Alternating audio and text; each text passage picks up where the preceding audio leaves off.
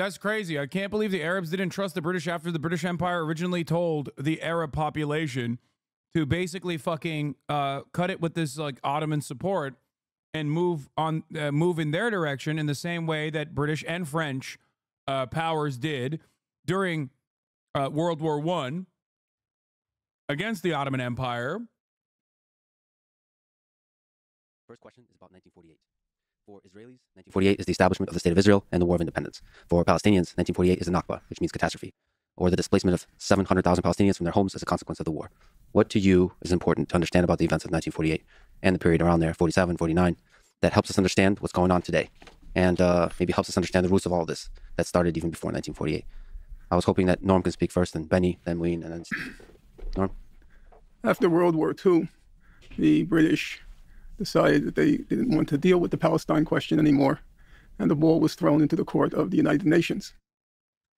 Now, as I read the record, the UN was not attempting to arbitrate or adjudicate rights and wrongs. It was confronting a very practical problem. There were two national communities in Palestine, and there were irreconcilable differences on fundamental questions. Is Benny Morris the one that said they did the Nakba but thought it was poggers? Benny Morris's earlier work, very important, which Norm will get to in a second. He's going to bring it up because it's impossible not to. Very openly details, alongside Ilan Pape's work, which was originally controversial, considered controversial, but he was vindicated afterwards. I'm not going to get into that. I'm not going to relitigate this. I've talked about it quite a bit. But Benny Morris's early work basically detailed out a planned attempt of ethnic displacement, which is the Nakba. It is true, at a time when like other Israeli scholars had never considered this or outright denied it. Benny Morris later on in his career took this weird turn where he could not obviously disparage his previous work, which was very important for Israeli history, right? And basically started saying, yeah, sure, it was forcible ethnic displacement, it was deliberate, but it was a good thing. So in the simplest terms, yes, he was one of the people who uncovered some of the atrocities in the Nakba, or like the deliberacy of the atrocities in the Nakba, and then turned around and was like, but it was actually kind of chill because there was nothing else we could have done as Israel. You know what I mean? A sad change of affairs, a sad change of pace, yes, but still, his work is important regardless. He said the Nakba was a product of Zionism. Exactly. This is like very important to understand, especially considering that he's making a point that it was just the response to the Arab attack, therefore justified. Yeah, except it doesn't really matter because he openly fucking was the one who said there was a deliberate attempt, which a lot of other historians have used his work and investigated further to find that like this deliberate attempt was also calculated, crafted. He didn't say that. You're just making this up. You're just lying. Benny Morris's thesis in Birth was that it was not a systematic plan. It was a complicated process.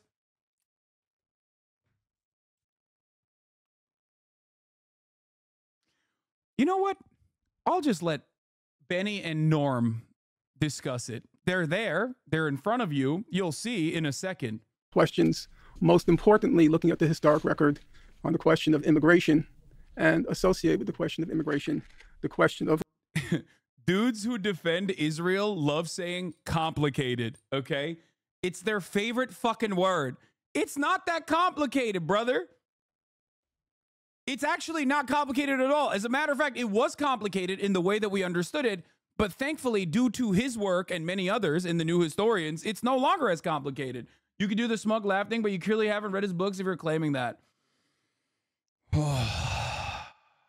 Blend. Let's continue. The UN Special Committee on Palestine, which came into being before the UN 181 partition resolution, the UN Special Committee, it recommended 2 states in Palestine. There was a minority position represented by Iran, India, Yugoslavia. They supported 1 state, but they believed that if forced to, the two communities would figure out some sort of modus vivendi and live together. The United Nations General Assembly supported partition between what it called a Jewish state and an Arab state. Now, in my reading of the record, and I understand there's new scholarship on the subject, which I've not read. My favorite part of this process, we're not going to talk about contemporary Israeli history and like what this version of the genocide looks like, is that like there is a 3,000-year jump that you need to have to be able to justify even the buildup to the Nakba. Okay? Like it is a settler colonial operation through and through. Like objectively, that is what it was, right? Planned and designed by the British Empire. Are there good justifications for obviously a lot of Jewish people escaping Europe? Certainly, right? Especially with the Holocaust. Having said that, however, there were people there. That is the major point. And those people understandably were like, what the fuck are you doing, British Empire? Stop doing settler colonialism, British Empire. That's it. That's it. That is like, it's so simple. So because of that reason, it wasn't planned and designed. Again, there's zero evidence of that. Yes, it was, dude. Planned Dalit is exactly that. And that comes from Ilan Pappé's work, which originally was considered controversial and maybe even false. One of his actual research associates was the one who then went and fucking interviewed the people. And now we know because the people that did plan Dalit were there. They were alive. They're still alive. So no, it is not fucking wrong at all. What I'm explaining to you is not wrong at all. You just want it to be wrong. You act like this is a contentious conversation when all you're doing is just trying to wash away atrocity. No, Plan D was a military operation that called for the expulsion of villages used in military bases along major routes and border regions. It was a military plan. Yes! Yes! And these were not villages being used as military bases. You're fucking lying. And the very same original Zionist brigades that used that basically did the atrocities at Deir Yassin, okay, and many of these other Palestinian villages openly admit that it is a fucking lie, that they were basically spying on villages with no military in them. So all you're doing right now is the worst Hasbara troll on the planet with the same exact fucking username that you use on Reddit, where you post in the fucking Destiny subreddit, is to try and minimize the atrocities. I gave you one of the villages. Deir Yassin is a village that was in the original inception of the Nakba, a village where atrocities occurred in the hands of Irgun and in the hands of Lihi.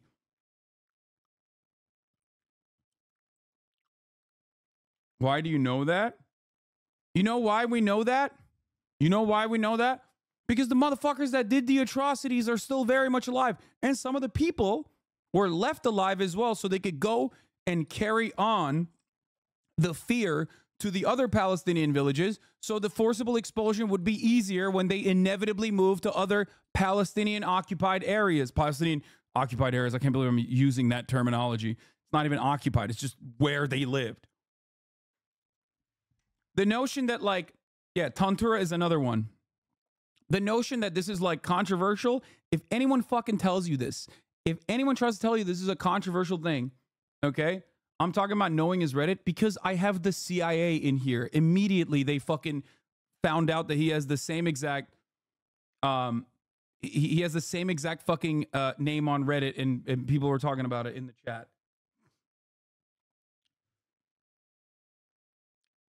"500 villages were destroyed. This is not up for debate. Lamont Palestinians were ethnically cleansed by explicit design." I know. Wow, amazing. I'm aware of Deir Yassin, which was an atrocity. You made a claim about systematic policy. Yes, the systematic policy under Plan Dalit was to forcibly expel and do atrocities in certain villages that they were spying on, villages that had no military usage whatsoever. You can claim that there was military usage for the villages, but there were no militants in those villages. There were just villagers. As a matter of fact, Deir Yassin, famously, the one that you know about as well, and the one that you have to admit was a massive atrocity, famously had a peace agreement with the surrounding Jewish villages. That is why they were so easily slaughtered by the two militia groups that I just described to you. One of those two militia groups, as a matter of fact, openly called themselves terrorists. Stern Gang. Leahy is literally a terror cell. Participated in the King David bombing, but also beyond that, openly fucking consider themselves terrorists. Why do you have to look into who I am? Fucking weird. That's not what Plan D was. There were literally battles in these villages. Oh my God. Okay.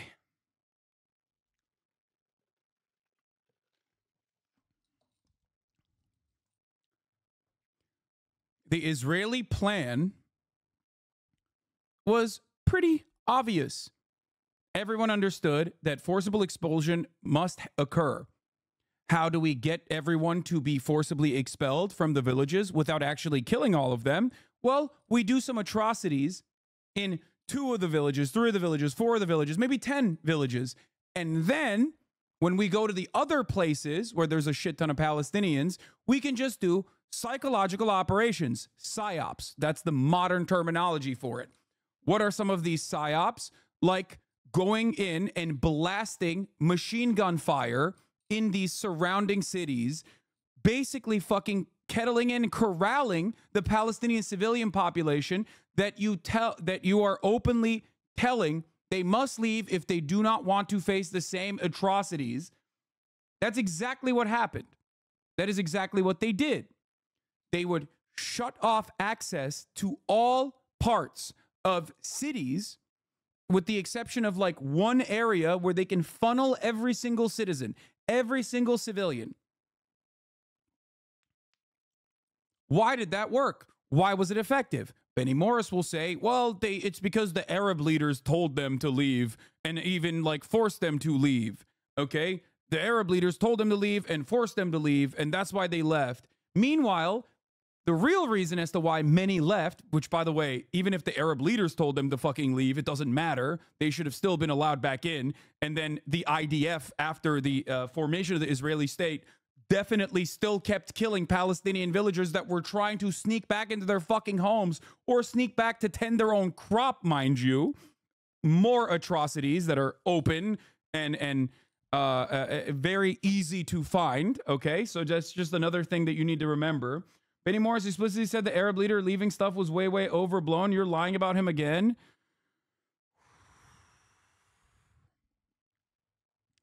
Benny Morris, in this conversation, is going to literally bring up Arab leadership also telling people to leave. It does not matter. It's the major reasons as to why people left from these villages, even if it was literally Arab leaders who said, leave the fucking villages, we will surround them and we will save you, and then you can come back. It still doesn't matter because these are civilians, dumbass. Unless you think Arabs are a fucking monolithic barbarian horde that must be ethnically cleansed by the supreme Jewish state that came afterwards. And the reality is you do think that because you're a fucking Zionist. And that's what Zionism is. Literally Judeo-supremacy, an ethno-state that must be built. And how do you build that demographic nightmare of an ethno-state? Well, you build it by forcibly displacing Palestinians that live there that aren't Jewish. That's how you do it. That's the whole point. These are civilians. These are farmers, okay? The fact that they were not allowed back into their homes is fucking unacceptable. Even if the Arab leadership was like, yes, leave now and you can come back, which disputed, right? Obviously, if that was the case, then they wouldn't have needed to do Deir Yassin and Tantura and many other atrocities so that they could fucking put the fear of God into the hearts of all these Palestinian civilians that were forcibly displaced, okay? The notion, interesting how debate weirdos usually aren't this bad when you aren't watching specific people. Yes, of course, it's Destiny's fucking audience of like psychotic Hasbara defenders. It's so weird. It's so fucking weird too. Already said that Benny Morris changed his stance and further research expanded on his original ideas. I don't know what you're tripping about the semantics for, because he has nothing to do. The only thing he has is semantics, because he's butthurt and trying to defend a person's earlier work that was formative and important, as I openly recognized and mentioned, while simultaneously parse it from a pro-Zionist position. But so far as I've read the record, there's no clarity on what the United Nations General Assembly meant by a Jewish state and an Arab state, except for the fact that the Jewish state would be demographically, the majority would be Jewish, and the Arab state demographically would be Arab. The UNSCOP, the UN Special Committee on Palestine, it was very clear, and it was reiterated many times, that in recommending two states, each state, the Arab state and the Jewish state, would have to guarantee full equality of all citizens with regard to political, civil, and religious matters. Now, that does raise the question, if there is absolute full equality of all citizens, both in the Jewish state and the Arab state, with regard to political rights, civil rights, and religious rights, apart from the demographic majority, it's very unclear what it meant to call a state Jewish or call a state Arab. In my view, the partition resolution was the correct decision. I do not believe that the Arab and Jewish communities could, at that point, be made. For the record, it's pretty gross to call me a Zionist ethno-supremacist when I'm just disputing you historical claims. Apparently, that's all you can do, though. Keep fucking crying, bitch. What do you mean? Are you not? Are you an anti-Zionist? Is that your claim here? Is that what you're going to do? You're an anti-Zionist? You're an anti-Zionist Benny Morris defender? Like, what's going on? So you disagree with Benny Morris? What do you mean? Because the moment that you say the Nakba is a complex event, you've already conceded. You've already conceded. You've already told me what your position is. I'm not staking a political position. I'm interested in the fucking history. Yes, you are. Yes, you are. You are a cowardly fence sitter who's not actually a fence sitter at all. Because guess what, dude? Neutrality in the face of clear opposition is siding with the oppressor. And that's precisely what you're doing. And you're doing it in the most cowardly way possible. Oh, I'm not a Zionist. But also, the forcible ethnic displacement of 750,000 Palestinians, that was a deliberate attempt made by the inception, that followed the inception of the Israeli state, actually is not that much of a catastrophe. As a matter of fact, even if it is a catastrophe, it had to happen. So yes, why did it have to happen? So that there could be a majority Jewish state planted on top of this indigenous population that was forcibly expelled from their lands. You are no different in many respects to a Holocaust denier trying to be like, well, I'm just asking questions, bro. Is it actually 6 million? But the only difference is our reception of this information is not seen the same because the atrocities obviously are not the same, right? In severity, but one is not even up for debate. If someone comes in here, I ban them immediately. If someone came in here and tried to fucking do this exact same kind of like atrocity denial, I would ban them for the Holocaust. I would ban them. Understandably so, because why the fuck would I debate a fascist? But when it comes to talking about Israel, that same kind of atrocity denial is so perfectly permissible, it seems. It's ridiculous. And it's not even just the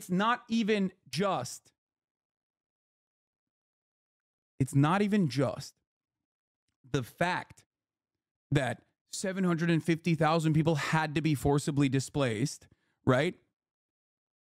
It's also the fact that they were not allowed to come back. That's it. Not allowing 750,000 farmers, civilians, doctors, teachers to go back to their fucking homes that their families have had for multiple generations is a disgusting atrocity. Okay?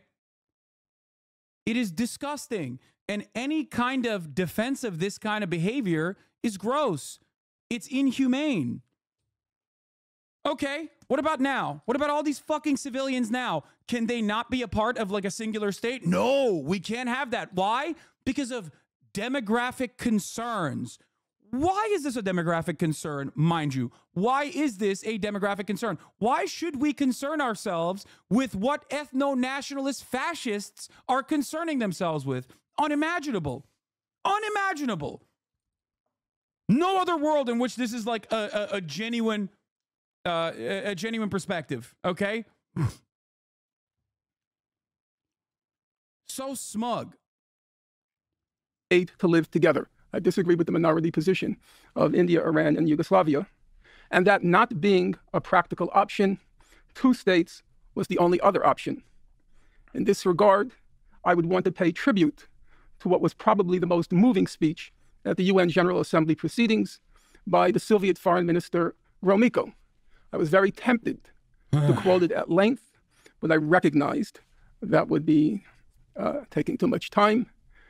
So I asked a young friend, Jamie Stern-Weiner, to edit it and just get the essence of what Foreign Minister Gromyko. Didn't it just kind of happen? There was a war that had many factors involved. Okay, brother, I love your interest in continuing this derailment, but you are literally taken away from a 5-hour conversation of dudes, with the exception of Destiny, that know a shit ton more about this issue than yourself or myself, including the very guy whose work we are currently disputing for no fucking particular reason. I'm going to give you an hour off. You'll probably be back by the time because I'll probably still be watching this, but like, go write your manifesto, talk about how I'm fraudulent or whatever the fuck, and maybe that will help you sleep comfortably and soundly at night, like that you're simply defending the academic principles behind Benny Morris's work. Yeah, it's complicated. It was just a war. It was just a war. Yeah, they're going to address all of that, dumb fuck, okay? It wasn't just a war. There is no, it was just a war when it comes to 750,000 fucking civilians being ethnically displaced from their ancestral homes. Okay, what comes after just the war is it only works if you legitimately in your mind believe that like Arabs are a monolithic force of barbarian primitives, okay? Like apes. It's so stupid. Gromyko had to say. During the last war, Gromyko said, the Jewish people underwent exceptional sorrow and suffering without any Let's be honest, would you cover this debate if D wasn't in it? Fuck yes. 1,000,000%. Norm Finkelstein versus Benny Morris, I would absolutely cover. Norm Finkelstein is one of the most obsessive freak lords on the planet when it comes to going through each individual minutia of the work of other academics, okay? He literally destroyed Alan Dershowitz over his very obvious plagiarism. After Alan Dershowitz plagiarized another work from another scholar who Norm Finkelstein had fucking eviscerated beforehand. This is not just some random fucking old guy who's an asshole, okay? Many people don't understand, I don't think. He's written so many fucking books on the matter. Come on. Exaggeration, this sorrow and suffering are indescribable. Hundreds of thousands of Jews are wandering about in various countries of Europe in search of means of existence and in search of shelter. The United Nations cannot and must not regard this situation with indifference. Past experience, particularly during the Second World War, shows that no Western European state was able to provide adequate assistance for the Jewish people in defending its rights and its very existence from the violence of the Hitlerites and their allies. This is an unpleasant fact, but unfortunately, like all other facts, it must be admitted. Gromyko went on to say, in principle, he supports one state, or the Soviet Union supports one state. But, he said, if relations between the Jewish and Arab populations of Palestine proved to be so bad that it would be impossible to reconcile them and to ensure the peaceful coexistence of the Arabs and the Jews, the Soviet Union would support 2 states. I personally am not convinced that the 2 states would have been unsustainable in the long term if, and this is a big if, the Zionist movement had been faithful to the position it proclaimed during the UNSCOP public hearings. At the time, Ben-Gurion testified, quote, I want to express what we mean by a Jewish state. We mean by a Jewish state simply the majority of the people are Jews, not a state where a Jew has in any way, any privilege more than anyone else. A Jewish state means a state based on absolute equality of all her citizens and on democracy. Alas, this was not to be. As Professor Morris has written, quote, Zionist ideology and practice were necessarily and elementally expansionist. And then he wrote in another book, transfer, the euphemism for expulsion, transfer was inevitable and inbuilt into Zionism.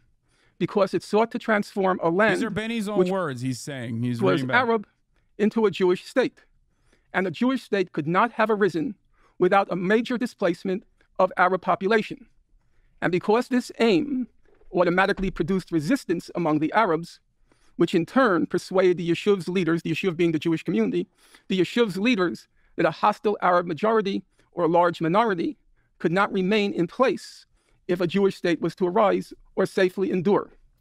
Or, as Professor Morris retrospectively put it, quote, a removing of a population was needed. Without a population expulsion, a Jewish state would not have been established, unquote. The Arab side rejected outright the partition resolution. I won't play games with that. I know a lot of people try to prove it's not true. It clearly, in my view, is true. The Arab side rejected outright the partition resolution, while Israeli leaders, acting on the compulsions inevitable and inbuilt into Zionism, found the pretext in the course of the First Arab-Israeli War to expel the indigenous population and expand its borders. I therefore conclude that neither side was committed to the letter of the partition resolution, and both sides aborted it. Thank you, Norm. Norm asked that you make a lengthy statement in the beginning. Norman only quoting stuff. Lamau, you guys are delusional if you don't think this looks bad on him. Using your interlocutor's formative work in talking about the deliberate nature of the ethnic displacement campaigns is crazy. See, Pan Stan, he literally is a historian confirming everything he says, though.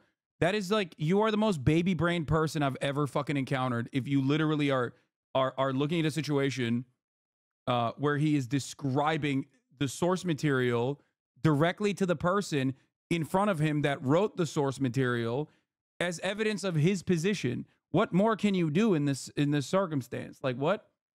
Motherfucker, I know that if your favorite debate lord did the using your own words against you technique, you would love that. He's basically doing that in an academic setting, as close to an academic setting as you can get. You know what I mean? That's crazy. But once again, betraying the ultimate the ultimate position supposedly being about arriving at the truth. You care about the aesthetics. You care about the aesthetics of justifying ethnic cleansing in this circumstance. Okay? This is the problem with simply liking debate for the debate aspect of it. You can try to moralize it. You can try to moralize it by saying, no, debates are how you arrive at the truth. But you very openly recognize how superficial your interest is in debating when you go, well, the optics of this look really bad. Not only are you wrong because the optics of it are not bad, as a matter of fact, but you're also demonstrating that you don't give a fuck about the truth at all. Please. Benny, I hope it's okay to call everybody by their first name in the name of camaraderie. Norm has quoted several things you said. Perhaps you can comment broadly on the question of 1948 and maybe respond to the things that Norm said. Yeah. UNSCOP, the United Nations Special Committee on Palestine, recommended partition. The majority of UNSCOP recommended partition, which was accepted by the UN General Assembly in November 1947, essentially looking back to the Peel Commission in 1937. 10 years earlier, a British commission had looked at the problem of Palestine, the two warring national groups who refused to live together, if you like, or consolidate a unitary state between them. And Peel said there should be two states. That's the principle. The country must be partitioned into two states. This would give a modicum of justice to both sides, if not all their demands, of course. And the United Nations followed suit. The United Nations, UNSCOP, and then the UN General Assembly, representing the will of the international community, said two states is the just solution in this complex situation. The problem was that immediately with the passage of the resolution, the Arab states and the Arabs of Palestine said no, as Norman Finkelstein said. They said no, they rejected the partition idea, the principle of partition, not just the idea of what percentage which side should get, but the principle of partition they said no to. The Jews should not have any part of Palestine for their sovereign territory. Maybe Jews could live as a minority in Palestine. That also was problematic in the eyes of the Palestinian Arab leadership. Hussein had said only Jews who were there before 1917 could actually get citizenship and continue to live there. But the Arabs rejected partition, and the Arabs of Palestine launched in very disorganized fashion war against the resolution, against the implementation of the resolution, against the Jewish community in Palestine. And this was their defeat in that civil war between the two communities while the British were withdrawing from Palestine. led to the Arab invasion, the invasion by the Arab states in May 1948 of the country. Again, basically with the idea of eradicating or preventing the emergence of a Jewish state in line with the United Nations decision and the will of the international community. Norman said that the Zionist enterprise, and he quoted me, meant from the beginning to transfer or expel the Arabs of Palestine, or some of the Arabs of Palestine. And I think he's sort of quoting out of context. The context in which the statements were made that the Jewish state could only emerge if there was a transfer of Arab population was preceded, in the way I wrote it and the way it actually happened, by Arab resistance and hostilities towards the Jewish community. Had the Arabs accepted partition, there would have been a large Arab minority in the Jewish state, which emerged in 47. And in fact, Jewish economists and state builders took into account that there would be a large Arab minority and its needs would be cared for, etc. But this was not to be, because the Arabs attacked. And had they not attacked, perhaps a Jewish state with a large Arab minority could have emerged, but this didn't happen. They went to war. Yeah. It happened because the Arab states attacked, or the Arab state attacked, but it simultaneously didn't exist, which he also recognizes.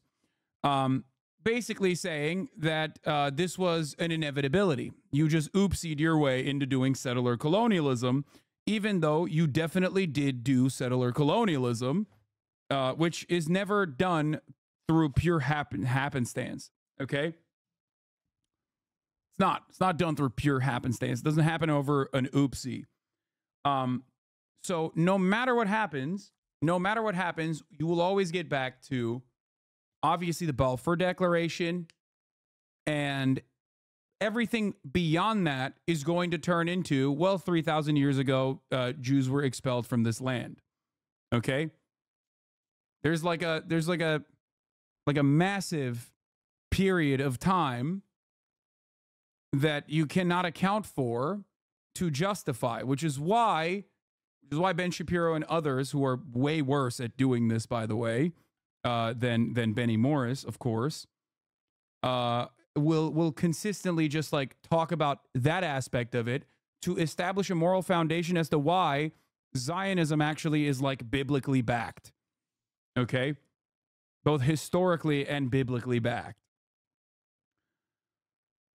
Because ultimately, when you just simply leave it at, well, there was a partition, without talking about like why this was completely unacceptable, because it was a settler colonial project that the Arabs were understandably not fond of, considering that they were losing their ancestral lands, okay, to a empire that was voluntarily bringing up new settlers, like consistently bringing in new settlers into historic Palestine. Like, if you don't mention this part, if you don't frame it as what it is, then yeah, you can try to engage with it, but you can try to justify it, but it's still silly.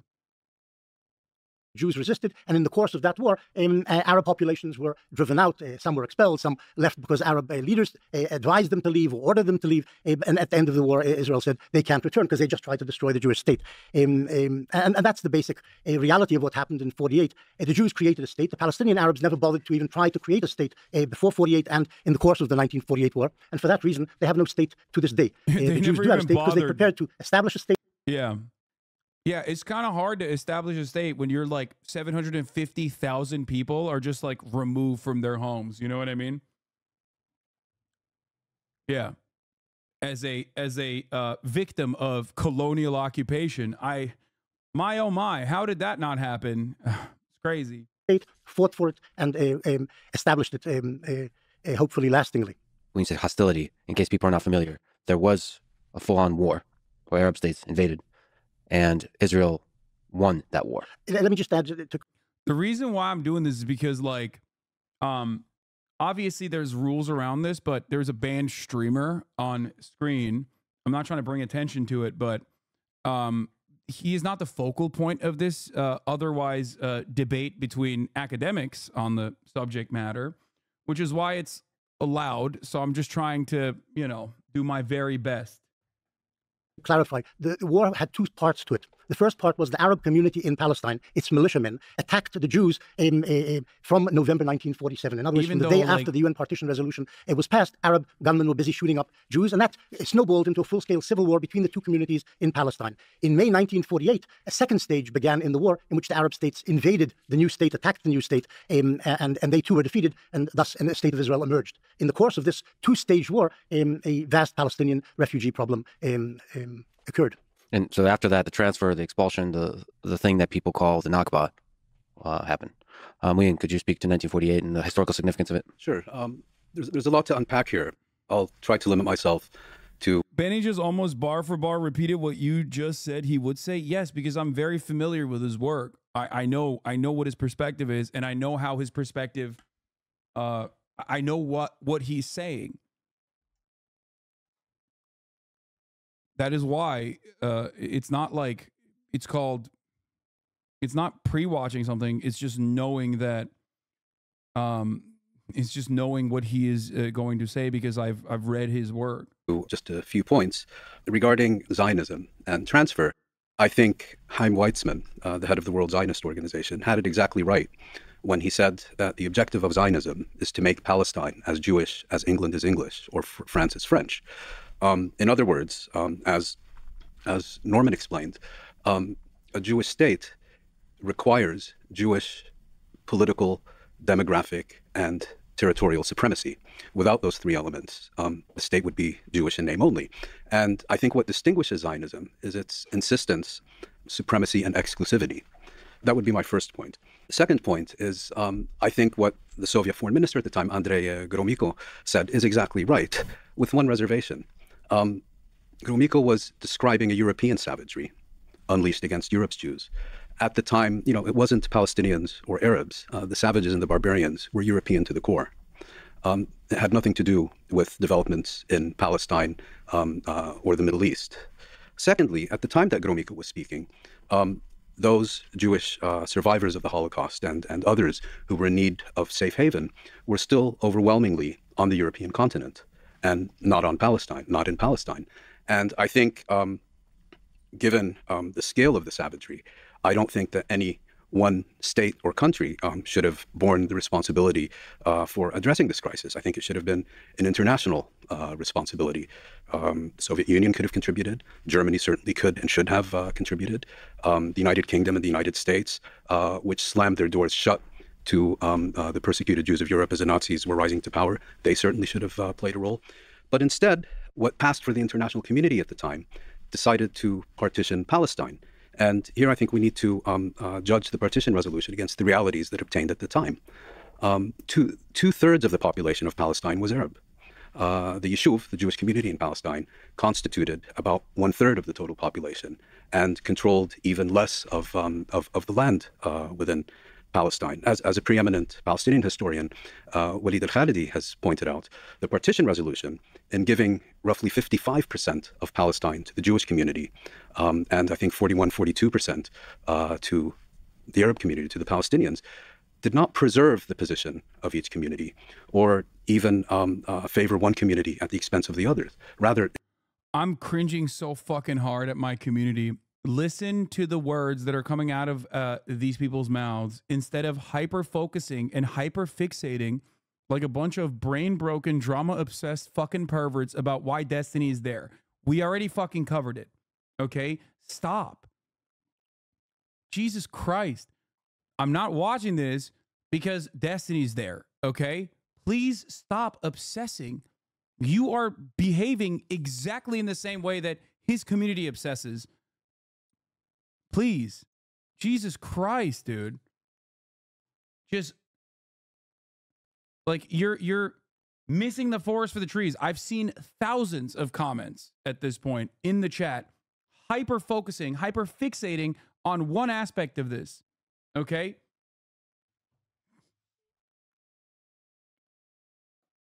It thoroughly inverted and revolutionized the relationship between the two communities. And as many have written, the Nakba was the inevitable consequence of partition.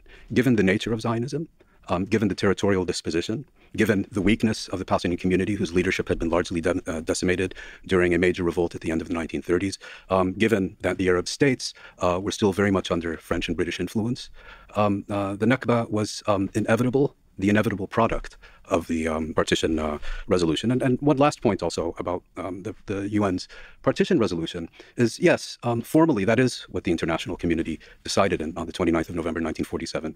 It's not a resolution that could ever have gotten through the UN General Assembly today for a very simple reason. It was a very different General Assembly. Most African, most Asian states were not yet independent. Were the resolution to be placed before the international community today, and I find it telling that the minority opinion was led by India, Iran, and Yugoslavia, I think they would have represented the clear majority. So partition, given what we know about Zionism, given that it was entirely predictable what would happen, given the realities on the ground in Palestine, was deeply unjust. And the idea that either the Palestinians or the Arab states could have accepted such a resolution is I think, an illusion. That was in 1947. We saw what happened in 48 and 49. Palestinian society was essentially destroyed. Over 80%, I believe, of Palestinians resident in the territory that became the State of Israel were either expelled or fled, and ultimately were ethnically cleansed, because ethnic cleansing consists of two components. It's not just forcing people into refuge or expelling them. It's just as importantly preventing their return. And here, and Benny Morris has written, I think, an article about Yosef Weitz and the transfer committees. There was a very detailed initiative to prevent the return, and it consisted of razing hundreds of Palestinian villages to the ground, which was systematically implemented, and so on. And so Palestinians became a stateless people. Now, what is the most important reason that no Arab state was established in Palestine? Well, since the 1930s, the Zionist leadership and the Hashemite leadership of Jordan, as has been thoroughly researched and written about by the Israeli-British historian Avi Shlaim, essentially colluded to prevent the establishment of an independent Arab state in Palestine in the late 1940s. There's much more here, but I think those are the key points I would make about that. Also beyond the already 750,000 people being forcibly moved and not allowed to return to their homes at gunpoint is kind of a big deal. Basically destroys any kind of like state development project that you could have had. You know what I mean? A lot of this argument basically does resort back to, always reverts back to might is right. That's it. Might is right politics. Like the Europeans got to do a little bit of a colonialization. Why can't we type shit? 1948. We may talk about Zionism, Britain, UN assemblies, and all the things you mentioned. There's a lot to dig into. So, again, if we can keep it to just one statement moving forward, sure. After Stephen, if you want to go a little longer. Also, we should acknowledge the fact that the speaking speeds of people here are different. Stephen speaks about 10 times faster than me. Stephen, do you want to comment on 1948? Yeah, I think it's interesting where people choose to start the history. I notice a lot of people like to start at either 47 or 48 because it's the first time where they can clearly point to a catastrophe that occurs on the Arab side that they want to ascribe 100% of the blame to the newly emergent Israeli state to. But I feel like when you have this type of reading of history, it feels like the goal is to moralize everything first and then to pick and choose facts that kind of support the statements of your initial moral statement afterwards. Whenever people are talking about 48 or the establishment of the Arab state, I never hear about the fact that a civil war started in 47. That was largely instigated because of the Arab rejectionism of the 47 partition plan. I never hear about the fact that the majority of the land that was... Yeah, the rejectionism comes from rejecting a settler colonial operation that the British Empire had put forward, and it predates 1947 as well. Just for the record. Bro's so scared of zest and he's covering his face, or because he's fucking banned, dumbass. You know.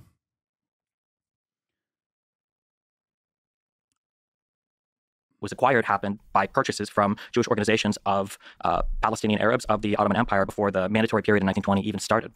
Funnily enough, King Abdullah of Jordan was quoted as saying, "The Arabs are as prodigal in selling their land as they are in weeping about it." I never hear about the multiple times that Arabs rejected partition, rejected living with Jews, rejected any sort of state that would have even had any sort of Jewish exclusivity. It's funny because this is literally rehashing like all the things that they just talked about, by the way. It was brought up before that only being presented as like, well, it's really interesting that you're refusing to reckon with some of these facts, right? the partition plan was unfair, and that's why the Arabs rejected it, as though they rejected it because it was unfair, because of the amount of land that Jews were given, and not just due to the fact that Jews were given land at all, as though a 30% partition or a 25% partition would have been accepted, when I don't think that was the reality of the circumstances.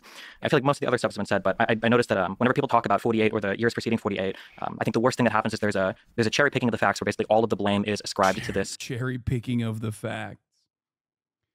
Dude, okay. I just want to point out something here, but there is no...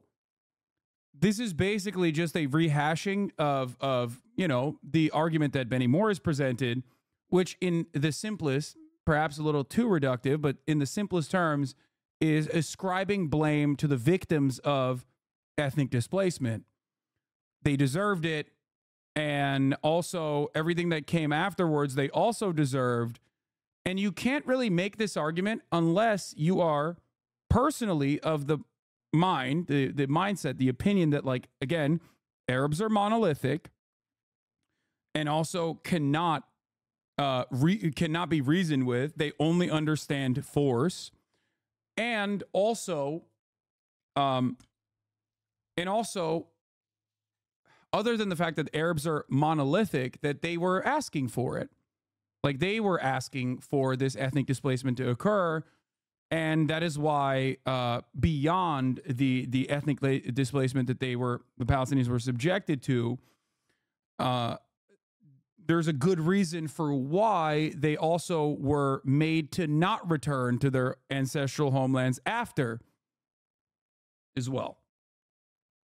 Like, they resisted settler colonialism, and therefore, you know, Might is right. They resisted settler colonialism. And that's why we had to, you know, carve out the Israeli state in the way that we did. This built-in idea of Zionism that because of a handful of quotes or because of an ideology, we can say that transfer or population expulsion or basically the mandate of all of these Arabs being kicked off the land was always going to happen, when I think there's a refusal sometimes as well to acknowledge that regardless of the ideas of some of the Zionist leaders, there is a political, social, and military reality on the ground that they're forced to contend with. And unfortunately, the Arabs, because of their inability to engage in diplomacy and only to use tools of war to try to negotiate everything going on in mandatory Palestine, basically always gave the Jews a reason or an excuse to fight and acquire land through that way, because of their refusal to negotiate on anything else, whether it was the partition plan in 47, whether it was the Lausanne peace conference afterwards, where Israel even offered to annex Gaza in 51, where they offered to take in 100,000 refugees. Every single deal is just rejected out of hand because the Arabs don't want a Jewish state anywhere in this region of the world. I would like to engage Professor Mark. I mean, he literally did say that. Okay. He said Arabs cannot be reasoned with, basically. Like, that's insane. The problem is that this kind of argumentation does work when the audience that's like receiving this information also kind of has that same underlying assumption due to war on terror, Islamophobia, anti-Arab sentiment that is so ever present in American society, in the Western world in general. So,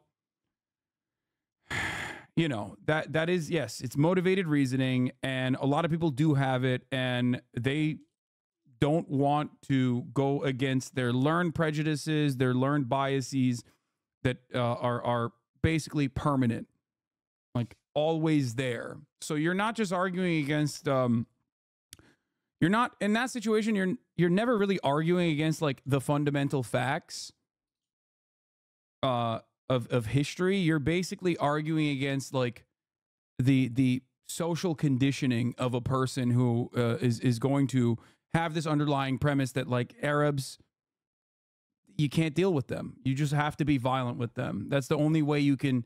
That's the only way you can deal with them. Morris, if you don't mind, I'm not with the first name. It's just not my way of relating. You can just call me Morris. You don't need the professor. Okay. There's a real problem here. And it's been a problem I've had over many years of reading your work. Apart perhaps from its grandchild, I suspect nobody knows your work better than I do. I've read it many times, not once, not twice, at least 3 times, everything you've written. And the problem is, it's a kind of quicksilver. It's very hard to grasp a point and hold you to it. So we're going to try here to see whether we can hold you to a point. And then you argue with me the point. I have no problem with that. Your name, please? Stephen Bonnell. Okay. Mr. Bonnell referred to cherry picking and handful of quotes. Now, isn't it funny that the dude in the chat, by the way, was basically repeating exactly what Mr. Bonnell ended up saying, being like, oh, you're cherry picking Benny Morris's work, actually. Turns out I was already fucking duking it out with the video, goddammit, ahead of time. It's true that when you wrote your first book on the Palestinian refugee question, you only had a few lines on this issue of transfer. 4 pages. Yeah. In the first book. In the first book, 4 pages. Maybe 4. I'm not going to quarrel. My memory is not clear. We're talking about 40 years ago. I read it, but then I read other things about you. Okay. And you were taken to task, if my memory is correct, that you hadn't adequately documented the claims of transfer. Allow me to finish. And I thought that was a reasonable challenge because it was an unusual claim for a mainstream Israeli historian to say. The reasonable challenge for me is fucking not getting so invested in this conversation that I forget to run the top of the hour ad break again, and then only running it in the middle of the hour again. 2 hours in a fucking row now. And the challenge for you is to avoid said ad break by subscribing for $5 or for free. Here's a 3-minute ad break now. Say, as you did in that first book, that from the very beginning, transfer figured prominently in Zionist thinking. That wasn't unusual. If you read Anita Shapiro, you read Shabtai Tevet, that was an unusual acknowledgement by you. And then I found it very impressive that in that revised version of your first book, you devoted 25 pages to copiously documenting the salience of transfer in Zionist thinking. And in fact, you used a very provocative and resonant phrase. You said that transfer was inevitable and inbuilt into Zionism. We're not talking about circumstantial factors, a war, Arab hostility. You said it's inevitable and inbuilt into Zionism. Now, as I said, so we won't be accused of cherry picking, those were 25 very densely argued pages. And then in an interview, and I could cite several quotes, but I'll choose one, you said, removing a population was needed. Let's look at the words. Without a population expulsion, a Jewish state would not have been established. Now, you're the one, again, I was very surprised when I read your book. Here I'm referring to Righteous Victims. I was very surprised when I came to that page 37, where you wrote that territorial displacement and dispossession was the chief motor of Arab resistance to Zionism. Territorial displacement and dispossession were the chief motor of Arab resistance to Zionism. So you then went on to say, because the Arab population rationally... Minor F, mini F, Wheezy F, baby. It's fine. Fear. You then went on to say... I'm going back to the point if you missed it. A little bit of turbulence. Because the Arab population rationally feared territorial displacement and dispossession, it of course opposed Zionism. That's as normal as Native Americans opposing the Euro-American manifest destiny in the history of our own country, because they understood it would be at their expense. It was inbuilt and inevitable. And so now, for you to come along and say that it all happened just because of the war, that otherwise the Zionists made all these plans for a happy minority to live there, that simply does not gel. It does not cohere. It is not reconcilable with what you yourself have written. It was inevitable and inbuilt. Now, in other situations you've said, that's true, but I think it was a greater good to establish a Jewish state at the expense of the indigenous population. That's another kind of argument. That was Theodore Roosevelt's argument in our own country. He said, we don't want the whole of North America to remain a squalid refuge for these wigwams and teepees. We have to get rid of them and make this a great country. But he didn't deny that it was inbuilt and inevitable. I think you've made your point there. First, I'll take up something that Muin said. He said that the Nakba was inevitable. As have you. And predictable. No, I've never said that. It was inevitable and predictable only because the Arabs assaulted the Jewish community and state in 1947-48. Had there been no assault, there probably wouldn't have been a refugee problem. There's no reason for a refugee problem to have occurred, expulsions to have occurred, a dispossession, massive dispossession to occur. These occurred as a result of war. Now, Norman said that I said that transfer was inbuilt into Zionism in one way or another. And this is certainly true. In order to buy land, the Jews bought tracts of land on which some Arabs sometimes lived. Sometimes they bought tracts of land on which there weren't Arab villages, but sometimes they bought land on which there were Arabs. And according to Ottoman law and the British, at least in the initial years of the British mandate, the law said that the people who bought the land could do what they liked with the people who didn't own the land, who were basically squatting on the land, which is the Arab tenant farmers, which is, we're talking about a very small number actually of Arabs who were displaced as a result of land purchases in the Ottoman period or the Mandate period. But there was dispossession in one way. They didn't possess the land, they didn't own it, but they were removed from the land. And this did happen in Zionism. And there's, if you like, inevitability. Yeah, no, he was talking about like the peaceful ways in which dispossession occurred, you know, through land ownership. It's just real odd that like the land ownership did not pertain to like historically Arab villages, right? Because nobody disputes that like there was definitely land ownership that occurred. Okay. By the way, the very same argument that Benny Morris is presenting here, literally right now, is disputed in Israeli courts when we talk about Sheikh Jarrah. Okay. The land and the homes that are owned by Palestinians under the Ottoman era are still owned by those families to this day. And yet the Israeli courts, for some reason, refuse to acknowledge that as they consistently try to expel the Palestinian population in that area.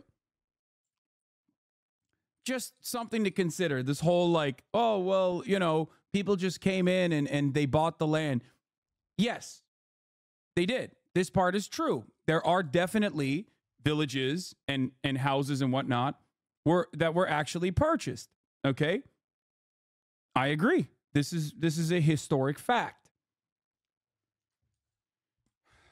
Having said that, however, it went far beyond those territorial boundaries. Even the UN partition goes far beyond the purchased land that was bought by the original settlers that were brought there with they were brought there by the British Empire.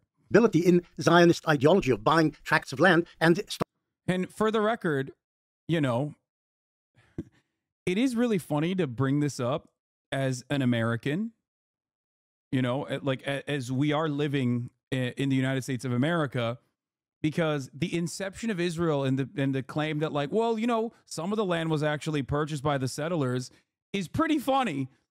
Yeah, dude. You know, we did that too. I don't know if you know that. But I don't think he would deny the indigenous genocide, right? I didn't see an F on my end, by the way.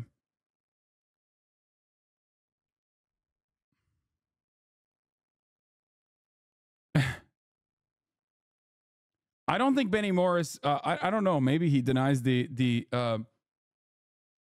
Benny Morris denies the indigenous genocide. I don't know, but be real odd.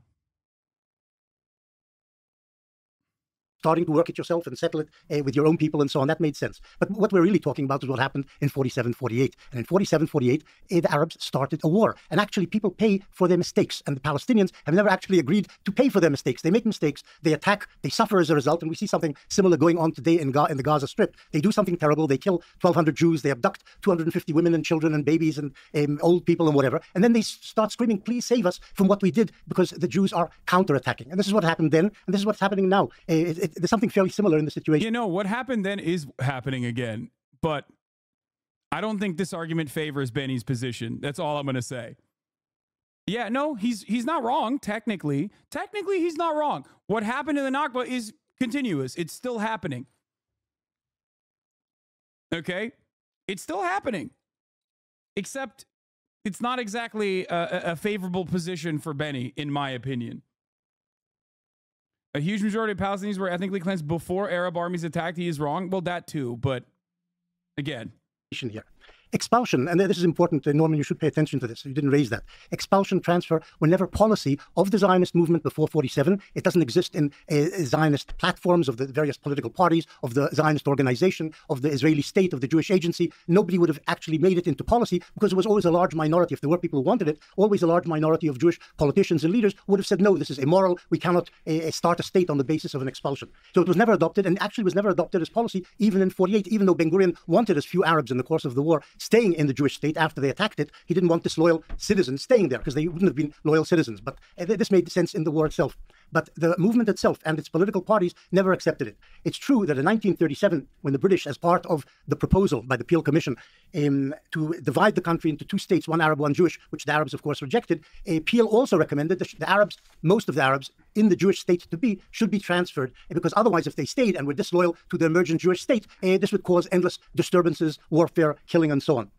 So Ben-Gurion and Weizmann latched onto this proposal by the most famous democracy in the world, the British democracy, when they proposed the idea of transfer side by side with the idea of partition, because it made sense. And they said, well, if the British say so, we should also advocate it, but they never actually tried to pass it as Zionist policy, and they fairly quickly stopped even talking about transfer after 1938. So just to clarify, what you're saying is that 47 was an offensive war, not a defensive war. By the Arabs, yes. By the Arabs. Yeah. And you're also saying that there was never a top-down policy of expulsion. Yes. Just to clarify the point. If I understood you correctly, you're making the claim that transfer, expulsion, and so on was in fact a very localized phenomenon, resulting from individual land purchases, and that, if I understand you correctly, you're also making the claim that the idea that a Jewish state requires a removal or overwhelming reduction of the non-Jewish population was... If the Arabs are attacking you, yes. But that, let's say prior to 1947, it would be your claim that the idea that a significant reduction or wholesale removal of the Arab population was not part of Zionist thinking. Well, I think there's two problems with that. I think what you're saying about localized disputes is correct, but I also think that there is a whole literature that demonstrates that transfer was envisioned by Zionist leaders on a much broader scale than simply individual land purchases. In other words, it went way beyond, we need to remove these tenants so that we can farm this land. The idea... I love the concept of like, well, it's just a few bad apples that were doing the, you know, the bad stuff, including like the ethnic displacement.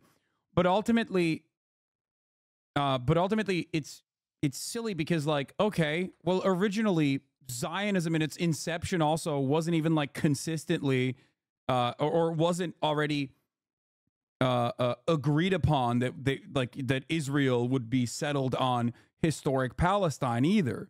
You know what I mean? It doesn't matter if there were like arguments, right? Einstein himself would be considered a labor Zionist originally in the inception of the Israeli state. And right now, his sentiment would be considered anti-Zionist. Like everything that Einstein said would be seen as anti-Zionist. There were plenty of people in the inception of the Israeli state that had opinions that talked about like, well, we got to put all these refugees somewhere, right?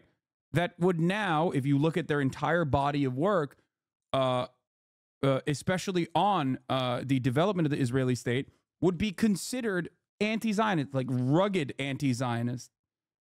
The idea was, we can't have a state where all these Arabs remain and we have to get rid of them. And the second, I think, impediment to that view is that long before the UN General Assembly convened to address the question of Palestine, Palestinian and Arab and other leaders as well had been warning ad infinitum that the purpose of the Zionist movement is not just to establish a Jewish state, but to establish an exclusivist Jewish state, and that transfer, forced displacement, was fundamental to that project. And just responding to, sorry, was it Bunnell or Donnell? Yeah. With a B? Yeah. Yeah. You made the point that the problem here is that people don't recognize is that the first and last result for the Arabs is always war. Yeah, show the contradiction. Benny is not showing problem in the idea that colonization may have been nonviolent, which is impossible because you can't colonize without the removal of peoples. Exactly. Like, Benny's argument ultimately reduces to, because of his earlier work, basically mapping out the expulsion of and the ethnic transfer of Palestinians from their ancestral homes, almost always will result in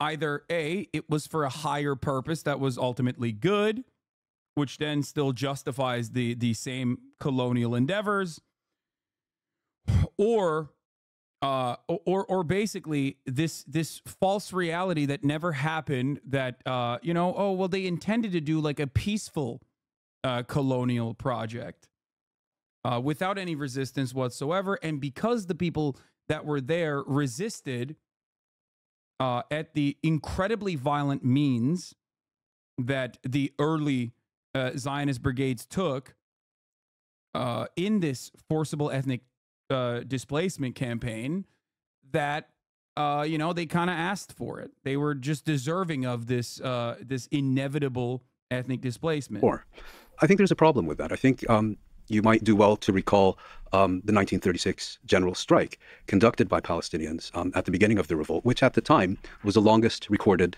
general strike in history. You may want to consult the book published last year by Laurie Allen, A History of False Hope, which discusses in great detail the consistent engagement by Palestinians, their leaders, their elites, their diplomats, and so on, with all these international committees. If we look at today, the Palestinians are once again going to the International Court of Justice. They're consistently trying to persuade the chief prosecutor of the International Criminal Court to do his job. They have launched widespread boycott campaigns. So, of course, the Palestinians have engaged in military resistance. But I think the suggestion that this has always been their first and last resort, and that they have somehow spurned civic action, spurned diplomacy, I think really has no basis in reality. I'll respond to that, and then a question for Norm to take into account, I think, when he answers Benny, because I am curious. Obviously, I have fresher eyes on this, and I'm a newcomer to this arena versus the three of you guys, for sure. A claim that gets brought up a lot has to do with the inevitability of transfer in Zionism, or the idea that as soon as the Jews envisioned a state... Fresher for sure, considering that, one, didn't know where Israel was on a map, two, thought Recep Tayyip Erdogan was the president of Israel at a certain point. So, yeah, I mean, this was, of course, after he had already made up his mind on why genocide is... definitely what must happen. Everything is post hoc rationalizations after that original point that he made weeks before he even started looking at.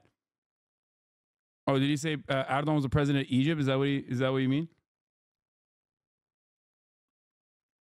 So, he does definitely have fresher eyes on it. In Palestine, they knew that it would involve some mass... Yeah. Fresher eyes, like I'm rushing to do my homework after I refused to do it until the very last moment. Transfer of population, perhaps a mass expulsion. I'm sure we'll talk about Plan Dalet or Plan D at some point.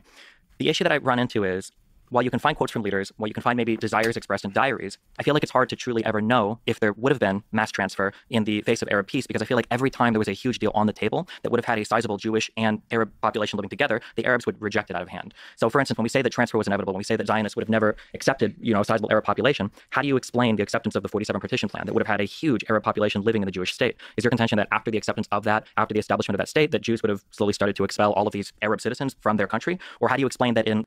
Well, here's a really good argument for that, but the Palestinian citizens of Israel didn't actually get full-blown rights until 1967, so it was already an apartheid state from its inception. So yeah, I think it's a pretty solid argument to present that, yeah, no, Israel had no interest in like making the lives of the Arab citizens that were now living in what we know as Israel meaningful or fine. I think that they were doing exactly what they are doing in the West Bank right now on occupied territory that they're illegally occupying. But they were doing that to the Palestinian citizens of Israel that lived inside of the territorial boundaries of what we know as Israel between the time frame of 1948 till 1967. For those of you who don't know, until 1967, Palestinian citizens of Israel, the Arab Christians and Arab Muslims living inside of the Israeli territory, were not subjected to the normal civil court system that Israeli citizens, Jewish citizens of Israel, were utilizing. Even now, by the way, Palestinian citizens of Israel, post-1967, when they were afforded the same, due process, instead of being subjected to the martial court, the army court, okay, they still, for example, can be expelled from neighborhoods or be refused entry into, well, not entry, but be refused if they want to like rent an apartment, for example, in a community that is designed specifically for Jewish people. This happens right now, by the way, in 2024, inside of the territorial boundaries of Israel, where Israel consistently says, well, what are you talking about? We have a Arab Supreme Court justice in our Supreme Court. You know what I mean? Like, how could you say this is an apartheid state? This is before we, of course, consider the millions of people trapped inside of Gaza and the millions of people that are trapped under the brutal, oppressive apartheid regime of Israel in occupied West Bank. Lusan a couple years later that... By the way, before we move on with this, I do have to say here that like Lex having Destiny on to argue on behalf of Israel is kind of really bad for Benny Morris, because while he is good at invoking emotion and trying to like point out inconsistencies and flaws in the arguments by using like quips and whatnot, ultimately, Norm is a massive debate lord himself, 100%, and he is infinitely more well-versed in this subject matter. This is his life's work, you know what I mean? And all Lex did in this circumstance is basically fucking put ankle weights, as someone pointed out in the chat, on Benny Morris. Like he's literally going. It turns into like a 3v1 at points. I suspect. He's fucking bronze in a diamond lobby. Yes. Israel was willing to formally annex the Gaza Strip and make 200,000 or so people those citizens. But I'm just curious, how do we get this idea of Zionism always means mass transfer, when there were times, at least early on in the history of Israel and a little bit before it, where Israel would have accepted a state that would have had a massive Arab population in it? Is your idea that they would have just slowly expelled them afterwards? Or is that question to me or Norm? Or to either one. I'm just curious for the incorporation of the answer. Yeah. There's some misunderstandings here, so let's try to clarify that. Number one, it was the old historians who would point to the fact, in Professor Morris's terminology, the old historians, what he called not real historians, he called them chroniclers, not real historians. It was the old Israeli historians who denied the centrality of transfer in Zionist thinking. It was then Professor Morris who... He's laughing because, once again, Benny's in already a shitty position because of his work. He has spent like the past decade basically trying to justify all of the research that he did in the matter. And so he's already in a shitty position to have to defend his like work while simultaneously justify the morality behind it. The morality behind like the actions that he uncovered, I guess. So having Destiny there makes it even harder for him to do that. Contrary to Israel's historian establishment, who said, now you remind me it's 4 pages, but it came at the end of the book. It was No, it's at the beginning of the book. Transfer. Yes, transfer is dealt with in 4 pages at the beginning of my first book on the Palestinian refugee problem. It's a fault of my memory, but the point still stands. It was Professor Morris who introduced this idea in what you might call a big way. Yeah, but I didn't say it was central to the Zionist experiment. You're saying centrality. Okay. I never said it was central. I said it was there, the idea. By the way, it's okay to respond back and forth. This is great. And also just a quick question, if I may. You're using quotes from Benny, from Professor Morris. It's also okay to say those quotes do not reflect the full context of the... So like if we go back, to quotes we've said in the past, and you've both here have written, the three of you have written on this topic a lot, is we should be careful and just admit like, that's just real quick, just to be clear, the contention is that Norm is quoting a part and saying that this was the entire reason for this, whereas Benny's saying it's a part of the... I'm not quoting a part. I'm quoting 25 pages where Professor Morris was at great pains to document the claim that appeared in those early 4 pages of his book. Now, you say it never became part of the official Zionist platform. It never became part of policy. Fine. It wasn't policy. We're also asked, well, this is true. Why did that happen? Why did that happen? It's because it's a very simple fact, which everybody understands. Ideology doesn't operate in a vacuum. There are real world practical problems. You can't just take an ideology and superimpose it on a political reality and turn it into a fact. It was the British mandate. There was significant Arab resistance to Zionism. And that resistance was based on the fact, as you said, the fear of territorial displacement and dispossession. So you couldn't very well expect the Zionist movement to come out in neon lights and announce, hey, we're going to be expelling you the first chance we get. That's not realistic. Okay, let Okay. me respond. Look, you've said it a number of times that the Arabs, from fairly early on in the conflict, from the 1890s or the early 1900s, said the Jews intend to expel us. This doesn't mean that it's true. It means that some Arabs said this, maybe believing it was true, maybe using it as a political instrument to gain support to mobilize Arabs against the Zionist experiment. But the fact is, transfer did not occur before 1947. It's just funny because like history absolved them. So it's like odd to still make this position. I guess it goes back to like, well, you know, I guess some of the early Zionists wanted to do expulsion. And, you know, I guess because it's a settler colonial operation that like some of the natives understood the assignment and recognized what was happening and resisted. But ultimately it's like, you know, maybe they just got lucky and knew that it was going to happen, but like not everyone knew, and they were just being anti-Semitic. So many of the most rugged, like the most fundamentalist dudes have openly said time and time again, like the fucking guy that wrote the 1988 charter himself personally was like, and there is a shit ton, the 1988 Hamas charter, there's a shit ton of anti-Semitism baked into that thing, okay, into that document. And even he has time and time again said, like, listen, the reason why we hate these people is because they are the ones who took our land. Not the Balfour Declaration. I'm talking about 1988. What was it? The fucking blind sheik or whatever his name is. Not the blind sheik. I'm forgetting his name right now. He's like, if it was Christians, we would hate fucking Christians. Like, it's that simple. Yassin, I think. No, is that his name? I don't remember. Ahmed Yassin. But yeah, he's like, it's that simple.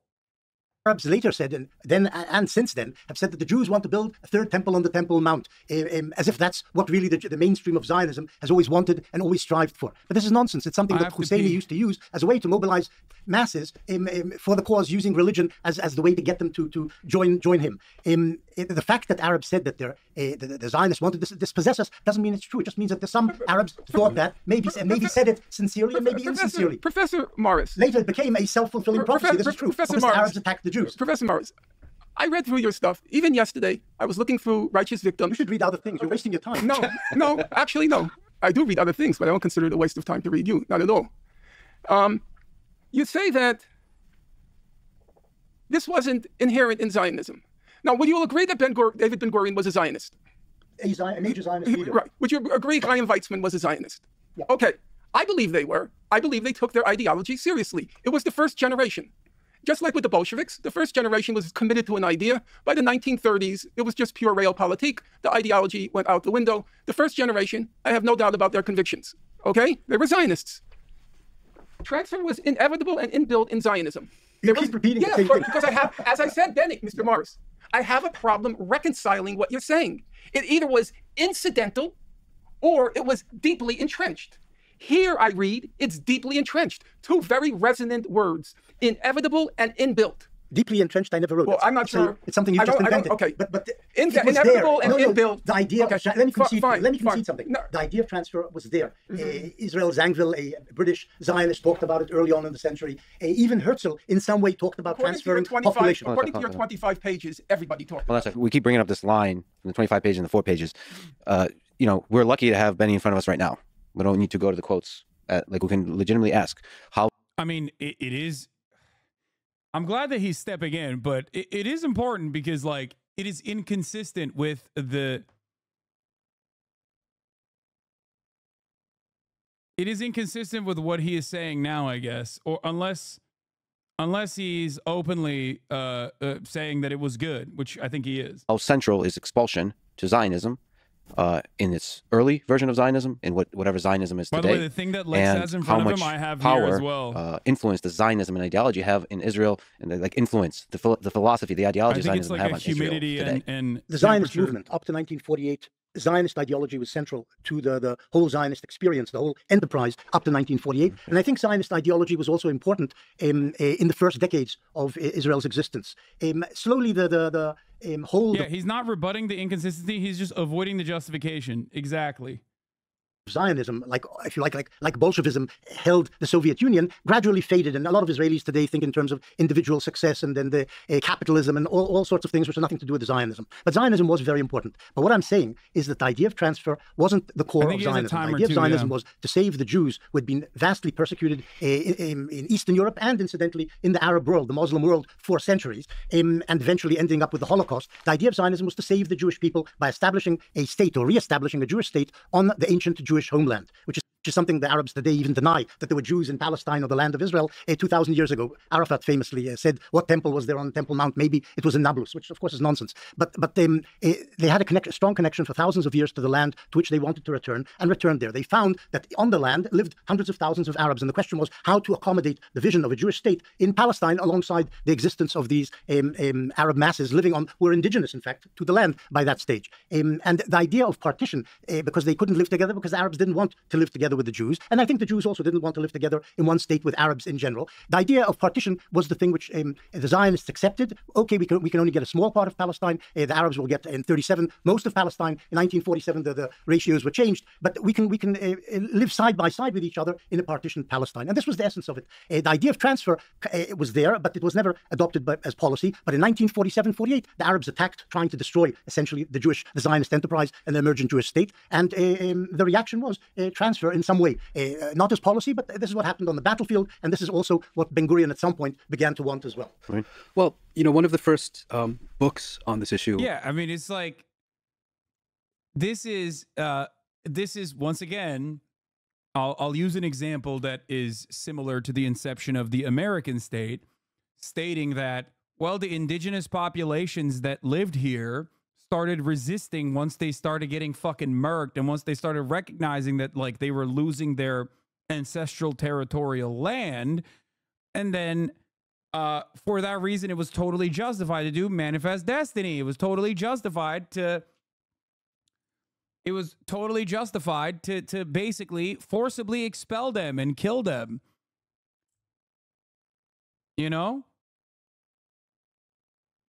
It's ridiculous. Which is why the argument then devolves into, well, who's the real natives to that land? And it's ironic because when people say, well, Jews were native to that land, yeah, the people that they're fucking expelling are also native to that land. Many of them can trace their lineage back. A shit ton of the people that are still being slaughtered have ancestral lineage that can be traced back to the inception of Judaism. The fuck? Yeah. They might no longer be Jewish now, but they were back then. The idea that we can account for 3,000 years of history here and make a blood and soil argument for the inception of the Jewish ethno-state is ridiculous. Okay? It's already ridiculous because that's not an argument you can make.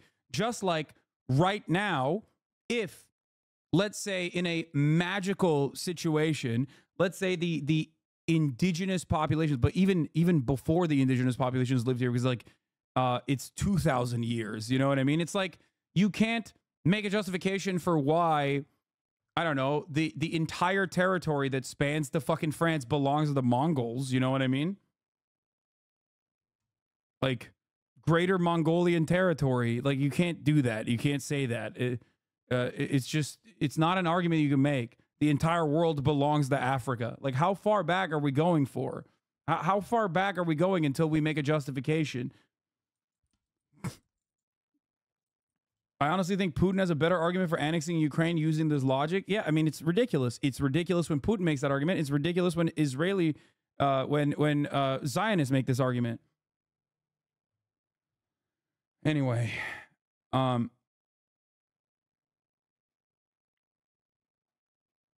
that a real banana or a toy? It was a toy, of course. I will make a justification for the top of the hour coming exactly at the top of the hour this time. Many of you have reminded me in the chat, I will admit, and the 3-minute ad break is upon us. Now, those who justify the top of the hour ad break most likely are also subscribed. I wonder if they'd be on the side of Native Americans if natives just started just murking Americans. Exactly. Like now, if now Native Americans came in and were just like nuking fucking population dense areas, like people would be like, what the fuck are you doing? That's insane.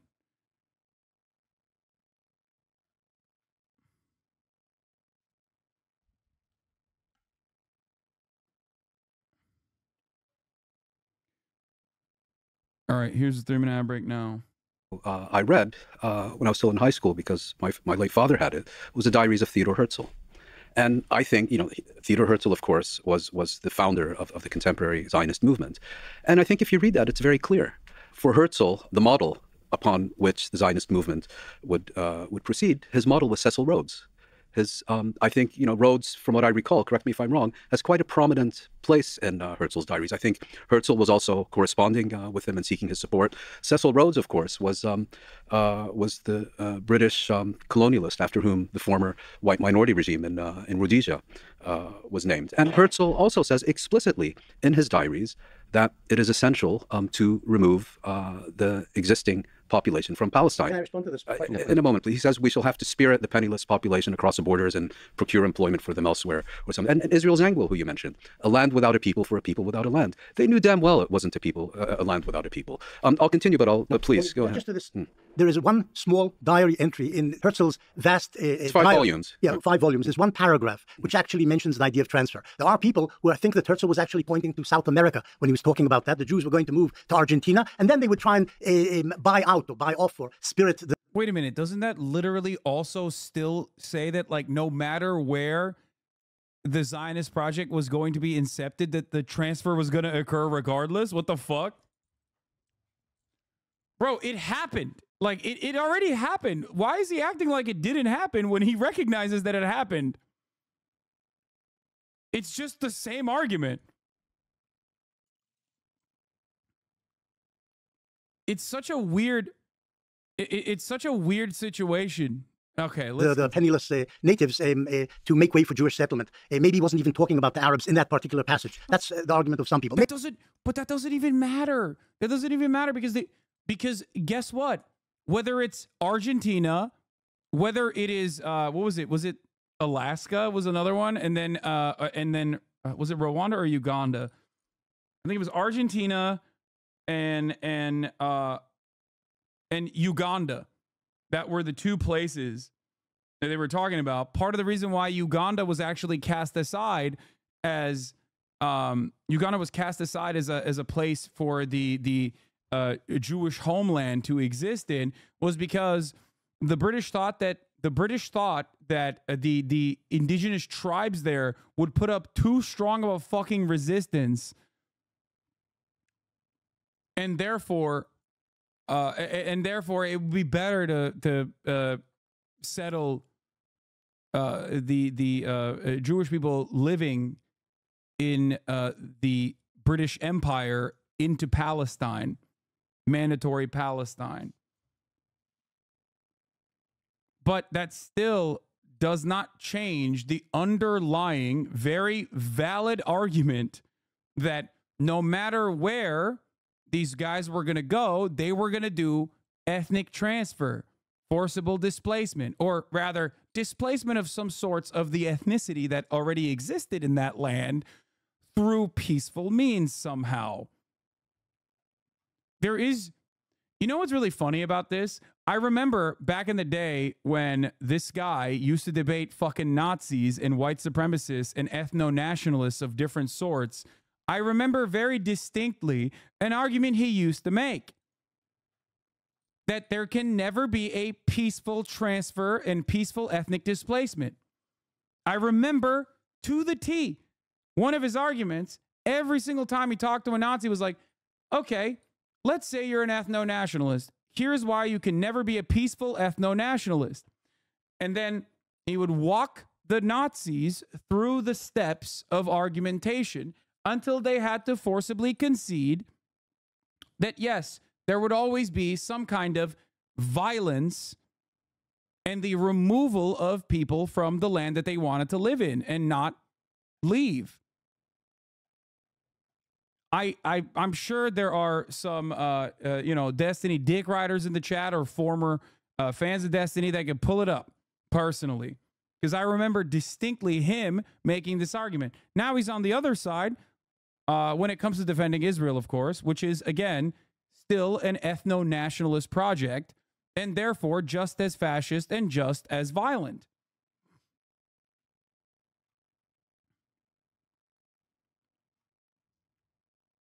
Maybe he was, but the point is, it has only a 1/100th of a 1% of the diary which is devoted to the subject. It's not a central idea in Herzl's thinking. Now, what Herzl wanted, and this is what's important, not Rhodes, I don't think he was the model. Herzl wanted to create a liberal, democratic, Western state in Palestine for the Jews. That was the idea. Not some imperial enterprise serving some imperial master, which is what Rhodes was about, but to have a Jewish state which was modeled on the Western democracies in Palestine. And this, incidentally, was more or less what Weizmann and Ben-Gurion wanted. Ben-Gurion was more of a socialist, Weizmann was more of a liberal Westerner, but they wanted to establish a social democratic or liberal state in Palestine. And they both envisioned through most of the years of their activity that there would be an Arab minority in that Jewish state. It's true that Ben-Gurion strived to have as small as possible an Arab minority in the Jewish state because he knew.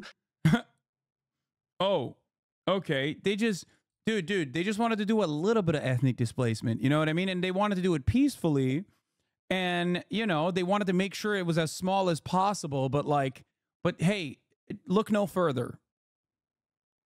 Okay, how? How do you make it as small as possible? No, this is an old one. This is like when he used and residential building. Okay, it's fine. This is the very old debate. That if you want a Jewish majority state, that would be necessary, but it's not something which they were willing to translate into actual policy. Just a quick pause to mention that for people who are not familiar, Theodor Herzl we're talking about over a century ago, and everything we've been talking about has been mostly 1948 and before. Yes. Just one clarification on Herzl's diaries. I mean, the other thing that I recall from those diaries is he was very preoccupied with, in fact, getting great power patronage, seeing Palestine, the Jewish state in Palestine, I think his words, an outpost of civilization against barbarism. Yes. In other words, very much seeing his project as a proxy for Western imperialism in the Middle East. Right, not proxy. He wanted to establish a Jewish state which would be independent. To get that, he hoped that he would be able to garner support from major imperial powers. Including the Ottoman Sultan, who he tried to cultivate. I just want to respond to a point you made earlier, which was that people expressed their rejection of the partition resolution on the grounds that it gave the majority of Palestine to the Jewish community, which formed only a third. Whereas, in fact, if I understood you correctly, you're saying the Palestinians and the Arabs would have rejected any partition resolution. Yeah, I think a couple things. That one, they would have rejected any. Two, a lot of that land given was in the Negev. It was pretty terrible land at the time. And then three, the land that would have been partitioned to Jews, I think would have been, I think I saw it was like 500,000 Arabs. It would have been 500,000 Jews, 400,000 Arabs, and I think like 80,000 Bedouin would have been there. So the state would have been. I think you raise a valid point because I think the Palestinians did reject the partition of their homeland in principle. And I think the fact that the United Nations General Assembly then awarded the majority of their homeland to the Zionist movement only added insult to injury. I mean, one doesn't have to sympathize with the Palestinians to recognize that they have now been a stateless people for 75 years. Can you name any country, yours, for example, or yours, that would be prepared to give 55%, 25%, 10% of your country to the Palestinians? Of course not. And so the issue was not the existence of Jews in Palestine. They had been there for centuries. And of course, they had ties to Palestine, and particularly to Jerusalem and other places, going back centuries, if not millennia. But the idea of establishing an exclusively Jewish state at the expense of those who are... Unless you're Neil Gorsuch, baby. Unless you're Neil Gorsuch and we're talking about the wonderful state of Oklahoma.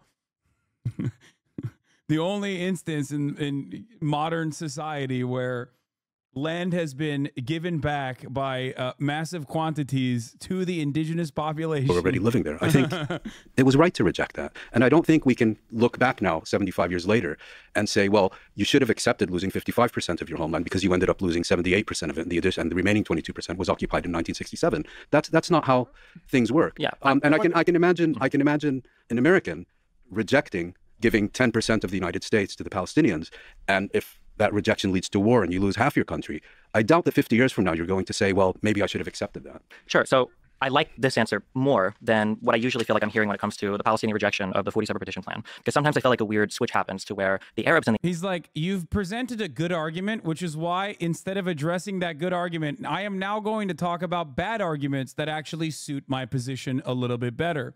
It's like, bro, you're sitting across the table from academics, dog. What do you mean? Like, well, let me actually now argue against the stupid argument that I think is stupid.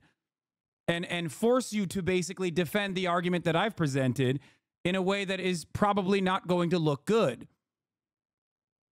It's ridiculous. in the area are actually presented as entirely pragmatic people who are simply doing a calculation and saying like, well, we're losing 55% of our land. Jews are only maybe 1/3 of the people here, and we've got 45, and the math doesn't work basically. But it wasn't. By the way, most people don't argue on the way that he is behaving, and also it is still pragmatic. It is still understandable that people were like, hey, what the fuck? We're losing our land to people that just came here 10 years ago. I've been living here for 100 years. My family's been here for 100 years. Okay?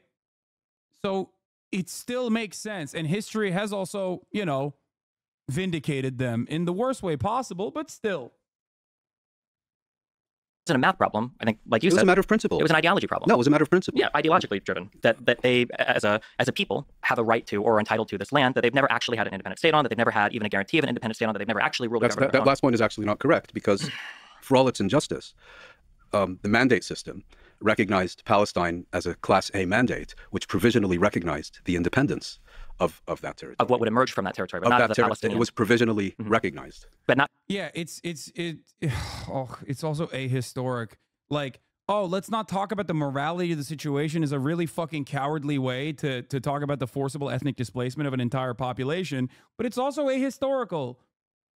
But the territory itself was, but not of the Palestinian people to have a right or a guarantee to a government. It was a British mandate. I found the debate where D takes step. It's Palestine, not the British mandate of Israel. The word exclusive. As an Israeli, I recognize that settling in a land that you are not wanted is intrinsically violent, no matter your intentions or ways. But the Zionist idea was that we would settle a state whether people want it or not, because Jews can't trust other people's states to keep them safe. Zionism is about making your existence a fact. It doesn't make it right, but you seem to think Zionism tries to be purely driven by rationale. No, I think that's a really good way to describe it.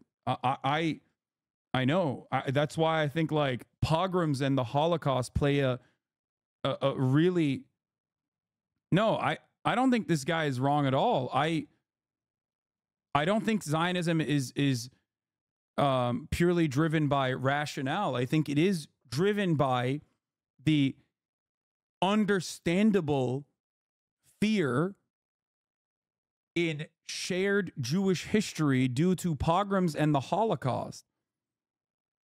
So I bring this up regularly. It is a very important part of Zionism in general. I just don't think it's a justifiable proposition.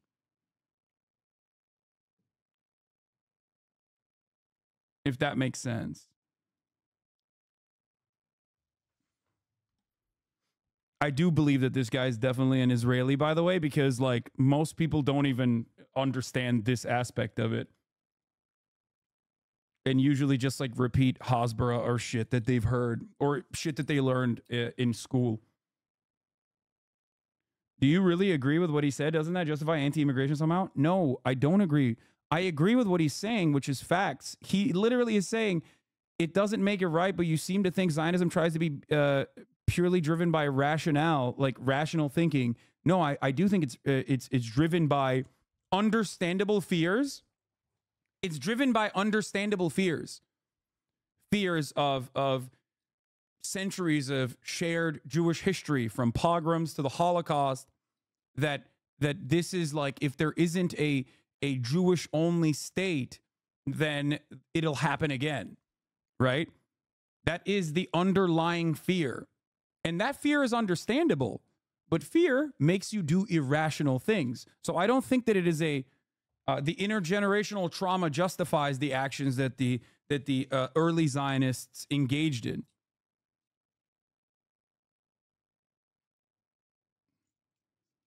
Every single person that is important in this conversation, all three of the people that are having this conversation right now would agree to everything that you said. They would probably take a different approach to it, though. Like, all three of the significant people in this conversation would agree with that. I agree with that as well. I'm talking about the idea that settling in a land that you are not wanted is violent. Yes. Yes, settling in a land that you are not wanted is almost always going to be violent. This is at the foundation of settler colonialism. Do you really agree with what he said? Doesn't that justify anti-immigration somehow? No, because immigration under normal circumstances is voluntary and is done with consent. That's the difference. Even the most aggressive, like right-wing reactionaries still recognize the role that immigrants play in this country. Only the most delusional racist people don't. The difference between immigration, however, in the way that it occurs currently in the United States of America, is not that it is not guided or directed by a state with a deliberate attempt to displace the local population. Like, even asylum seekers themselves currently that come into this country, one, are not actually like being directed by their host nation to go and like invade the country in the same way that settler colonialism exists, right? And two, they're actually abiding by the rules that we created. When they touch base, when they touch American land, they are literally doing what they are legally and morally, but certainly legally within their rights to do.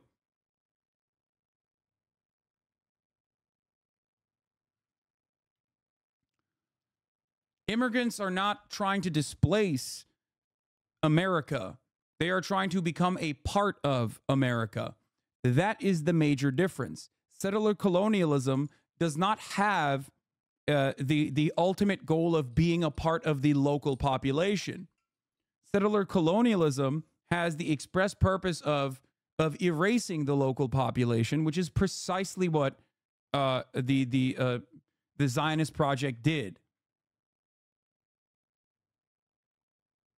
Which you keep using is nonsense. The state which Ben-Gurion envisioned would be a Jewish majority state, as they accepted the 1947 partition resolution, as Stephen said. That included 400,000 plus Arabs in a state which would have 500,000 Jews. So the idea of exclusivity wasn't anywhere in the air at all among the Zionist leaders in 47-48. They wanted a Jewish majority state, but were willing to accept a state which had 40% Arabs. That's one point. The second thing is the Palestinians may have regarded the land of Palestine as their homeland, but so did the Jews. It was the homeland of the Jews as well. The problem was the Arabs were unable and remain to this day unable to recognize that for the Jews, that is their homeland as well. And the problem then is, how do you share this homeland? Either with one binational state or separate, it's partitioned into two states. The problem is that the Arabs have always rejected both of these ideas. The homeland belongs to the Jews, as Jews feel, as much as it does, if not more, than for the Arabs. Jews. I would say for the Jews. It's the Jewish people's I would also, homeland. real quick, I just want for both of you guys, because I haven't heard these questions answered. I really want these questions to be, I'm just so curious how to make sense of them. It was correctly brought up that I believe that Ben-Gurion had, I think Shlomo Ben-Ami describes it as an obsession with getting validation or support from Western states, Great Britain, and then a couple decades later, that explains the Suez War. The Suez crisis. Exactly, correct. That was one of the major motivators, the idea to work with Britain and France on a military operation. Imperial stooge. But then the question again I go back to, if that is true, if Ben-Gurion, if the early Israel saw themselves as a Western fashion nation, how could we possibly imagine that they would have engaged in the transfer of some 400,000 Arabs after accepting the partition plan? Would that not have completely and totally destroyed their legitimacy in the eyes of the entire Western world? Would it not have been? How not? Well, first of all, I think that the Zionist leadership's acceptance of the partition resolution, and I think you may have written about this, that they accepted it because it provided international endorsement of the legitimacy of the principle of Jewish statehood. And they didn't accept the borders, and in fact, later expanded the borders. Second of all, for that previous ethno-state video, while it's him not walking through the logical conclusion, it's a summary of your point you make. It's at 1:08:30. What, in this one?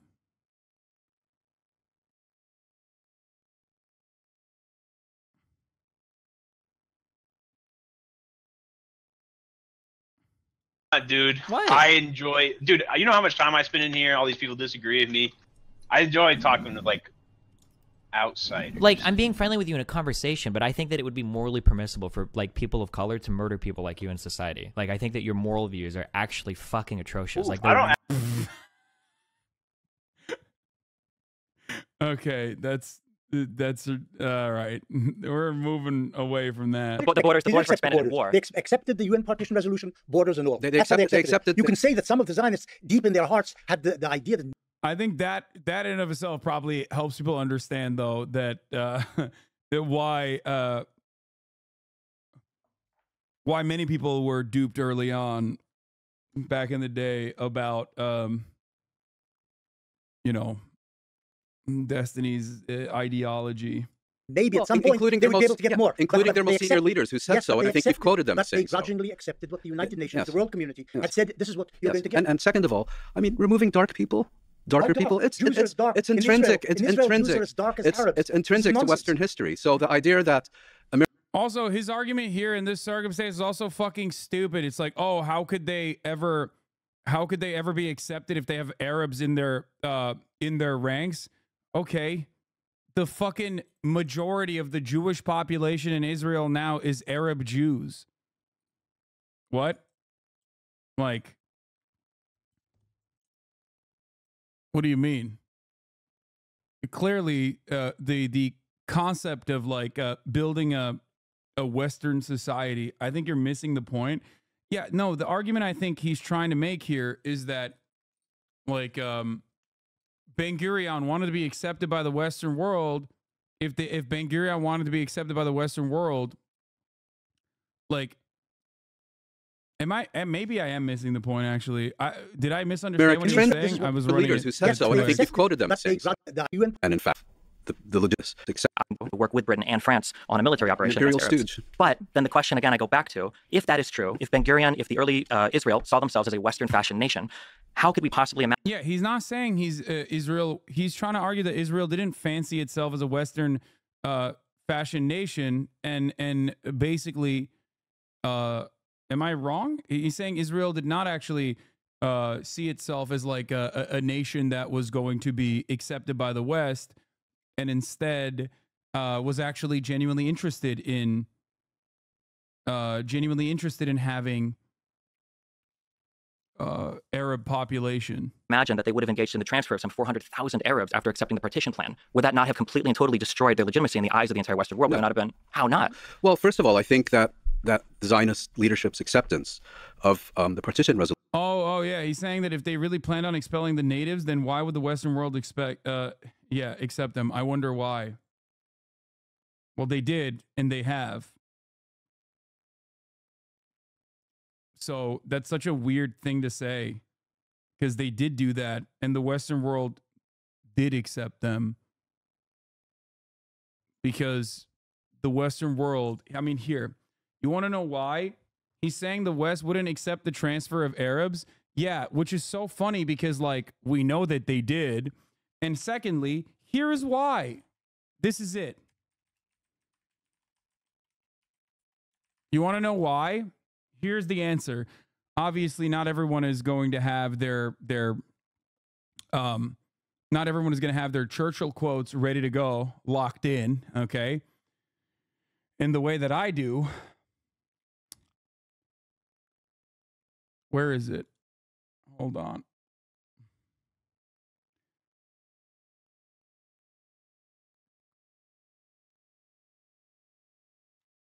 Where the fuck is his take about how the Palestinians are dogs? And I do not believe that you let the dog. I'm not locked in. I'm paraphrasing the. Here's what he said, and I'm going to paraphrase it. A dog in the manger. There it is. Winston Churchill. I think the Winston Churchill example is inappropriate. Winston Churchill compared Palestinians in 1937 to the dog in the manger after reading the Peel Commission, which suggested partitioning British mandated Palestine into Arab and Jewish states. Churchill said of the Palestinians in 1937, I do not agree that the dog in a manger has the final right to the manger, even though he may have lain there for a very long time. I do not admit that right. I do not admit, for instance, that a great wrong has been done to the Red Indians of America or the black people of Australia. I do not admit that a wrong has been done to these people by the fact that a stronger race, a higher grade race, a more worldly wise race, to put it that way, has come in and taken their place. So basically, the stance that he's taking here is exactly why the stance that he's taking here is exactly the reason why they would not have cared, and they didn't, and they haven't. Like, historically, if you look at it, this is not something that I think anyone on that table would disagree with. Ethnic transfer did happen, right? Whether it was inevitable due to the circumstances of the Arab states like warring with Israel, or whether it was because of a deliberate attempt to create an ethno-state with a overwhelming majority Jewish population. Ultimately, it did happen, and the Western world did actually totally abide by that and thought it was okay. So the fact that he would bring this up in this circumstance is kind of silly. Solution. And I think you may have written about this, that they accepted it because it provided international endorsement of the legitimacy of the principle of Jewish statehood. And they didn't accept the borders. And in fact, later expanded the borders. Second of all, No, the borders were expanded in war. They accepted the UN partition resolution, borders and all. They That's how they accepted accepted it. You can say that some of the Zionists, deep in their hearts, had the idea that maybe at some point they would be able to get more. Including But their most senior leaders who said yes, so, but and they I think you've accepted- quoted them but as saying they so. grudgingly accepted what the United Nations, Yes. the world community, had said, this is what you're Yes. going to get. And second of all, I mean, removing darker people, it's Jews are as dark. it's In intrinsic. Israel, It's in Israel, intrinsic. Jews are as dark as It's Arabs. intrinsic This to is Western nonsense. history. So the idea that Americans or Brits or the French would have an issue with, I mean, French had been doing. That's why it's good to bring the Churchill quote in this situation, because he's right, but he could just either I think the better argument here is to either mention the Churchill quote, or B, just simply say, well, they clearly had no issue with the ethnic transfer of Palestinians. As you can see, the Western world is offering full support to Israel as is currently conducting its genocidal campaign right now, and historically also offered full support to Israel when it was doing the forcible ethnic transfer. So it's like odd to have this conversation as though the past 75 years does not exist and is not like ongoing. Doing it in Algeria for decades. The Americans have been doing it in North America for centuries. So how would Israel forcibly displacing Palestinians somehow besmirch Israel in the eyes of the West? Even in the 1944 resolution of the Labour Party, and at the time, even Bertrand Russell was a member of the Labour Party, it endorsed transfer of Arabs out of Palestine. As Muin's pointed out, that was a deeply entrenched idea in Western thinking, that there was nothing, it doesn't in any way contradict or violate or breach any moral values to displace the Palestinian population. Yeah, that operational thinking there is like still ascribing some kind of like morality to the Western world that has never been demonstrated throughout history. Okay, it's in a way it literally reaffirms the position that Israel wanted to be and successfully did become, like a West adjacent state, because you are abiding by these like Western supremacist principles in an effort to defend this state. It's so funny. Now, I do believe there's a legitimate question. Had it been the case, as you said, Professor Morris, that the Zionists wanted to create a happy state with a Jewish majority, but a large Jewish minority, and if by virtue of immigration, like in our own country, given the current trajectories, non-whites will become the majority population in our United States quite soon. And according to democratic principles, we have to accept that. So if that were the case, I would say maybe... Is it me, or does Steven seem massively outclassed by the other three? Listen, dude, most people who are very knowledgeable on the subject matter would be massively outclassed by the other three. For the record, like it's just, there is no, like, my man is a YouTuber whose interest on the subject matter was revitalized after he said something about how, like, yeah, Israel's doing a genocide and it has to. And then he spent like the next couple of weeks trying to fucking fish for quotes as he was doing his research streams, literally trying to engage in post hoc rationalizations as he openly demonstrated his lack of knowledge on the subject matter. Okay? Motivated reasoning, as he would call out. So, to be fair, most people would be outclassed in the situation, but he's extra outclassed as well.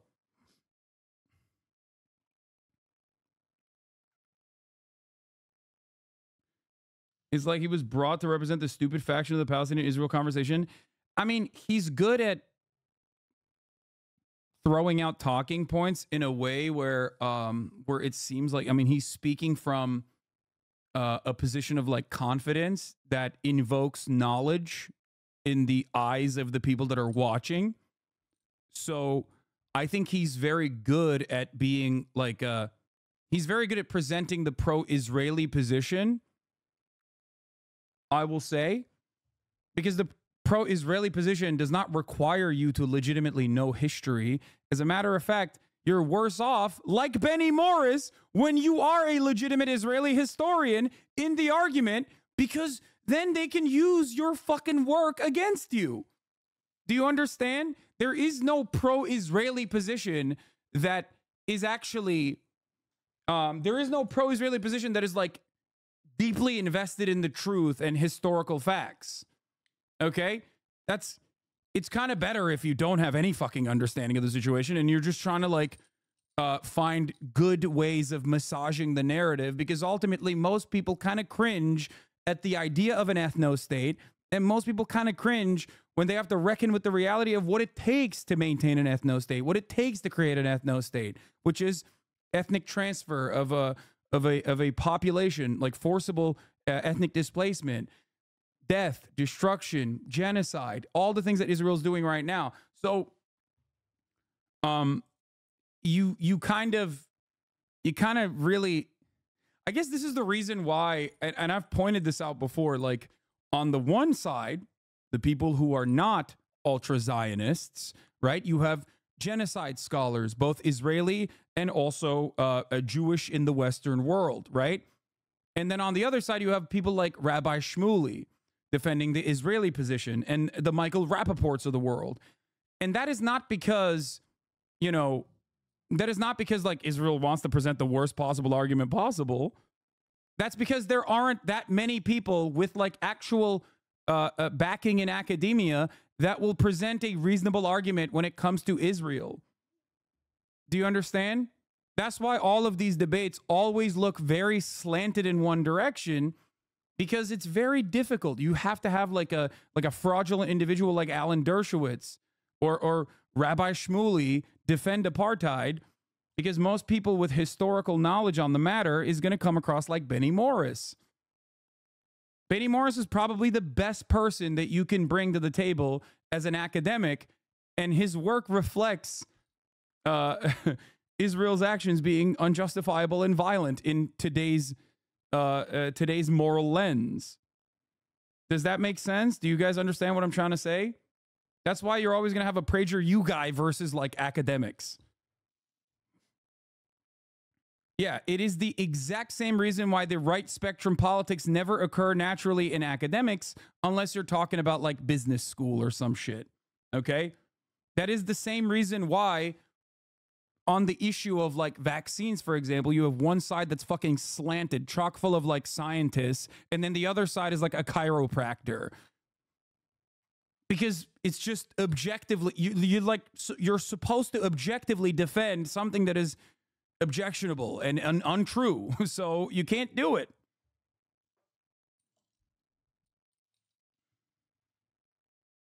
Maybe there's an argument that had there been mass Jewish immigration, changed the demographic balance in Palestine, and therefore... D is literally just a liberal answer, Ben Shapiro. He fucking owns dumbasses who don't know nothing about a certain topic, just like he does, but once he goes against someone who knows a shred of something about the topic, he gets fucking cooked. Like Ben, he's seen as smart because he talks fast and knows talking points. Yeah. And also like Ben, he's oftentimes on the wrong side of arguments, unless he's like arguing with red-pilled fucking idiots who are literally talking about how like you should be able to beat the shit out of your wife. You know what I mean? Jews became the majority. You can make an argument in the abstract that the indigenous Arab population should have been accepting of that, just as whites in the United States, quote unquote whites, have to be accepting of the fact that the demographic majority is shifting to non-whites in our own country. But that's not what Zionism was about. I did write my doctoral dissertation on Zionism, and I don't want to get now bogged down in abstract ideas. But as I suspect you know, most theorists of nationalism say there are two kinds of nationalism. One is like, it just blows my mind. Like, we're talking about a dude who wrote his doctoral thesis on the concept that we're talking about literally before the other YouTuber was born. Okay? Like, that's how insane this conversation is. It's so slanted academically and intellectually on one side. Oh my fucking God. nationalism based on citizenship. You become a citizen, you're integral to the country.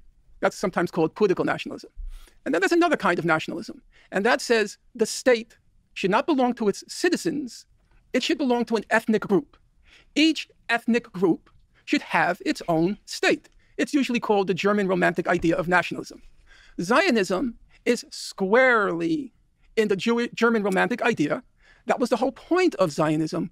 We don't want to be Bundists and be one more ethnic minority in Russia. We don't want to become citizens and just become a Jewish people in England or France. We want our own state. Like the Arab 23 states. No, wait. Before we get to the Arabs, let's stick to the Jews for a moment, or the Zionists. We want our own state, and in that concept of wanting your own state, the minority at best lives on sufferance, and at worst gets expelled. That's the logic of the German Romantic Zionist idea of a state. That's why they're Zionists. Now, I personally have shied away from using the word Zionism ever since I finished my doctoral dissertation. Because that's painful. Because as I said, I don't believe it's the operative ideology today. It's like talking about Bolshevism and referring to Khrushchev. I doubt Khrushchev could have spelled Bolshevik. But for the period we're talking about, they were Zionists. They were committed to their exclusive state with a minority living on sufferance or, at worst, expelled. That was their ideology. And I really feel there's a problem with your happy vision of these Western Democrats like Weizmann, and they wanted to live peacefully with the Arabs. Weizmann described the expulsion in 1948 as, quote, the miraculous clearing of the land. That doesn't sound like somebody shedding too many tears at the loss of the indigenous population. Let me respond to the word unsufferance. The unsufferance I don't agree with. I think that's wrong. The Jewish state came into being in 1948. It had a population which was 20% Arab when it came into being. After Arab refugees, many of them had become refugees, but 20% remained in the country. 20% of Israel's population at inception in 1949 was Arab. 80% went missing. No. We're talking about what remained in Palestine, Israel, after it was created. The 20% who lived in Israel received citizenship and all the rights of Israelis, except, of course, the right to serve in the army, which they didn't want to. And they have Supreme Court justices, they have Knesset members. They enjoy lived under emergency laws until 1966. For a period, sure. They lived under. So they didn't immediately have citizenship. No. Wait a second. At the beginning, it's not fantasy. At the beginning, they received citizenship, could vote in elections for their own people, and they were put into parliament. But in the first years, the Israeli, the Jewish majority suspected that maybe the Arabs would be disloyal because they had just tried to destroy the Jewish state. Then they dropped the military government and they became fully equal citizens. So if the whole idea was they must have a state without Arabs, this didn't happen in 49, and it didn't happen in the awesome. He's literally, dude. You can't just justify an incredibly racist position like this. I'm sorry. That is insane. That is actually fucking insane, dude. It's just, again, motivated reasoning. Well, guess what, dude? They just thought the Arabs were disloyal. Oh, okay, never mind. Yeah, guess what, dude? Well, the whites thought blacks were subhuman and deserved and wanted to be servile because of their skulls. So I guess chattel slavery is kind of justifiable too. What the fuck do you mean?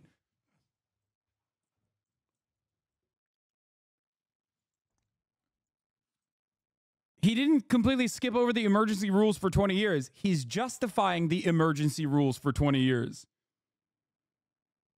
That is a ridiculous thing to say. Or wait, did he skip over it? I thought he was trying to justify it by saying, well, the Israeli state originally thought that they were disloyal.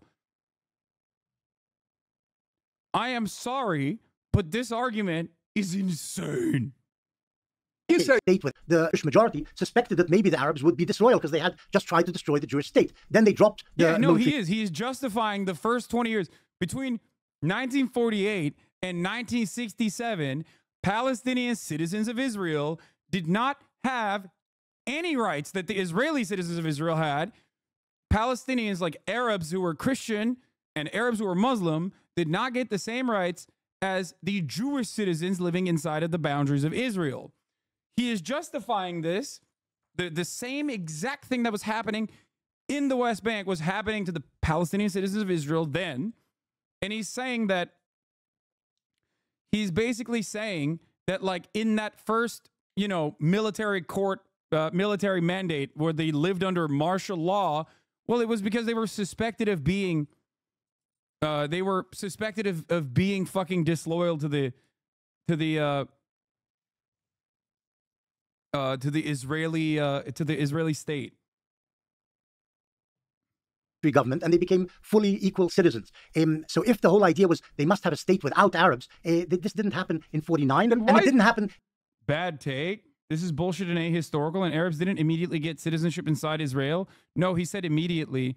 Top of the hour. Oh, fuck you. 2:53 again? God damn it, dude. What's happening today?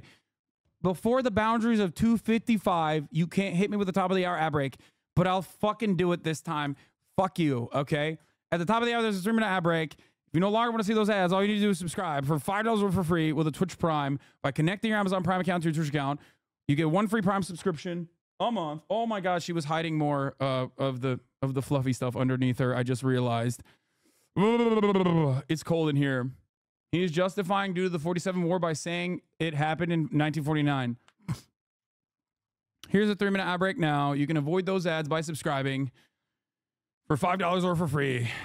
Then why did you say, Professor Marks, yes. Then why did you say without a population expulsion, a Jewish state would not have been established? Because you're missing the first section of that paragraph, which was that they were being assaulted by the Arabs. And as a result, a Jewish state could not have come into being unless there had also been an expulsion of the population which was trying to kill them. Norm, I'm officially forbidding you referencing that. Again, I think... Hold on a second, wait.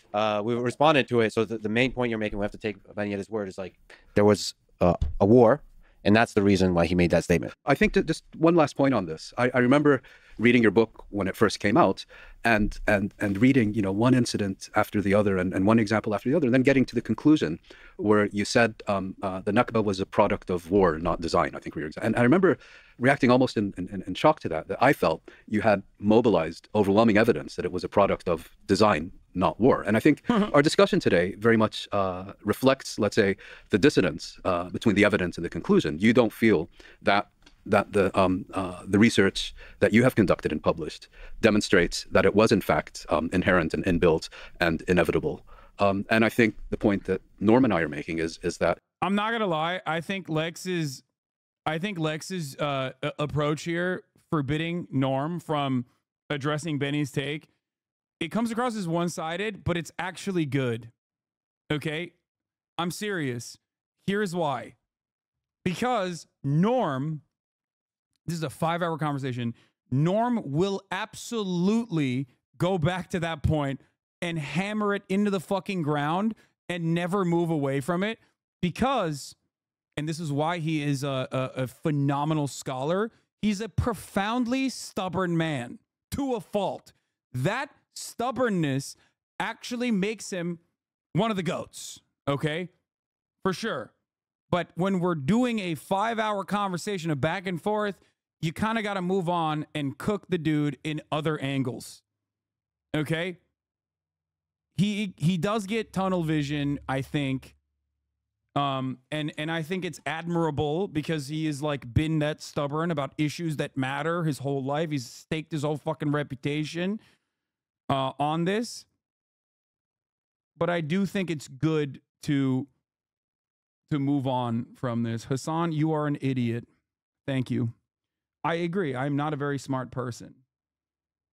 I do, however, read and listen to a lot of much smarter people than me. So when I, tell you their positions, I guess, maybe people mistake me as being smart. Your own historical research, together with that of others, indisputably demonstrates that it does. I think that's a fundamental disagreement we're having here. Can I actually respond to that? Because this is actually, I think this is emblematic of the entire conversation. I watched a lot of Norm's interviews and conversations in preparation for this, and I hear Norm will say this all over and over and over again. I only deal in facts. I don't deal in hypotheticals. I only deal in facts. I only deal in facts. And that seems to be the case, except for when the facts are completely and totally contrary to the particular point you're trying to push. The idea that Jews would have out of hand rejected any state that had Arabs on it or always had a plan of expulsion is just betrayed by the acceptance of the 47 partition I don't think you understand politics. Did I just say that there is a chasm that separates your ideology from the limits and constraints imposed by politics and reality? Now, Professor Morris, I suspect, would agree that the Zionist movement from fairly early on was committed to the idea of a Jewish state.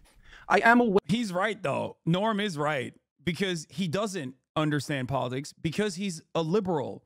And liberalism dictates that, like, politics is not fucking real. Liberalism inherently, in a liberal world at least, because of its hegemonic status, implies that you can get away with acting like you're not talking about politics at all, when in fact politics is about the distribution of power and resources. That's all politics is, but historically, okay? Liberalism, on the other hand, makes it seem like it's anything but that. And it can only do that because it's the default state of society nowadays. Obviously, you know, in pre-industrial revolution times, or before, you know, in the feudal era, liberalism was very political, right? Like, but the I guess liberals of that time, or rather those who are defenders of the existing constructs at that time, could get away with claiming that they were not being political and simply pointing to everything and going, well, this is just how things are and it's good. Aware of only one major study, probably written 40 years ago, the binational idea in mandatory Palestine by a woman. I forgot her name now. You remember her? I'm trying to. Yeah, okay, but you know the book. I think so. Yeah, she is the only one who tried to persuasively argue that the Zionist movement was actually, not formally, actually committed to the binational idea. But most historians of the subject agree the Zionist movement was committed to the idea of a Jewish state. Having written my doctoral dissertation on the topic, I was confirmed in that idea because Professor Chomsky, who was my closest friend for about 40 years, was very committed to the idea that binationalism was the dominant trend in Zionism. I couldn't go with him there. But Professor Morris, you are aware that until the Biltmore Resolution in 1942, the Zionist movement never declared it was for a Jewish state. Why? Because it was politically impossible at the moment until 1942. There is your ideology, there are your convictions, there are your operative plans, and there's also separately what you say in public. The Zionist movement couldn't say in public, we're expelling all the Arabs. They can't say that. And they couldn't even say we support a Jewish state until 1942. You're conflating two things. The Zionists wanted a Jewish state, Yes. correct? That didn't mean expulsion of the Arabs. It's not the same thing. They wanted a Jewish state with a Jewish majority, but they were willing... Dude, this literally, I'm telling you, this is, yo, that's why I pointed to this debate. I know for a fact that somewhere along the transcript, someone can find it, there is the underlying argument that he made 5 years ago against a fucking ethno-nationalist, that there is no peaceful, there's no concept of a peaceful ethnic displacement. It cannot happen. People are not going to want to fucking leave. You cannot advocate for the ideology, the ideological underpinnings of the Zionist movement being like inherently peaceful without reckoning with that reality. It's just not a thing that existed in history, and it will never exist. It's also ironic because, yes, like you also pointed out, Chatter, he said expulsion is needed like multiple times throughout this conversation and also in his work.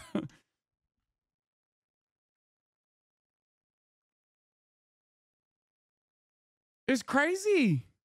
As it turned out, both in 37 and in 47, and subsequently, to have an Arab In 37 minority, was a a large Arab In 37, minority. there was a They were transfer. willing to have a large Arab minority come in the on. country, and they ended up with a large Arab minority in the country. 20% of the population in 49 was Arab, and it's still They ended up for about 5 minutes before they were expelled. They agreed to it until 47, and then they were gone by March 1949. What happened in between the rejection of the partition plan and the expulsion of the Arabs? The Arabs launched the war. Well, yeah, well, I mean, like, it wasn't random. Like, there's a potential I that agree, it even wasn't random. there was, I totally agree with that. Yeah, It but was by design. You can It say wasn't that. random. You can say that, but in this case, the facts betray you. There was no Arab acceptance of anything that would have allowed for a Jewish state to exist. course Number not. one, and number two, I think that it's entirely possible, given how things happen after war, that this.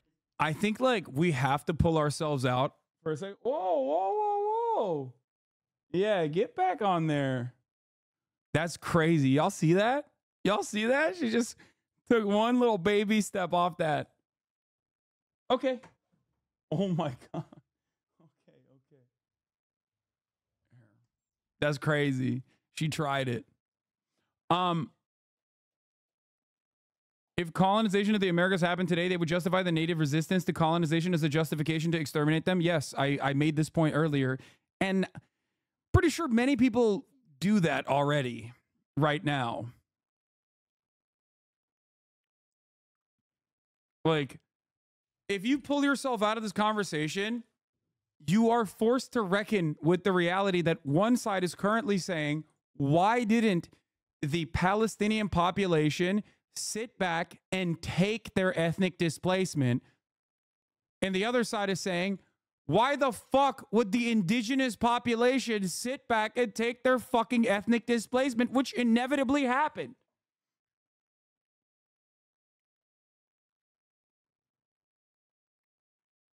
It's so odd. This exact same conflict could have played out, and an expulsion would have happened without any ideology at play. That there was a people that disagreed on who had territorial rights to a land. There was a massive war afterwards, and then a bunch of their friends invaded after to reinforce the idea that the Jewish people in this case couldn't have a state. There could have been a transfer regardless. Anything could have been. But that's not what history is about. History is about Palestinian rejectionism to any peace deal As I over said, and over and over again. When the ball was thrown into the court of the United Nations, they were faced with a practical problem. And I, for one, am not going to try to adjudicate the rights and wrongs from the beginning.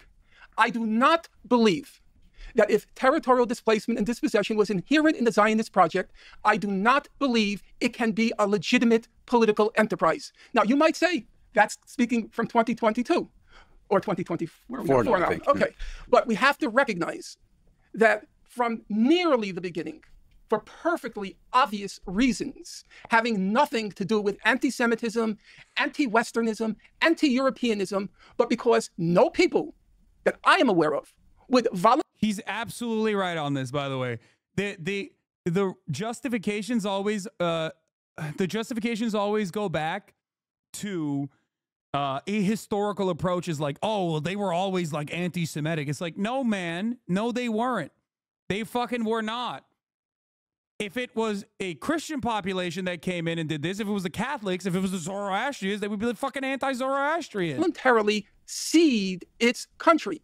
You can perfectly understand Native American resistance to Euro-colonialism. You can perfectly well understand it without any anti-Europeanism, anti-whiteism, anti-Christianism. They didn't want to cede their country to invaders. That's completely understandable. You're minimizing the anti-Semitic element in Arab nationalism. In all your books, you minimized. No. Husseini was an anti-Semite. The leader of the Palestinian national movement in the 30s and 40s was an anti-Semite. This was one of the things which drove him, and also drove him in the end to work in Berlin for Hitler for 4 years, with giving Nazi propaganda to the Arab world, calling on the Arabs to...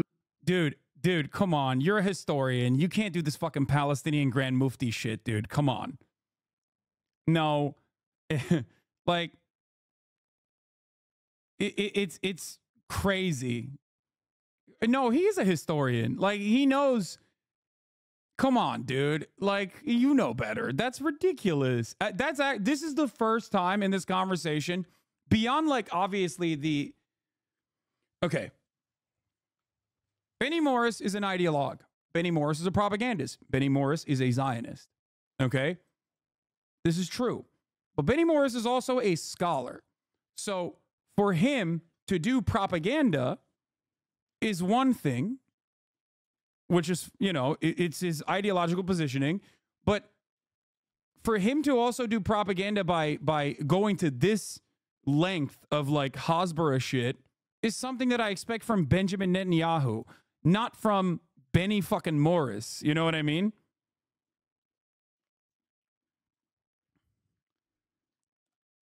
It just... like, this is the type of shit that, like, I would suspect most historians would look at and go, what the fuck, dude, come on. The other stuff, at least you can kind of try and justify by being like, well, you know, that's his underlying position. It's fine. But I think he's like, he's getting a little riled up here to take it to this level, because it's a level of intellectual dishonesty. To claim that it was anti-Semitism as the leading motivator in the refusal of the indigenous population to just sit back and idly stand by and take their ethnic displacement is a ridiculous fucking approach. It's so silly. Murder the Jews. That's what he did in World War II. That's the leader. Did he say it was a leading motivator? Oh, dude, if you're doing that to try and justify, why would he bring it up if it wasn't a leading motivator? Like, he said it played a factor. Why is he bringing it up? First of all, it did not play a fucking factor. It's ridiculous. It is an intellectually dishonest argument. He's bringing it up because anti-Semitism is a real problem. Anti-Semitism is a real bigotry, and you're only bringing that up to basically provide underlying justifications for why the Zionists behaved in the way that they did, in the violent ways that they behaved. Okay? Surely it played a factor? No, the fuck it didn't. Especially because I assume that you are unfamiliar with how the fucking Palestinian mufti came into power to begin with, which was, again, a fucking British. He was like a British mandate Palestinian position of power. He was brought into that position not because he was, beloved by all. More Palestinians died in World War II fighting against Nazi Germany. Not only is this ahistorical, but it's also completely fucked to bring this up. Palestinians died fighting against Nazi Germany. It is utterly irrelevant in the subject matter because the real reasons were resisting against settler colonialism. But that's a valid reason. And in order for you to reckon with the invalid and immoral aspects of the Zionist project, you can't look at the valid reasons. You have to desperately grab onto anything that you can to basically minimize their moral justification. Because inherently, you also recognize that they are morally just in resisting settler colonialism. History has absolved them 10 times over, but even back then. No, you're minimizing the genocide of... What? You're being as dishonest as he is? Oh. Okay, he was talking to the chatter. I thought he was talking to me. I was like, what the fuck?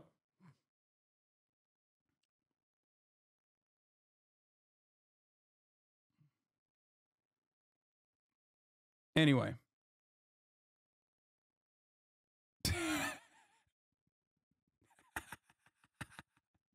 You guys are so dumb. Okay. Where the fuck was I? Jesus Christ. Oh my Lord. Of the Palestinian Arab National Movement. Why is it, and he wasn't alone. He wasn't Professor alone. Morris, why is it that if you read your book, Righteous Victims, you can read it and read it and read it and read it, as I have, you will find barely a word about the Arabs being motivated by anti-Semitism. It exists, though. I didn't say it doesn't exist. You agree that it exists. Hey, I don't know a single non-Jew who doesn't harbor anti-Semitic We're talking sentiment. about Arabs now. Yeah, but I don't know anybody. That's just part of the human condition. Just Anti-Semitism. Yes, was saying he was a order and among the Arabs. So, Professor Morris, here's my problem. I didn't say... Damn, Norm, chill. Bro really said anti-Semitism is natural. What does he mean? Oh no, he's cooking too hard. Uh-oh. What the fuck? Oh.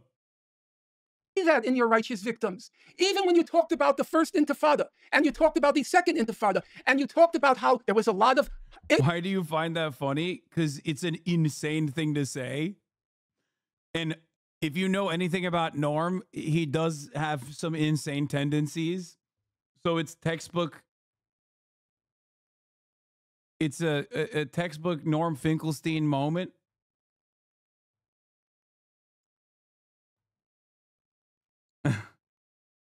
influenced by Hamas, the Islamic movement. You even stated that he's saying that, by the way, to basically concede that, like, yes, of course there's going to be motivating principles of bigotry amongst every person. You can find every person that has like some level of anti-Semitic tendencies or something like that.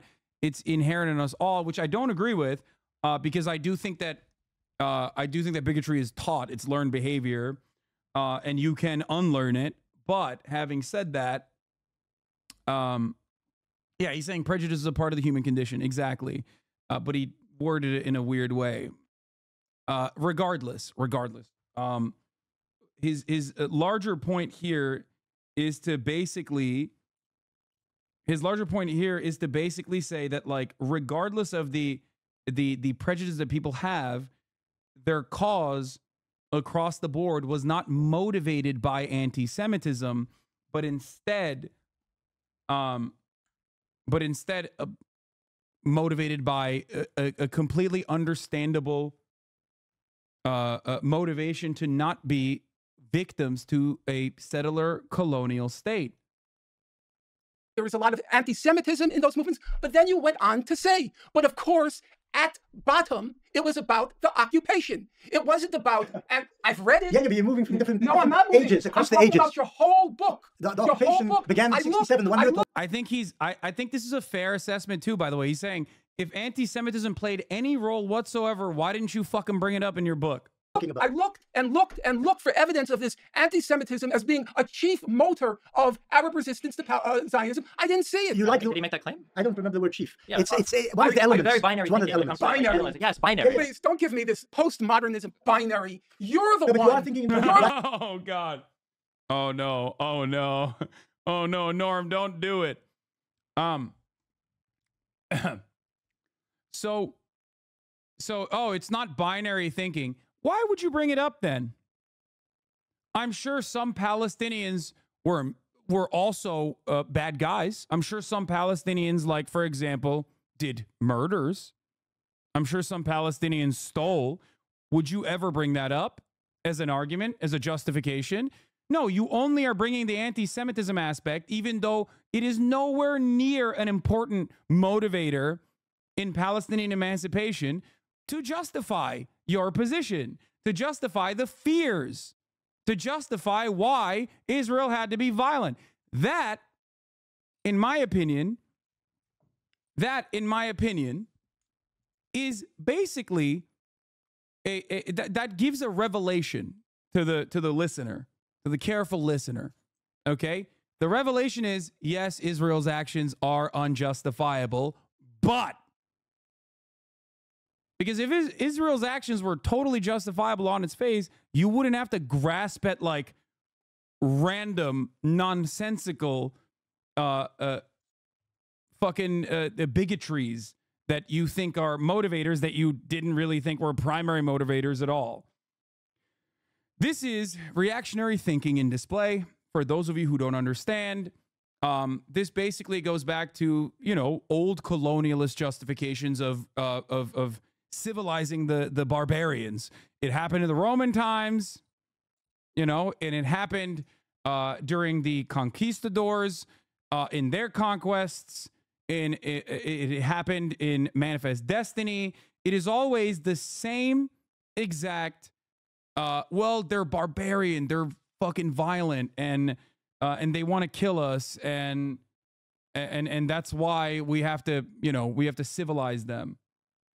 What I said, the chief motor. Do you have your book here? Talk about page 137. You talk in black and white. Page 37. You're talking in black and white concepts when history is much grayer. Lots of things happen because of lots of reasons, not one or the other. And you don't seem to see that. Can I ask you a question, because it's for them to talk to? Just a very quick question. What do you think the ideal solution was on the Arab side from 47? What would they have preferred? And what would happen if, and then the second one, what would have happenpened if Jews would have lost the war in 48? What do you think would have happened to the Israeli population? Well, I think the Palestinians and the Arabs were explicit that they wanted a unitary, I think, federal state, and they made their submissions to UNSCOP.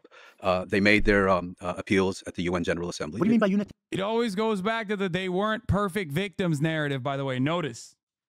They were not perfect victims. The Palestinians were not perfect victims.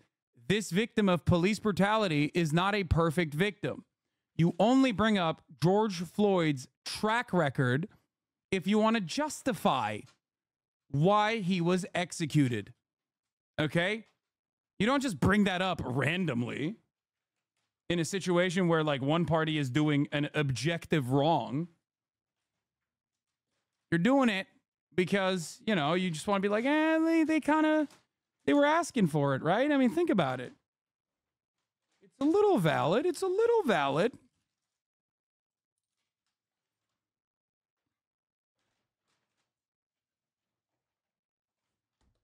Especially when that track record or that argument does not make any sense because it plays no role in the motivations of the people at the time. It is a post hoc rationalization. Audit the audit gives the Palestinians an A- in their genocide and ethnic cleansing. Yeah. Exactly. Oh.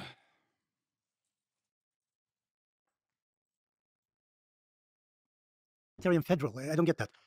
They wanted an Arab state. They wanted Palestine to be an Arab state. Yes, yes. But I think, word unitary federal. They wanted Palestine as an Arab and exclusively Arab state. No, it wasn't an exclusively Arab state. I think we have to distinguish. Oh, that's another good ethno-nationalist argument. Okay. There were Jews that were Arab. There were Jews living there that were Arab in historic Palestine, in mandatory Palestine.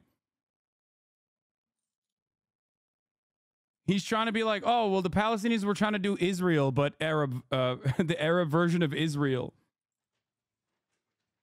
What about the Christians, Lamau? No. That's he says Arab because he's using the current Israeli state's demographic designation because he is a Zionist and he does agree with that, right? So this is also always a losing argument in the Western world. You can only present it as such if the audience that's listening in are completely devoid of the knowledge. Because Judaism is a religion, but Jewish is an ethno-religion, right? It contains multiple different ethnic backgrounds, including Arabs. As a matter of fact, a big chunk of Arabs. But when he's talking about it, he's simply mentioning Muslims and Christians. Okay?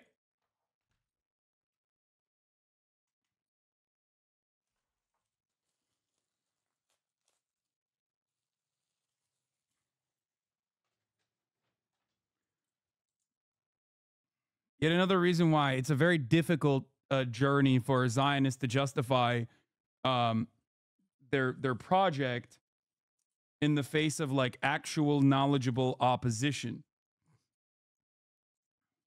It's hard.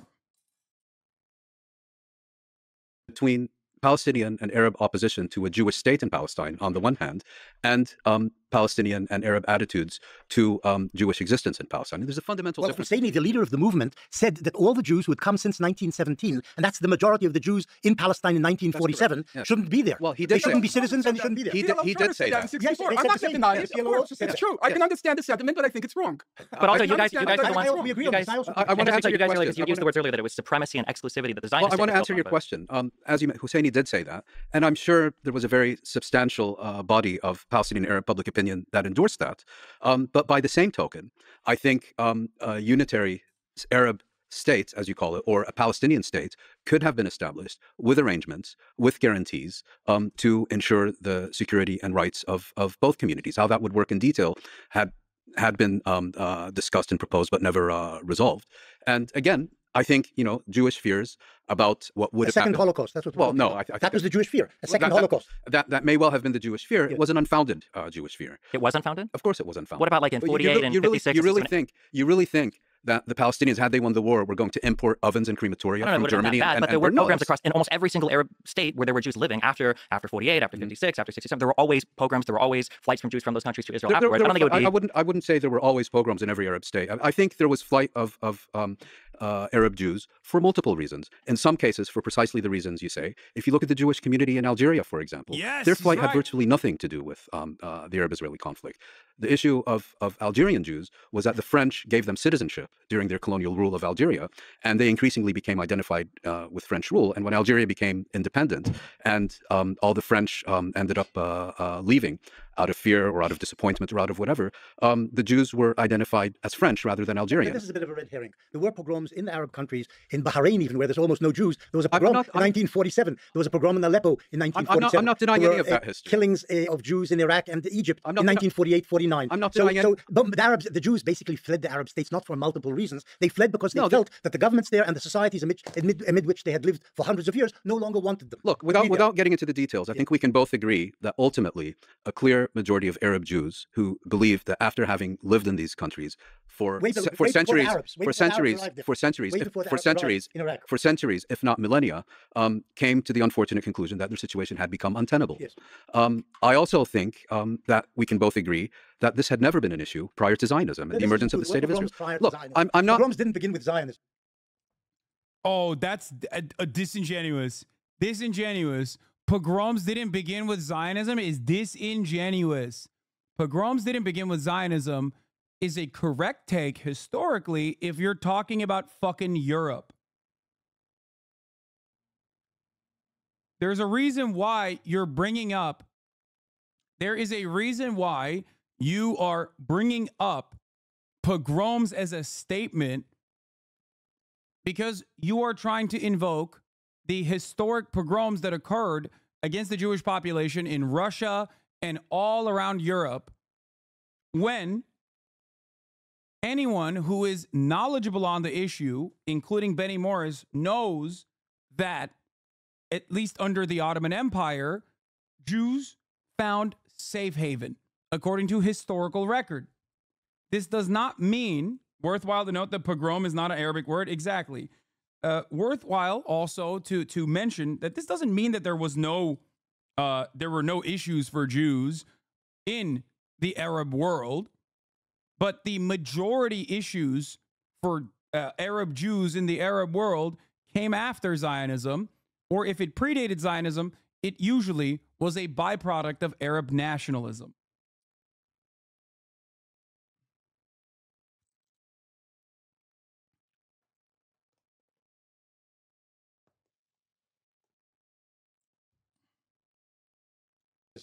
In the Arab world. The issue is the point I raised, which is whether these communities had ever come to a collective conclusion that their position had become untenable in this part of the world. No, they were Arab Jews. Well, because untenable meant there was no alternative. But with the creation of Israel, there was an alternative, right? A place where they could go and not be discriminated against or live as second-class citizens or be subject to Arab majority states. I also think it's interesting that, like, when you analyze the flight of Jewish people, and I've seen this, that it wasn't just, I agree with you, it wasn't just a mass expulsion from all the Arab states. There were definitely push factors. There were also pull factors.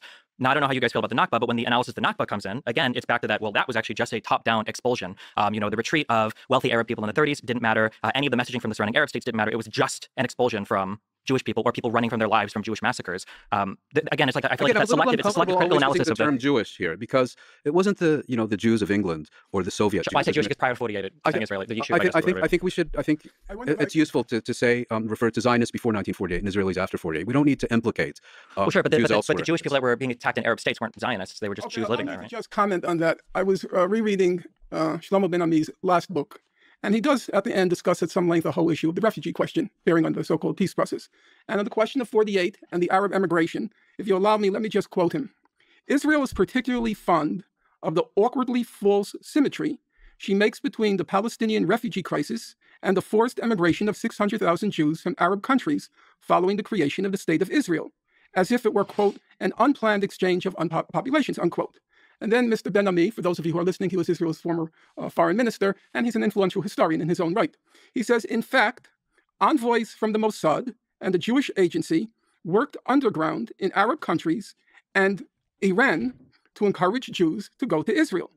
More importantly, for many Jews in Arab states, the very possibility of emigrating to Israel was the culmination of millennial aspirations. It represented the consummation of a dream to take part in Israel's resurgence as a nation. So this idea that they were all expelled after 1948, it's... Again, D highlights he is founded on rhetoric, not information, not an academic scrutiny. Here's an orator. Yes. But the reality is that most people are not fucking academically inclined. Okay? Hasan is wrong. Look it up. In Libya, 130 Jews were killed and 260 injured. In December 1947, 13 Jews were killed in Damascus, including 8 children, and 26 were injured. What about blood libel spread throughout the Middle East and North Africa? Aleppo, Damascus, Beirut, Dar al-Kamar, Jerusalem, Cairo, Mansoura, Alexandria, Port Said, and Damanhur. This is a very common retort to the things that I said by people who don't listen to the words I am using. I used very specific language. Okay? I used very specific language. You also kept the Wikipedia citation number in your fucking argument. I did not say that there were no problems for Jewish people. I said, in comparison to the systemic annihilation that Jewish people faced in Europe and in Russia in general, okay, Jews regarded at least the Ottoman Empire, okay, as a safe haven because it was a safe haven. The Ottoman Empire, despite being Muslim, gave Jewish people the opportunity to have full-blown rights that the Christians also had. Throughout the Ottoman Empire, throughout the history of the Ottoman Empire, this does not mean that there were no problems for Jewish people, of course. In comparison to the mass expulsion and ethnic cleansing, I'll use Wikipedia unless you can tell me why the data is wrong. No, the data that you are using is incomplete because you're using it against an argument that I am not making. Okay? That's the issue here. Following since 10/17/23, weird fucking timing.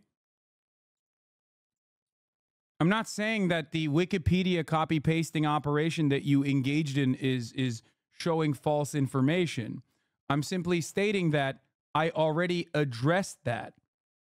Okay? My dude, you literally pulled you care to claim about you claim that you care about Jewish people? Name all of the pogroms. And you didn't even name them yourself. You just copied and pasted it off the fucking Wikipedia bracket.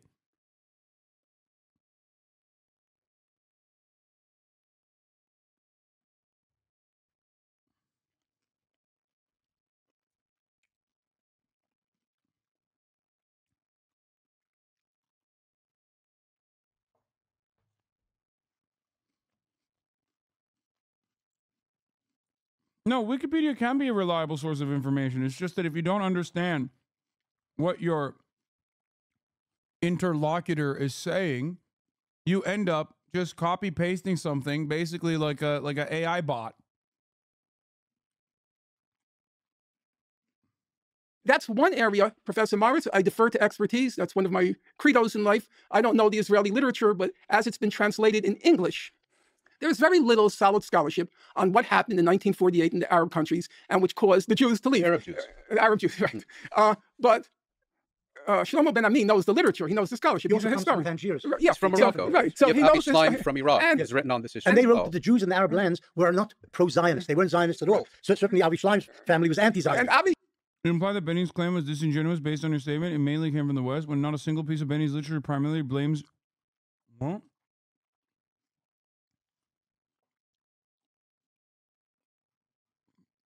I don't even know who you're arguing with at this point. I don't think you're arguing with me.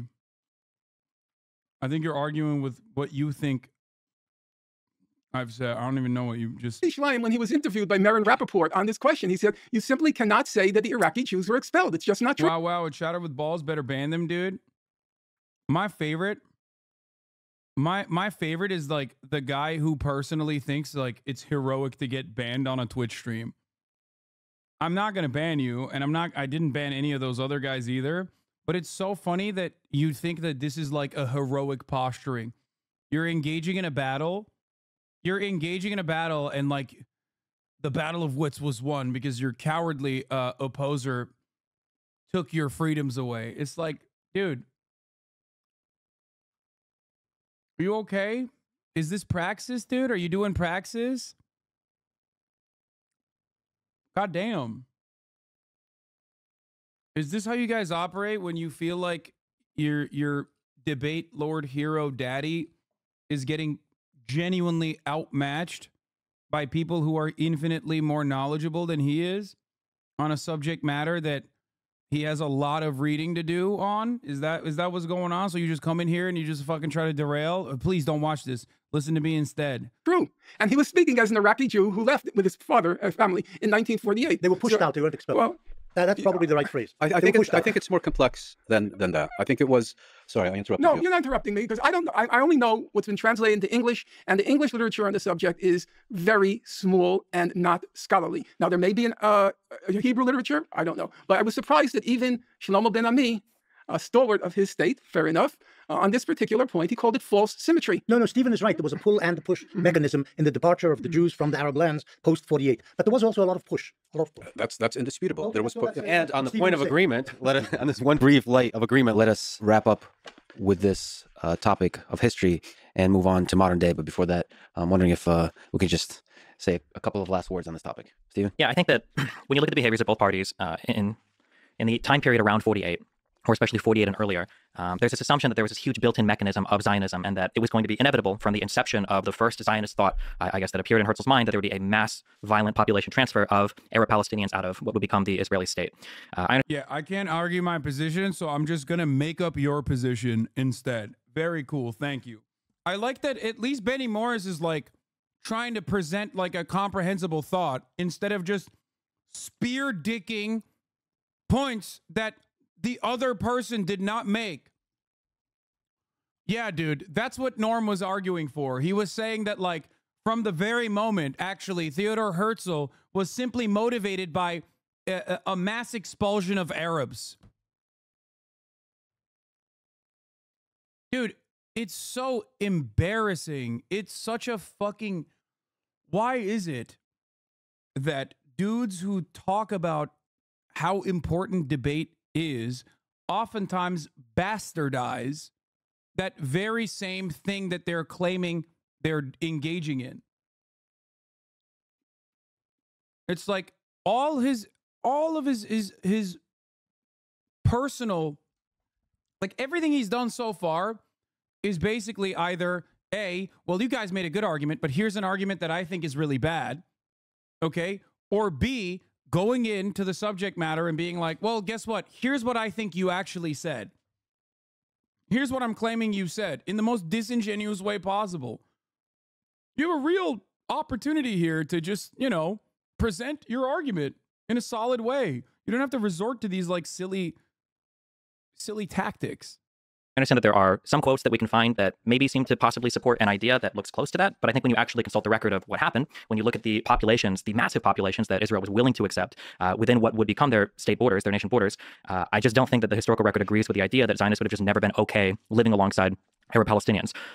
But when you look at the other side, Arabs would out of hand reject literally any deal that apportioned any amount of that land for any state relating to Jewish people or the Israeli people. I think it was said even on the other end of the table that Arab Palestinians would have never accepted, the Arabs would have never accepted any Jewish state whatsoever. So it's interesting that on the ideology part, where it's claimed that Zionists are people of exclusion and supremacy and expulsion, we can find that in diary entries, but we can find that expressed in very real terms on the Arab side, I think in all of their behavior around 48 and earlier, where the goal was the destruction of the Israeli state. It would have been the dispossession of many Jewish people. It probably would have been the expulsion of a lot of them back to Europe. And I think that very clearly plays out in the difference between the actions of the Arabs versus some diary entries of some Jewish leaders. Benny? Well, one thing which stood out in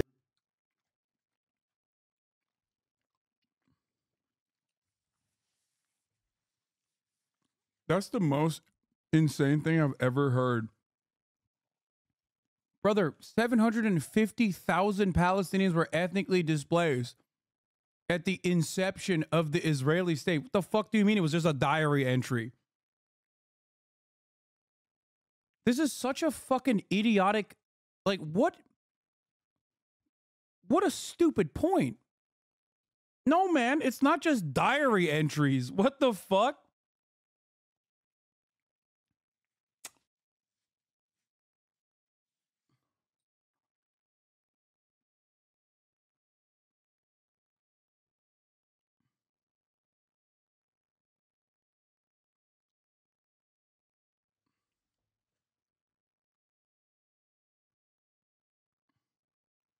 This argument is so fucking brain dead. If someone walks into your house and says, this is mine now, but I'm willing to generally give you half of it, you'd be like, oh no, fuck off. Imagine 80 years later, some YouTube asshole being like, I can't believe they didn't accept the generous offer to give them half.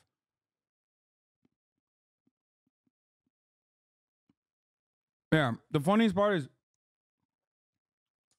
it's not even just directly like some asshole comes into your fucking house and takes half of it. There is another much larger asshole that owns the house that you're renting and goes, yeah, guess what, dude? Half of this is now going to belong to this guy who I brought in here. Okay. And then they turn around and go, actually, you know, we're bringing more people. His entire family's coming here. And they're going to murder some of your family members. And also now half of the house is definitely permanently his.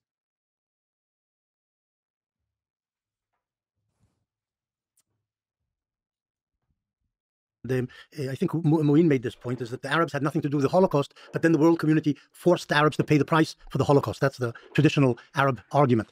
This is slightly distorting the reality. The Arabs in the 1930s did their utmost to prevent Jewish immigration from Europe and reaching Palestine, which was the only safe haven available, because America, Britain, France, nobody wanted Jews anywhere, and they were being persecuted in Central Europe and eventually would be massacred in large numbers. So the Arab effort to pressure the British to prevent Jews reaching Palestine's safe shores contributed indirectly to the slaughter of many Jews in Europe, because they couldn't get anywhere and they couldn't get to Palestine.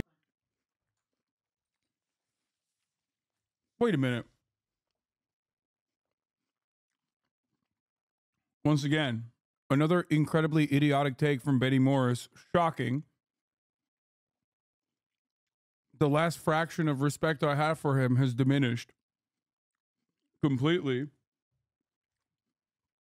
Brother, by this very same metric, don't you think Hasan covering D law with a child? I'm doing it because he is banned.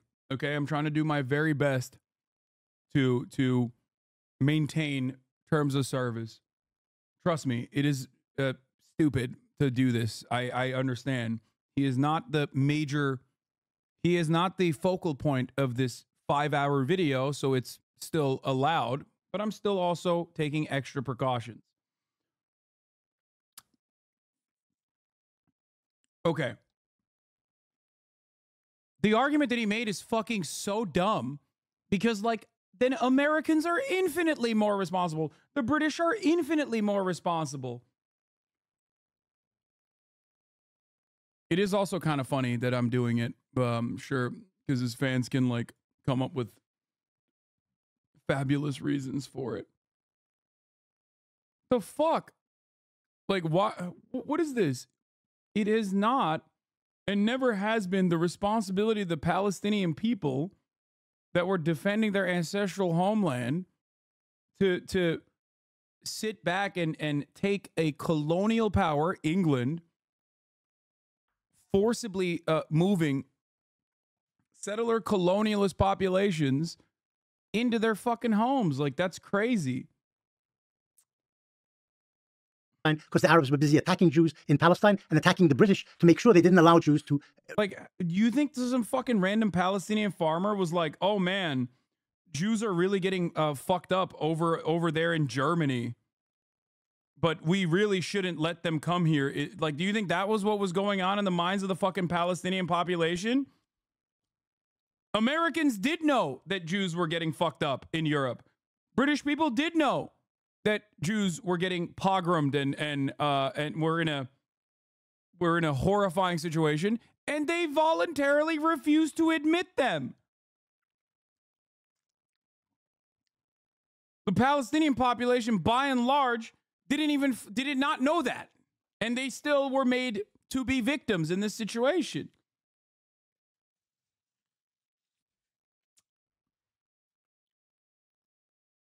Yeah, Benny straight up just said, UK US wouldn't allow Jews in, so of course we should force Arabs to give up their land instead, and yet it is the Arabs who are the bad guys here somehow.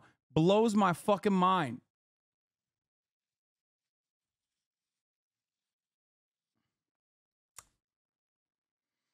Oh. Reach the safe haven. That's important. The second thing is, of course, there's no point in belittling the fact that the Arab Palestinian Arab National Movement's leader, Husseini, worked for the Nazis in the 1940s. He got a salary from the German Foreign Ministry. He raised troops among Muslims in Bosnia for the SS, and he broadcast to the Arab world calling for the murder of the Jews in the Middle East. This is what he did. And the Arabs since then have been trying to whitewash Husseini's role. I'm not saying he was the instigator of the Holocaust, but he helped the Germans along in doing what they were doing, and they supported. Once again, very fucked up that he's bringing this up, considering that Palestinians died fighting Germany, Nazi Germany. Like, tens of thousands of Palestinians died fighting against Nazi Germany. He didn't go the Benjamin Netanyahu route of like saying Hitler learned about hatred of the Jews from the Palestinian Mufti, which is direct Holocaust revisionism. But he got right there, right up until the point, only to be like, well, I'm not saying that was like a big reason.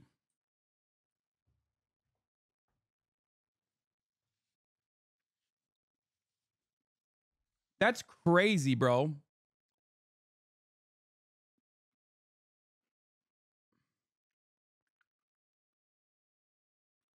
Is he trying to say Palestinian resistance is partially a fault for Jews dying to European pogroms? Yes. No, he literally is saying that. He directly is saying that. He's not even implying it. He said that. He said those words. He said, well, England and America didn't want the Jews, so Palestinians indirectly contributed to Jews dying in the Holocaust, is what he said.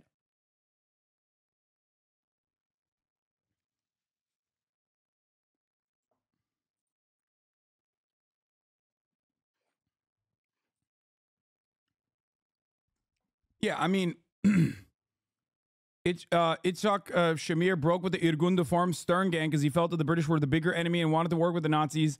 And Shamir ended up being Israel's prime minister in the 1980s. So there are two different agreements. Both the Havara agreement with Nazi Germany originally, and also after that as well, where there were obviously deviations from the Zionist project that thought that Nazi Germany could potentially be a better ally, more valuable ally. Now, that is extreme. And the reason why I don't pay any fucking emphasis or attention to that is because it's idiotic. Okay? Of course, in this role reversal, Benny will do exactly that, but on the Arab side, because he has no additional facts to defend him.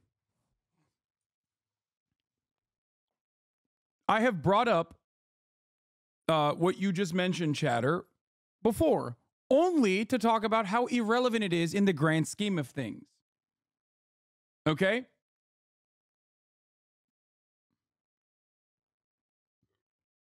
Them in doing that. So this can't be removed from the fact that the Arabs, as you say, paid a price for the Holocaust, but they also participated in various ways in helping it happen.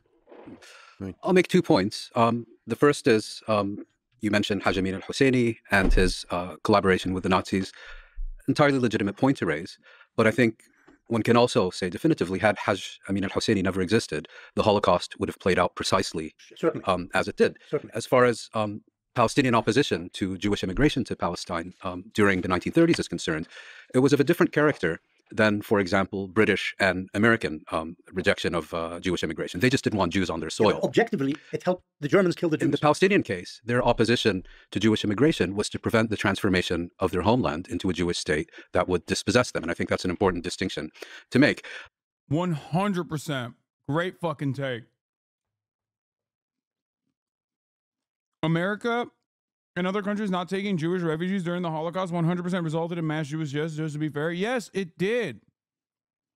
But Benny here is almost making it more of the legal responsibility of the Palestinians rather than pure anti-Semitism from the American government and the English government that fucking knew what was going on. Does that make sense?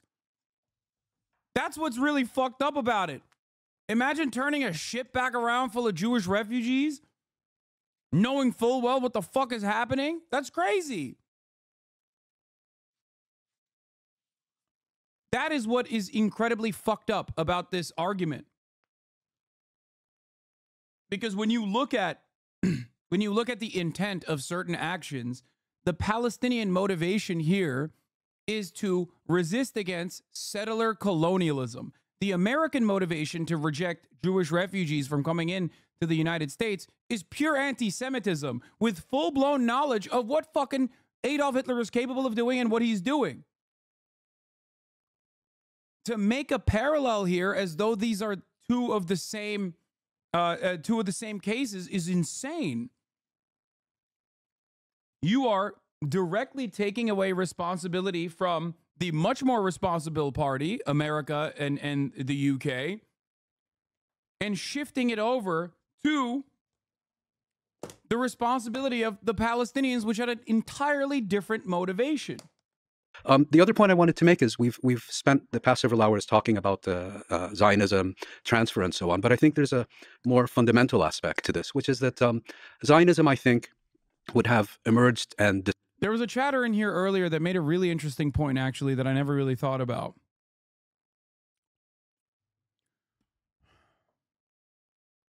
The Palestinian Jewish population, before mass settlements, was around 4% to 7%, depending on what time frame we're looking at. No, the chatter's name is Layum. Okay?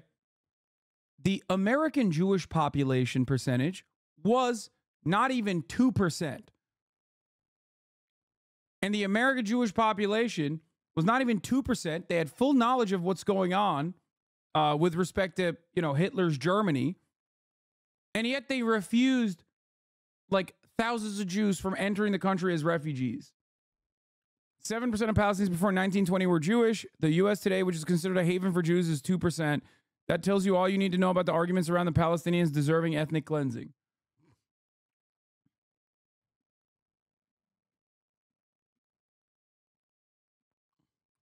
Yeah.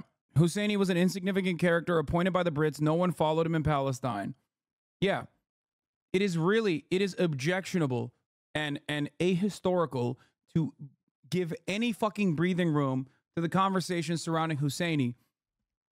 Colonial enterprise always demands one local person, who is often the most corrupt, to be put in positions of power so you can fucking dominate the subjects of your colonial occupation. That was a British op.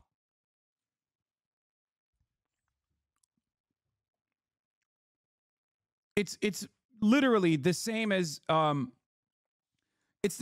looking at Latin American countries, right? That we played a role in Latin American countries that we played a role in like destabilizing. Like it's like saying Pinochet and everything he did is a product of the nation state itself, and the population demanded it, and not we put him into into a position of power. Disappeared as... Yeah, also look no further than the current Palestinian Authority.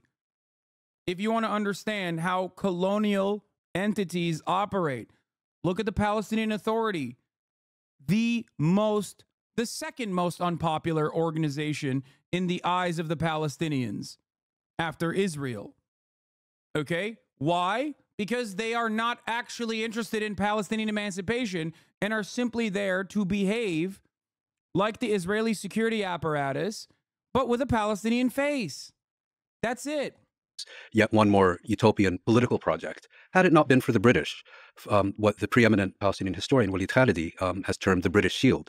Because I think without the British sponsorship, we wouldn't be having this discussion today. The British sponsored Zionism for a very simple reason, which is that during... But Hasan, the Havara Agreement does a really good job, in my opinion, of showing to the layman immediately how Zionism can be very much friends with Nazism.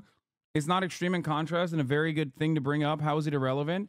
It is irrelevant in the grand scheme of things because of what the fucking Nazis did to the Jews. It's ridiculous to fucking point to this as though it's like, it is like an existing agreement that like two ethno-nationalist projects, one which directly, forcibly cleansed one ethnicity, I feel like the Holocaust is a little bit more significant than the fucking Havara Agreement. That's why I don't bring it up.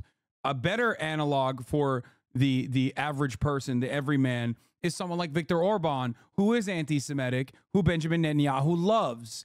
Okay?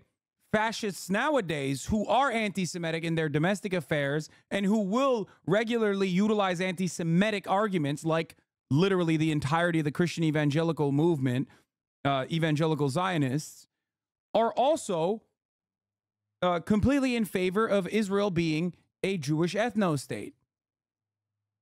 Use a more modern example, in my opinion, if you want to make that argument, because it does. During World War I, the Ottoman armies attempted to march on the Suez Canal. Suez Canal was the jugular vein of the British Empire, between Europe and India. And the British came to the conclusion that they needed to secure the Suez Canal from any threat. And as the British have done so often in so many places, how do you deal with this? Well, you bring in a foreign minority, implant them amongst a hostile population, and establish a protectorate over them. I don't think a Jewish state in Palestine had been part of British intentions. And the Balfour Declaration very specifically speaks about a Jewish national home in Palestine. In other words, a British protectorate. Things ended up taking a different course. And I think the most important development was World War II. And I think this had maybe less to do with the Holocaust and more to do with the effective bankruptcy of the United Kingdom during that war and its inability to sustain its global empire. It ended up giving up India, ended up giving up Palestine. And it's in that context, I think, that we need to see the emergence of a Jewish state in Palestine. And again, a Jewish state means a state in which the Jewish community enjoys not only a demographic majority, but an uncontestable demographic majority, an uncontestable territorial hegemony, and an uncontestable political supremacy. And that is also why, after 1948, the nascent Israeli state confiscated, I believe, up to 90% of lands that had been previously owned by Palestinians who became citizens of Israel. It is why the new Israeli state imposed a military government on its population of Palestinian citizens between 1948 and 1966. It is why the Israeli state effectively reduced the Palestinians living within the Israeli state as citizens of the Israeli state to second-class citizens, on the one hand promoting Jewish nationalism and Jewish nationalist parties, on the other hand doing everything within its power to suppress and eliminate Palestinian or Arab nationalist movements. And that's why today there's a consensus among all major human rights organizations that Israel is an apartheid state. With the Israeli Human Rights Organization, B'Tselem describes a regime of Jewish supremacy between the river and the sea. You're really tempting a response from the other side on the last few sentences. We'll talk about the claims of apartheid and so on. It's a fascinating discussion. We need to have it. Norm. Fuck you mean claims of apartheid, big dog?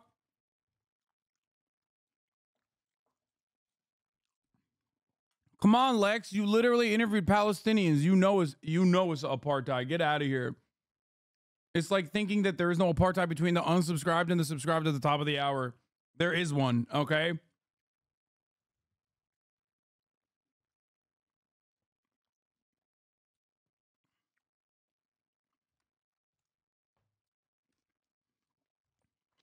I had to get one off. I'm sorry.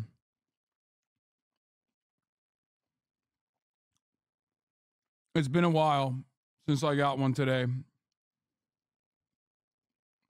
You can elevate your status in the stream by subscribing. I'm just going to say. I'm not sorry. I lied. Question of the responsibility of the Palestinian Arabs for the Nazi Holocaust, direct or indirect, I consider that an absurd claim. It is. As Bomiko said, and I quoted him, the entire Western world turned its back on the Jews. To somehow focus on the Palestinians strikes me as completely ridiculous. Number two, as Moeen said, there's a perfectly understandable reason why Palestinian Arabs wouldn't want Jews, because in their minds, and not irrationally, these Jews intended to create a Jewish state, which would quite likely have resulted in their expulsion. I'm a very generous person. I've actually taken in a homeless person for 2.5 years. But if I knew in advance that that homeless person was going to try to turn me out of my apartment, I would think 10,000 times before I took him in. Okay? As far as the actual complicity of the Palestinian Arabs, if you look at Raoul Hilberg's 3-volume classic work, The Destruction of the European Jewry, he has in those 1,000+ pages one sentence on the role of the Mufti of Jerusalem. And that, I think, is probably an overstatement, but we'll leave it aside. The only 2 points I would make aside from the Holocaust point is, number one, I do think the transfer discussion is useful because it indicates that there was a rational reason behind the Arab resistance to Jewish or Zionist immigration to Palestine, the fear of territorial displacement and dispossession. And number two, there are 2 issues. One is the history, and the second is being responsible for your words. Now, some people accuse me of speaking very slowly. Dude, he's so fucking good, man.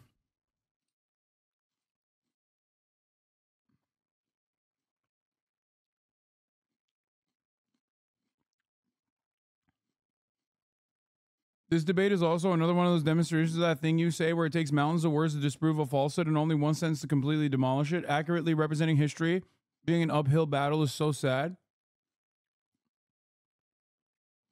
I fucking love Norm so much. Like, on this issue, he is the GOAT. And they're advised on YouTube to turn up the speed 2 to 3 times whenever I'm on. One of the reasons I speak slowly is because I attach value to every word I say. And it is discomforting, disorienting, where you have a person who's produced a voluminous corpus, rich in insights and rich in archival sources, who seems to disown each and every word that you pluck from that corpus by claiming that it's either out of context or it's cherry picking. Words count. And I agree with Lex. Everybody has the right to rescind what they've said in the past. But what you cannot claim is that you didn't say what you said. I'll stick to the history, not the current propaganda. 1917, the Zionist movement began way before the British supported the Zionist movement for decades. In 1917, the British jumped in and issued the Balfour Declaration supporting the emergence of a Jewish national home in Palestine, which most people understood to mean eventual Jewish statehood in Palestine. Most people understood that in Britain and in Israel, among the Zionists and among the Arabs. But the British declared the Balfour Declaration, or issued the Balfour Declaration, not only because of imperial self-interest, and this is what you're basically saying. They had the imperial interests, a buffer state which would protect the Suez Canal from the east. The British also were motivated.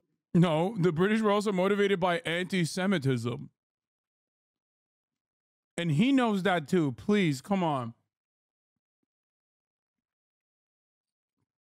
Like, Balfour was an anti-Semite. Bro, they literally were like, oh yeah, dude, fucking let's send him to the desert. That's awesome. I don't want to live with no Jews in my country. Send him to the fucking desert. That's great. Straight up.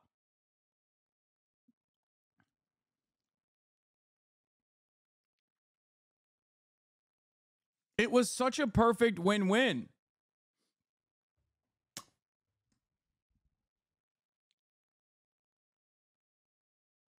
I don't understand. He literally just, the population knew it would mean an eventual Jewish state. So why would the Arabs not resist against that?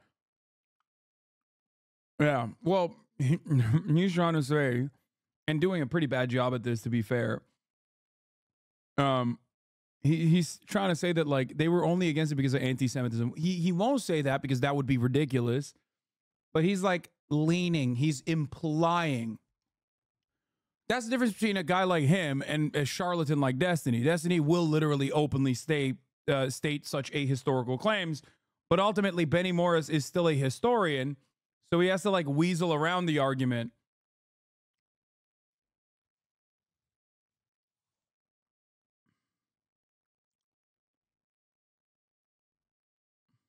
By idealism. And this, incidentally, is how Balfour described the reasoning behind issuing the declaration. And he said the Western world, Western Christendom, owes the Jews a great debt, both for giving the world and the West, if you like, values, social values as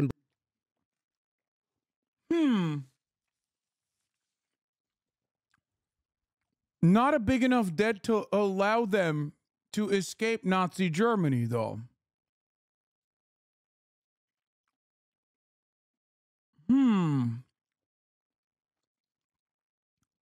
Like they basically were saying like, oh yeah, no. We owe them a big debt, which is why we want to ship their asses off into the fucking desert, okay? Into one of our colonies at the time. Dude is saying that the British people wanted to help the Jewish population and that's why he did it. What a joke. He wouldn't openly say that. He would basically just imply it. That's the difference. Because openly stating that would be stupid. Balfour wrote in 1919 his introduction to Nahum Sokolov's History of Zionism. The Zionist movement would mitigate the age-long miseries created for Western civilization by the presence in its midst of a body which it too long regarded as alien and even hostile, but which it was equally unable to expel or absorb. It's time to admit that Arthur Balfour was a white supremacist and an anti-Semite too. Yeah. Listen, guys. Let me tell you something, okay? For a lot of these people, it was a win-win, okay? You give people that you don't want in your midst, in your vicinity, a colony that you settle them into. They suppress the local population with your help. No more Jews inside of England. They're all in Israel. It's win-win. Now you get to control the area with your settlers that are still connected to England in some shape.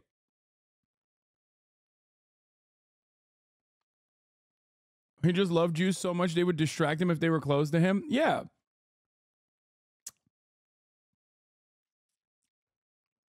Yeah, he may be most known for aiding the Zionist cause in 1917. It's crucial to remember that Arthur Balfour was a white supremacist.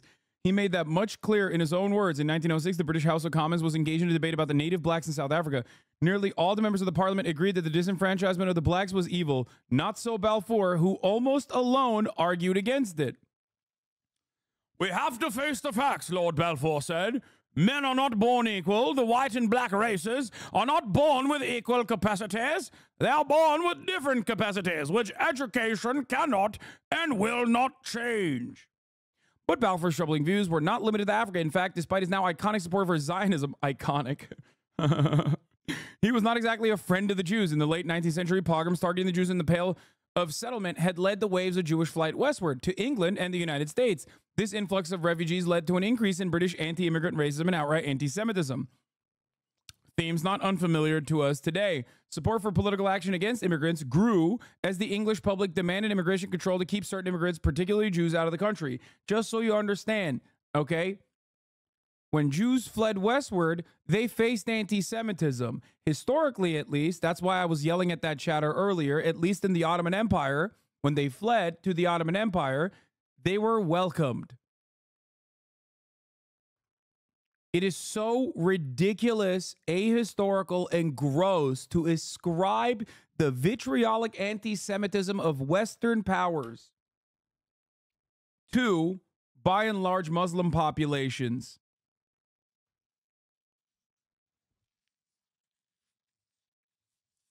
That's part of the reason why everybody loves the Israel cause, especially Germans. One, because of the collective guilt of the Holocaust, which they should feel, by the way, the collective guilt of.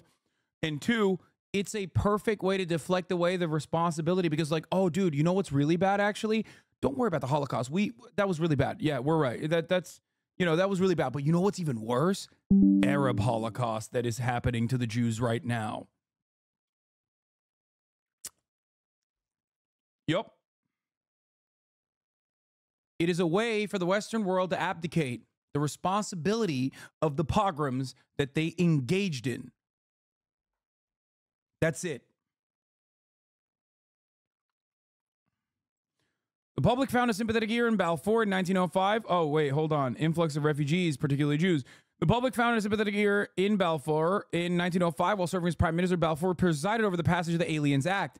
This legislation put the first restrictions on immigration into Great Britain, and it was primarily aimed at restricting Jewish immigration. According to historians, Balfour had personally delivered passionate speeches about the imperative to restrict the wave of Jews fleeing the Russian Empire entering Britain. For the record, very different than Balfour and the British Empire sending Jews en masse to a colony with the express purpose of settling and creating a settler colonial outpost. Refugees, in the way that Jews were refugees under the Ottoman Empire were welcomed. They were not in England. Making this comparison is false. It is a historical falsehood.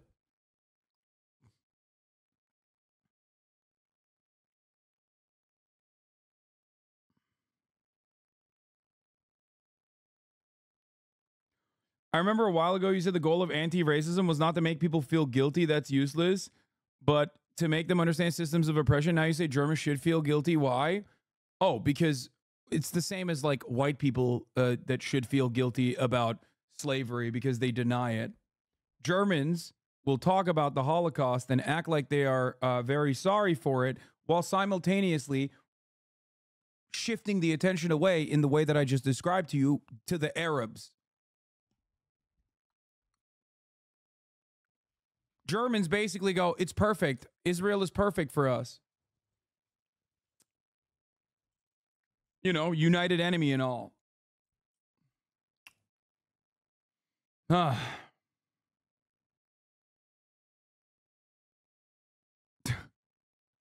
dumb. Y'all are dumb as fuck. Okay. Embodied in the Bible, social justice and all sorts of other things. And the Christian world owes the Jews because it persecuted them for 2,000 years. This debt we're now beginning to repay with the 1917 declaration favoring Zionism. But it's also worth remembering that the Jews weren't proxies or attached to the British imperial endeavor. They were happy to receive British support in 1917, and then subsequently when the British ruled Palestine for 20, 30 years, but they weren't part of the British imperial design or mission. They wanted a state for themselves, the Jews, happy to have the British support them, happy today to have the Americans support Israel. But it's not because we're stooges or extensions of American imperial interests. The British, incidentally, are always described in Arab narratives or propaganda as consistent supporters of Zionism. They weren't. The first British rulers in Palestine, 1917, 1920. Herbert Samuel. No, before Herbert Samuel. Samuel came in 1920. The British ruled there for 3 years previously, and most of the leaders, the British generals and so on, who were in Palestine, were anti-Zionist. And subsequently, in the 20s and 30s, the British occasionally curbed Zionist immigration to Palestine, and in 1939 switched horses and supported the Arab national movement and not Zionism. They turned anti-Zionist and basically said, you Arabs will rule Palestine within the next 10 years. This is what we're giving you by limiting Jewish immigration to Palestine. But the Arabs didn't actually understand what they were being given on a silver platter, Husseini again, and he said, no, we can't accept the British White Paper of May 1939, which had given the Arabs everything they wanted, basically, self-determination in an Arab majority state. So what I'm saying is the British, at some point, did support the Zionist enterprise, but at other points were less consistent in the support. And in 1939, until 1948, when they didn't vote even for partition, for Jewish statehood in Palestine, in the UN. Yeah, bro, the only time where they curbed immigration was literally because of fucking mass upheaval. The fuck?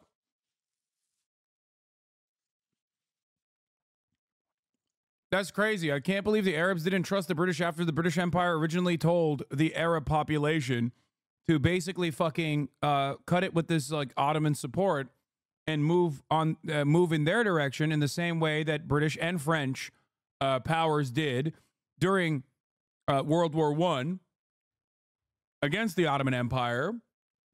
And then basically the British, for the Palestinians, were like, yeah, just kidding. We're not going to do anything about that.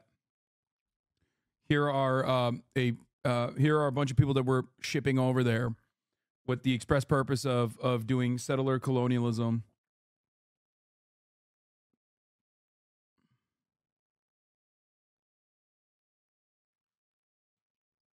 Just saying.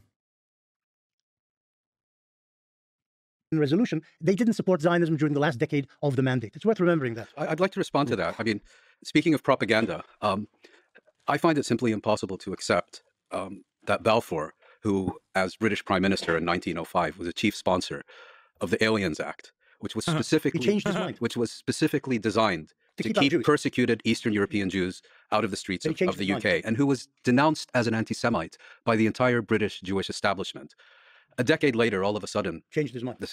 People change their minds, but when Bro said he did a growth.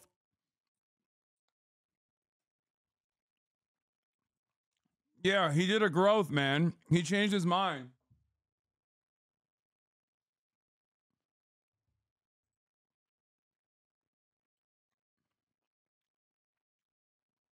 It's so crazy because he just very openly said, win-win, boys. I mean, we get the Jews out of here and we ship them off to a colony.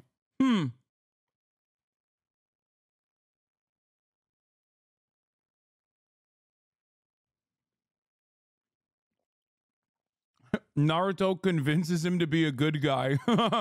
Yeah. When the changing of the mind just coincidentally happens to coincide with the British imperial interest, I think perhaps the transformation is a little more superficial than he's being given credit for. It was clearly a British imperial venture, and if there had been no threat to the Suez Canal during World War I, regardless of what Balfour would have thought about the Jews and their contribution to history and their persecution and so on, there would have been no Balfour Can I ask real quick a question on that? Why did the British ever cap immigration then from Jews to that area at all? Well, we're talking now about 1930s. Sure, but I'm saying that if the whole goal was just to be an imperialist project, like there were terrorist attacks from Jewish. Yes, but you're talking. I'll answer. Yeah, in the 40s. Yeah, and we're talking now about 1917, and as I mentioned earlier. By the way, you might think he's asking this question to like arrive at a larger point, but no, he just doesn't know anything. So he's like, wait, so why did they do that? He just actually wants to know. Here, I don't think the British had a Jewish state in mind. That's why they used the term Jewish national home. I think what they wanted was a British protectorate, loyal to and dependent upon the British. I think an outstanding review of British policy towards these issues during the Mandate has been done by Martin Bunton of the University of Victoria, and he basically makes the argument that once the British realized the mess they were in, certainly by the late 20s, early 30s, they recognized the mess they were in, the irreconcilable differences, and basically pursued a policy of just muddling on, and muddling on in the context of British rule in Palestine, whose overall purpose was to serve for the development of Zionist institutions, Yeshuv's economy, and so on, meant, even if the British were not self-consciously doing this, preparing the groundwork for the eventual establishment of a Jewish state. I don't know if that answers your question. Except they did turn anti-Zionist in 1939. Yes, of course. And maintained they were being that shot up by, maintained that Zionist. No, but Wait, I was just kidding. I thought he did actually set it up as a gotcha. It turns out he just shut the fuck up. So I guess, wait, was it not a gotcha? Okay, maybe he literally was like actually trying to learn? What? I thought he was going to have a follow-up, dude. What the fuck? before they were being shot off, but maintained that anti-Zionist posture until 1948. Okay. And if I may, just also one point. You mentioned Hajamin al-Husseini during World, entirely legitimate. But what I would also point out is that you had a Zionist organization, the Lehi. 300 people. 300 people, one of whom happened to become an Israeli prime minister, an Israeli foreign minister, a speaker of Israeli parliament. Maybe you should give his name. Yitzhak Shamir, proposing an alliance with Nazi Germany in 1941. Shamir proposed. Well, no, the Lehi proposed. Some people in the Lehi proposed. Of which Shamir was a prominent this is a red leader. herring also. No, okay, well, if he's a red herring, Lehi was is a red whale. I'm sorry. He's right. Yeah, you can't fucking bring up. You can't fuck. Oh, God. I feel so goddamn confident. I'm not going to lie. It's crazy. These motherfuckers are the most knowledgeable people on the planet on this issue. It feels good to be able to get vindicated by some of the most knowledgeable people on this issue. Yeah, I'm going to do a little bit of self-glazing, okay? Suck my dick. We're talking about... I'm a fucking idiot online who's a fucking Twitch streamer. I mean, if I can make these arguments before they make those arguments, I'm sorry, it's kind of valid in my opinion. Yeah, I'm self-sucking, whatever. I don't give a shit. This is the one area where I feel like, you know, it's worthy. Don't die from the self-suck. Let me self-suck.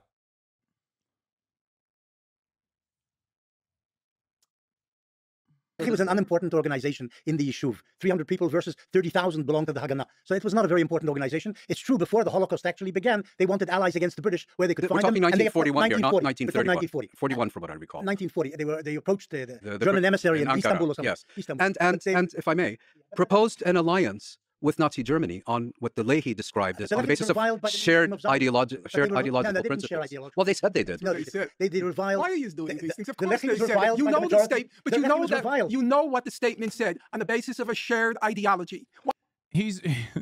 They're cooking them. Look. All I'm saying is, I don't use the Havara agreement as a counter because I think it's a fucking red herring. I told you. But if you use the mufti, then you can then it's the same exact principle. Utilizing the mufti as an indication of like the broader Palestinian project, as though like ideologically some fucking dumbass mufti that the British Empire put in a position of power, as they always do, is somehow reflective of the vows of the Palestinians, and is like motivated by anti-Semitism, is no different than saying that like Jews were motivated by Nazi principles. It's ridiculous. How come D isn't helping his boy out? Dude, he is so out of his goddamn element. It is not even fucking funny. He is learning new words, trying to fucking scroll on his iPad to like look at the corresponding Wikipedia page. He doesn't have his chat of little Hasbro trolls who are autistically fucking feeding him talking points about how like this is what you should say in this circumstance. Okay, he doesn't have any of that shit. He is outclassed, outmatched. You can fucking scan Wikipedia pages for as long as you can. You got like 8 fucking talking points. You're cooked. No factorio, no nothing. Bro sitting there like a fucking iPad kid. Goddamn. Of course, what is he gonna do? How is he gonna fucking chime in, dude? He's gonna get destroyed every time he does.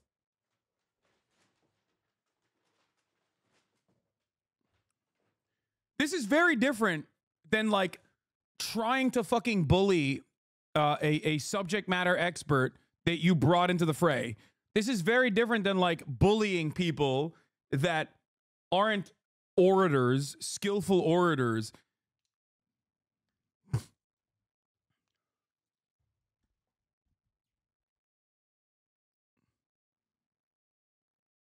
That's why it reads, every time Destiny has had like debates of this sort, whether it be Richard Wolff, whether it be Michael Brooks, whether it be like a knowledgeable person on the issue that he's talking about, it always turns into a one-on-one educational seminar.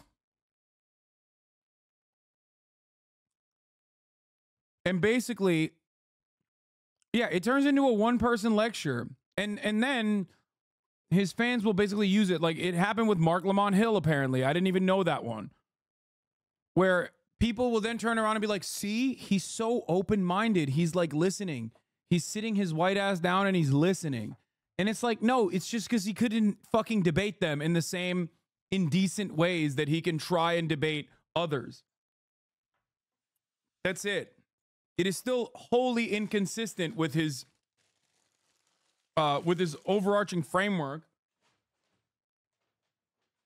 It's just that, I mean, the Ben Shapiro conversation, I would say, is the greatest example because, like, Ben Shapiro is not knowledgeable on the issues that he speaks on, just like in the same exact ways that Destiny isn't.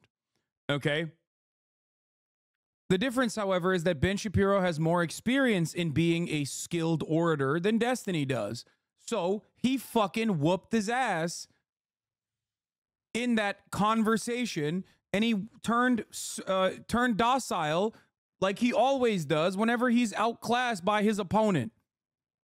And then his fucking entire fan base turns into cope mode and goes, well, it's because he was being nice because he's not supposed to be fucking aggro every time he talks to people. No, he's only got that smoke for some like random trans person on Twitter, okay? That he's like ripping to fucking shreds. He doesn't have that smoke for Ben Shapiro because Ben Shapiro's better than him at the same fucking thing he's trying to do. Not knowledgeable, neither is Destiny, but at least he's fucking better at him in rhetoric because he has a lot more runtime in this space. That's it. And before all you little boys cope, okay? Before all you little boys cope, Hasan debates against videos where no one can reply to him. Well, I've debated a shit ton of people. I've debated people on television. I debate people all the fucking time. Okay? You have made this up in your hug box that I do not debate. I debate people all the time. I just think that there are people who are valuable to debate. People with big audiences, people who have actual genuine societal harm. I don't debate for the purpose of debating because debating is not my primary content. Okay?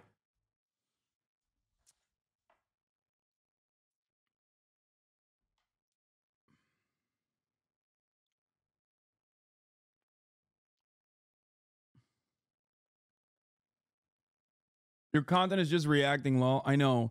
I'm very smart, XD. Dude, I can tell. I am not a debate lord. I'm not. I can tell when someone comes in here from a very particular community because like they immediately demonstrate that they don't watch and they're just repeating talking points. Even if the said talking points that they're repeating objectively are inconsistent with the reality on the stream.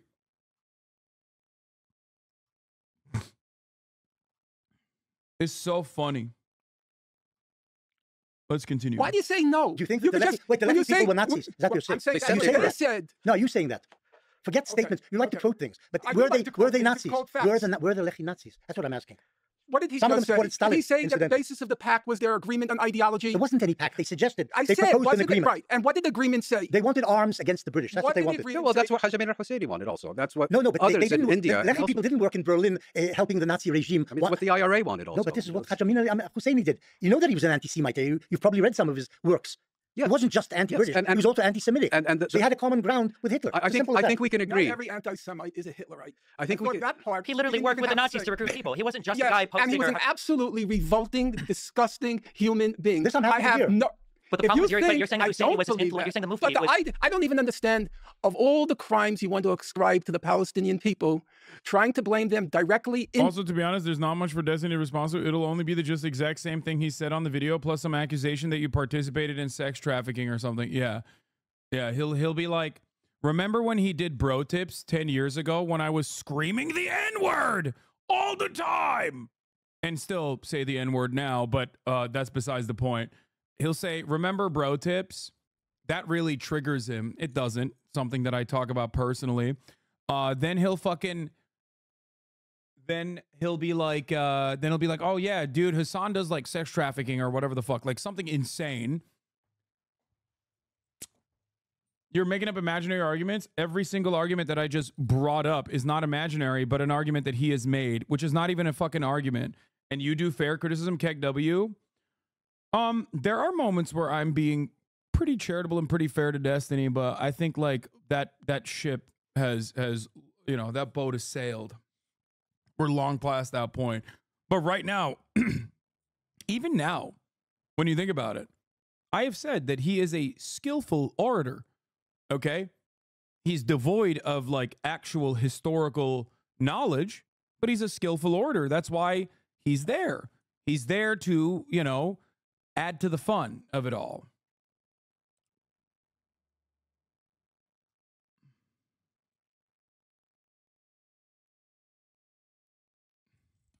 Also, I guess, I never flew to like Australia or New Zealand to fuck a fan's girlfriend only to marry him, only to divorce him after leaving my family behind. So there is that too. There is a lot. It's a target-rich environment. Anything that he can say about me, usually made up. More often than not, made up by his community. Repeated until it's like seen as the truth, even though it isn't. Like, oh, his dad is an oligarch or some shit. Not true.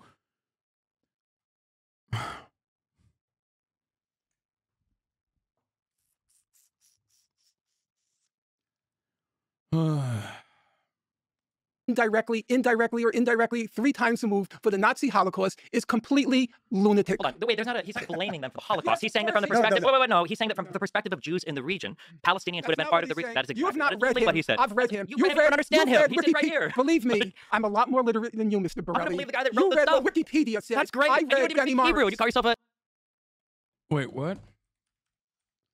What is happening right now? He found something that he can like aesthetically grab onto. It's what the IRA wanted also. No, but this is what Hasan al-Husseini did. You know that he was an anti-Semite. You've probably read some of his works. Yes. He wasn't just anti-British. Yes. And he was also anti-Semitic. So he had a common ground with Hitler. I think we can agree. Not every anti-Semite is a Hitlerite. I think we can. That part. He literally worked with the Nazis to recruit people. He wasn't just a guy posting. And he was an absolutely revolting, disgusting human being. This I'm happy to hear. But the problem is you're saying that Husseini was his influence. You're saying the Mufti was...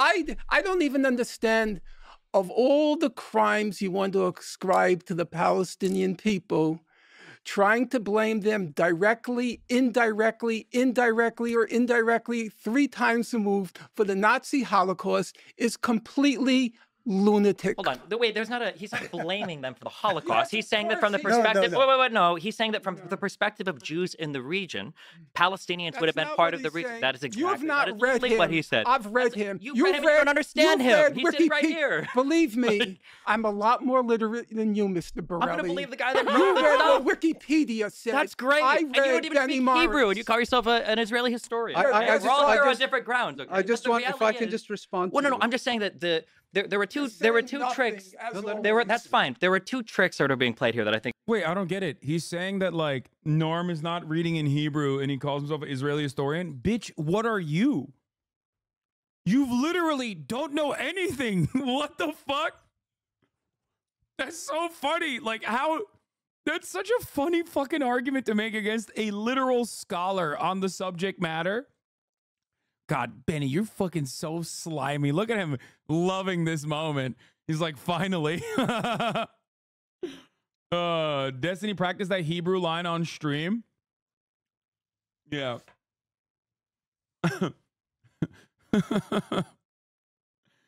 Ay, ay, ay. What is this? How come D isn't helping his boy out? Dude, he is so out of his goddamn element. It is not even fucking funny.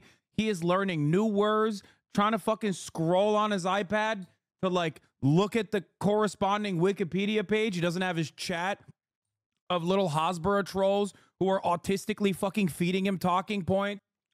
Yeah, it's pretty funny.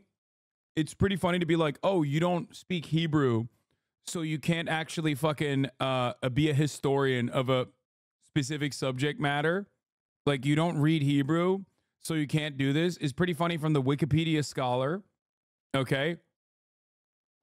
But not only that, but then like there are a shit ton of historians that are literally not allowed to be historians now by the same metric. Yeah, Chomsky reads Hebrew. Would D accept his analysis? Probably not. He's a tanky. Anyway. Think is interesting. One is you guys claim that the Leahy was trying to forge an alliance with Nazi Germany because of a shared ideology. That's what they said. Yeah, but hold on. No, wait. No. It's about what you said. You brought that up to imply that Zionism must be inexorably linked to. I'm sorry. You're putting. No. They brought it up to say it's a red herring in the same way that the fucking Palestinian mufti is a red herring. That's it. And they openly said that as well. But because Destiny cannot actually fucking argue against the actual argument presented, he has to argue against things that they're not saying. This is like 90% of debate lordism in general. This is how the debate lords operate. It's like, well, sorry, I can't contend with what you just told me. You made a logical argument. So now I'm going to act like you didn't say, act like you said something you didn't actually say at all so that I can win the argument.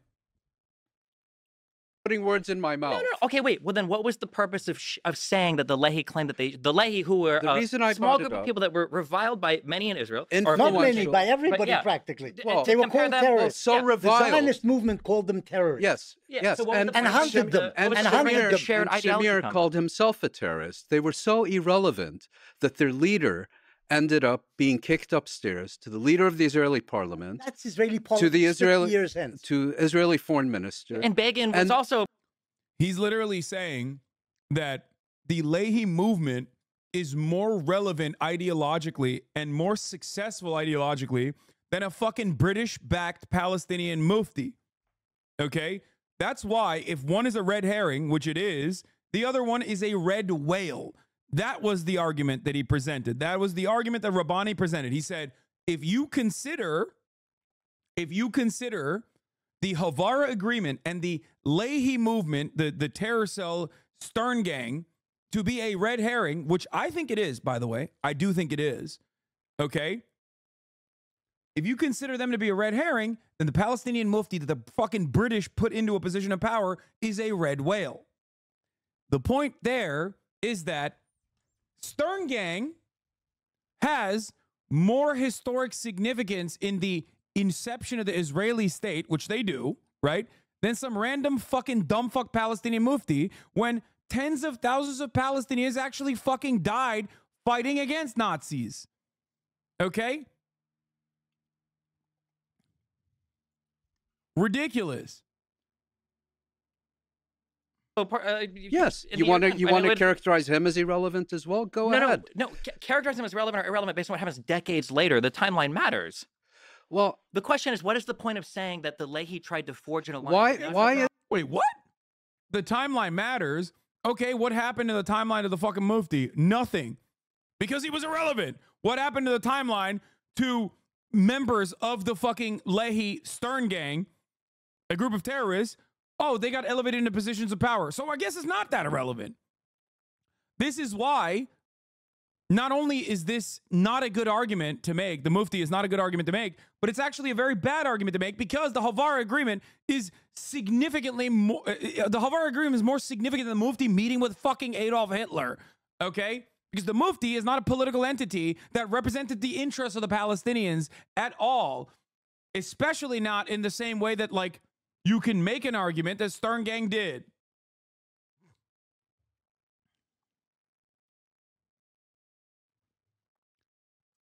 It's pretty funny because, like, those guys also then were, like, pro-USSR, but that's a different point. Why is relevant is bringing up the Mufti of Jerusalem and trying to blame the Holocaust. The Mufti was the leader of the Palestine Arab National Movement. The Leahy was 300 and he people. had as much to do with the Nazi Holocaust as I did. No, Bro. Oh, he's the leader of the fucking movement. Okay. Yeah. The Leahy were just 300 people. Okay, well, some of those guys did become leaders in Israel, so. Recruited people for the SS. How can you get away from that? No, he recruited people soldiers, for the SS. He recruited soldiers in the Balkans, mostly Kosovars, which was disgusting. I have no doubt about that. But he had he one. Also wrote letters to foreign ministers saying, "Don't let the Jews out."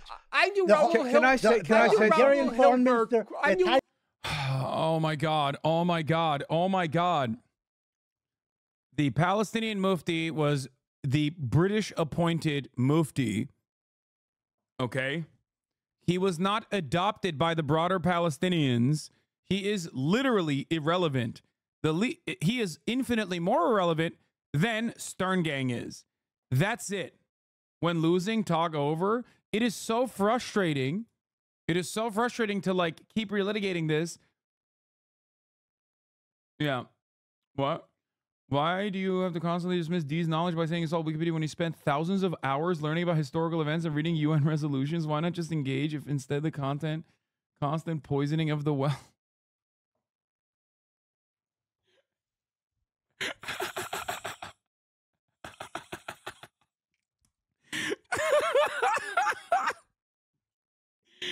Dude, I love you guys, man. Hey, you're goated, okay? You are, some of you guys are really sick. Like, actually. He's read thousands of hours. Oh, that's awesome. It's not showing in this conversation. If he did, I don't know. Maybe he needs to retain information better than goddamn. Foreign minister received letters from Husseini during the Holocaust. During the Holocaust, don't let the Jews out. This one was similar. Horror memes. Why are you making it up in your mind that he doesn't know anything? He spent months and months researching the topic while you spent your time reading tweets, you disingenuous fuck. Yeah. The notion that I get all my information from Twitter is such a funny bar from Destiny that his community repeats all the fucking time. Because when I'm reading shit on Twitter, it is literally from journalists that I then have on stream that are in the process of breaking their stories. Okay? Like, I'm sourcing information on Twitter from the very same journalists that I then also interview on stream. I'm going to the actual source. It is infinitely more productive than reading fucking Wikipedia pages after you made up your mind about how Israel is not doing a genocide, nor is it an apartheid state. He came to that conclusion on a whim. And then he fucking stood by that position and has been looking for post hoc rationalizations ever since.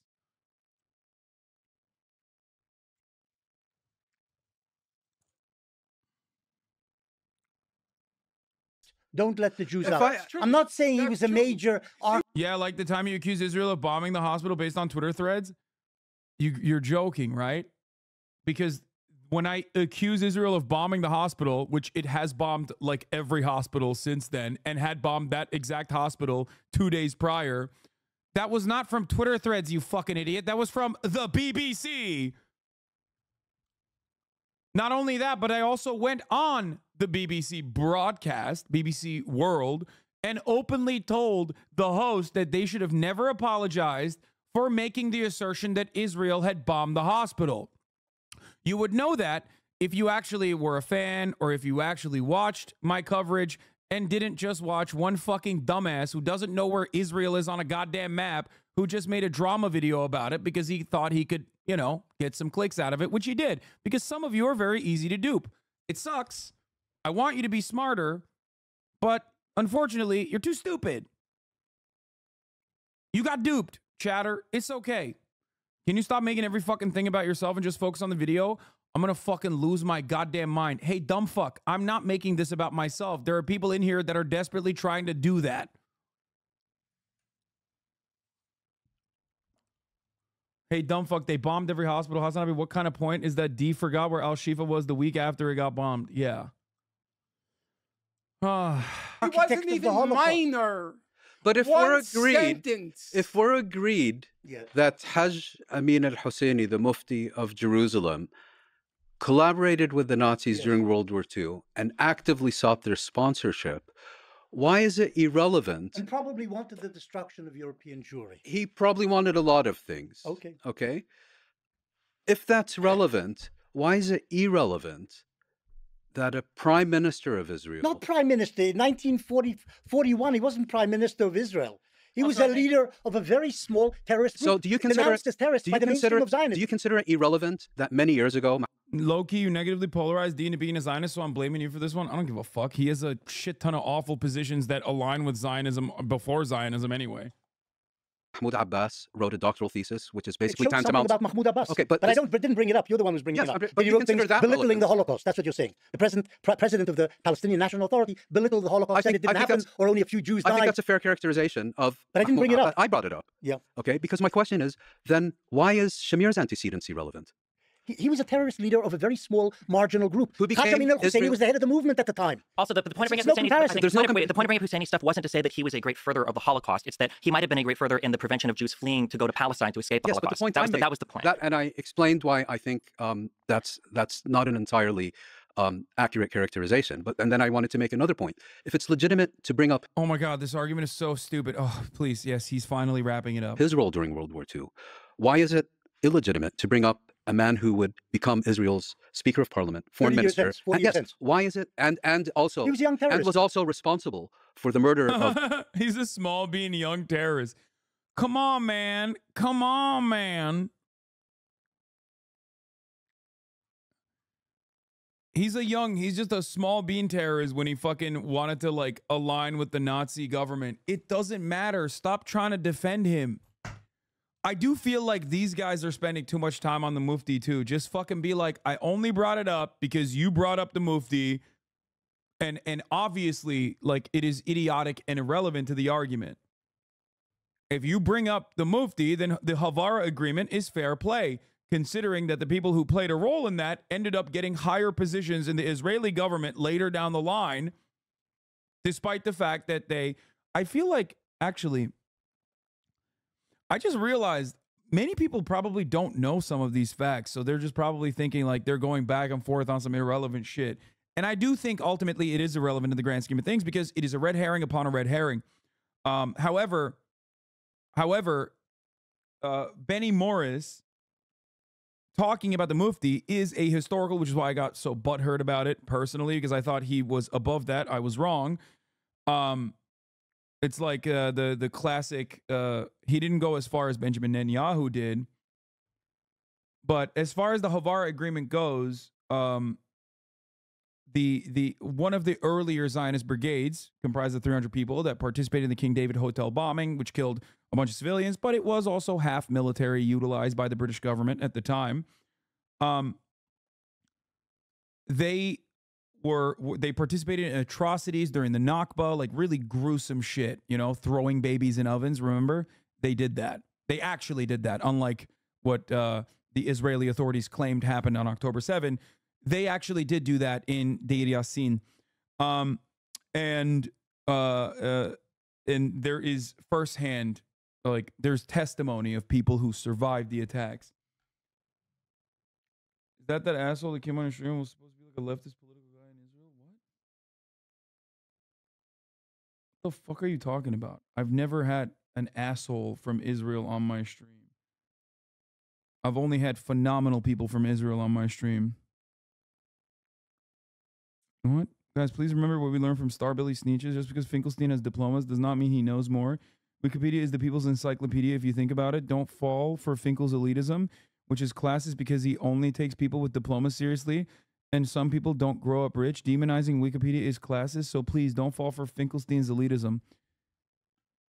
People with diplomas act like they are Sneeches with stars. Okay, Lake, you can't ban someone that just came up with an incredible fucking new copy pasta. Bro is really acting like books are not available at the library, and the only way that you can get information is from like Wikipedia summarizations after you made you made your position known and are engaging in post hoc rationalizations exclusively for spirited debate that your audience will eat up. Guys, you can't. It's too long for a copy pasta. You're all going to get fucking banned by Fossabot. Stop posting it. The copy pasta is too long. Fossabot is clapping you like it did him.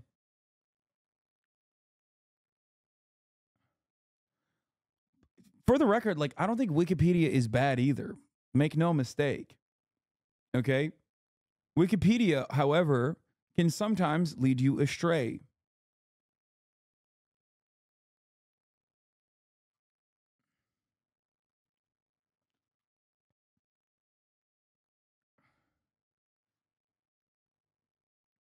I don't know what Sneeches, Star-Bellied Sneeches is because I didn't read the Wikipedia for it. Wikipedia is the people's encyclopedia. Don't be classist. I'm not even anti-Wikipedia. Wikipedia is the most communist fucking institution out there, okay? Dr. Snooze? Seuss? Dr. Seuss? Dr. Snooze. Of the United Nations' first international envoy, Bernadotte, Foki Bernadotte. Why is all that irrelevant? I don't understand. I think that the reason why he was brought up was because Jewish people in this time period would have viewed it as there's a prevention of Jews leaving Europe because of the Palestinians pressuring the British to put a curb at 75,000.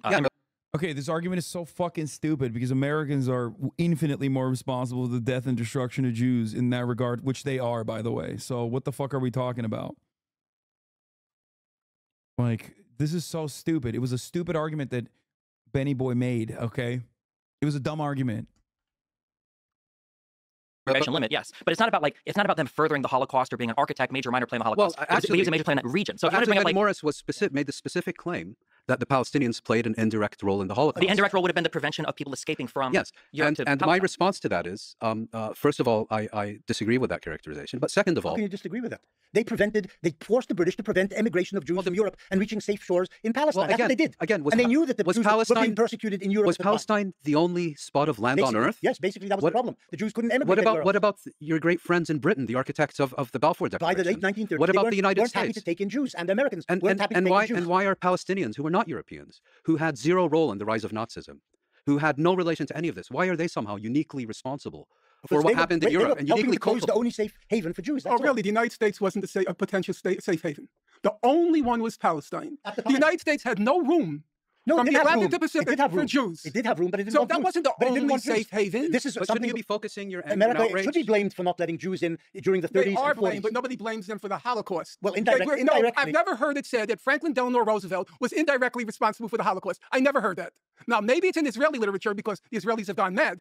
Yes, your prime minister said the whole idea of the gas chambers came from the Mufti of Jerusalem. That's nonsense. Yeah, but we all know said that's it, nonsense. But we also know that Netanyahu said it. Netanyahu says so many things which are And he absurd happens to or be the simple prime lies. longest I cannot serving be prime minister responsible of for them. Israel. I can't be You're not responsible for them. responsible for them, but it is relevant that he's the longest serving prime minister of Israel. Unfortunately, it says something about the Israeli public. Yes, I and he agree. gets elected not despite saying such things, but because he says His such voters things. don't care about Hajj Amin al-Husseini or Hitler. They know nothing about his You may voters. well be right. His base know nothing about anything, and he can say what he likes, and they'll say yes, so they don't care if he says these things. You may well be right, but anyway, not to beat a dead horse, but I still don't Let's not beat a understand. dead horse, you're right. I'll just conclude by saying I don't understand why the Mufti of Jerusalem is relevant. He is relevant. He is relevant. But The head of the Yitzhak national Shamir is not Palestinian. Because Shamir wasn't. He said he's relevant because I said so. But other people that you're bringing up are irrelevant because I also said so. The head of the national movement. He represented 100 or 200 or 300 gunmen who were considered terrorists by the Zionist movement at the time. The fact that 30 years later he becomes prime minister, that's the crux of history. But Hajj Amin al-Husseini was the head of the Palestine Arab National Movement at the time. Anyway, what can you do? I think we're speaking past each other. We're not. So I'll leave it there. I'm talking facts. Let's move to the modern day, and we'll return to history, maybe 67 and other important moments. But let's look to today, in the recent months. October 7th. Let me ask sort of a pointed question. Was October 7th attacks by Hamas on Israel genocidal? Was it an act of ethnic cleansing? Just so we lay out the moral calculus that we are engaged in. Maybe it was the problem with October 7th is this: the Hamas fighters who invaded southern Israel were ordered to murder, rape, and do all the nasty things that they did, and they killed some 1,200 Israelis that day, and abducted them, as we know, something like 250 civilians, mostly civilians, also some soldiers, took them back to Gaza, dungeons in Gaza. But they were motivated not just by the words of their current leader. The dungeons in Gaza, bro. Jesus Christ. Yeah, back to their layers. In the Gaza Strip, but by their ideology, which is embedded in their charter from 1988, if I remember correctly. And that charter is genocidal. It says that the Jews must be eradicated, basically, from the Oh, God, he's so bad. It's just like every Zionist talking point basically devolves into like the absolute dumbest person you've ever heard. It's just like, oh yeah, the 1988 charter, they were operating on pure anti-Semitic vitriol. They're doing a genocide. Like they were trying to do genocide. Holy moly. Dude, you're a historian. The fuck? Yeah, the charter did change in 2017. Not that it fucking matters, okay? You're just basically You're basically picking and choosing. Land of Israel from Palestine. The Jews are described there as sons of apes and pigs. The Jews are a base people, killers of prophets, and they should not exist in Palestine. It doesn't say that they necessarily should be murdered all around the world, the Hamas Charter, but certainly the Jews should be eliminated from Palestine. And this is the driving... Yeah, the killing of 30,000 Gazans is not genocide, but October 7 is. Yeah.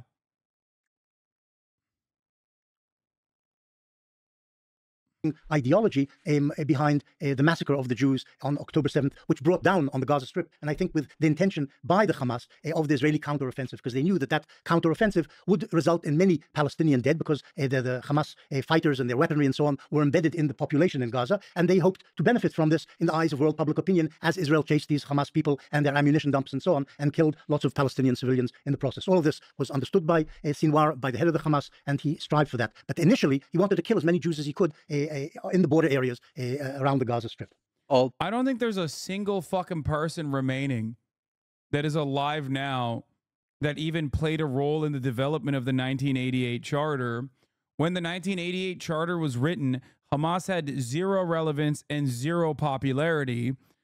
In 2017, they were a significantly more relevant force when they actually updated their charter. But Hasan is irrelevant. Hasan has AIDS. Are you gay? D-Man is the best. Bro, they are not sending their best, okay? Let me tell you.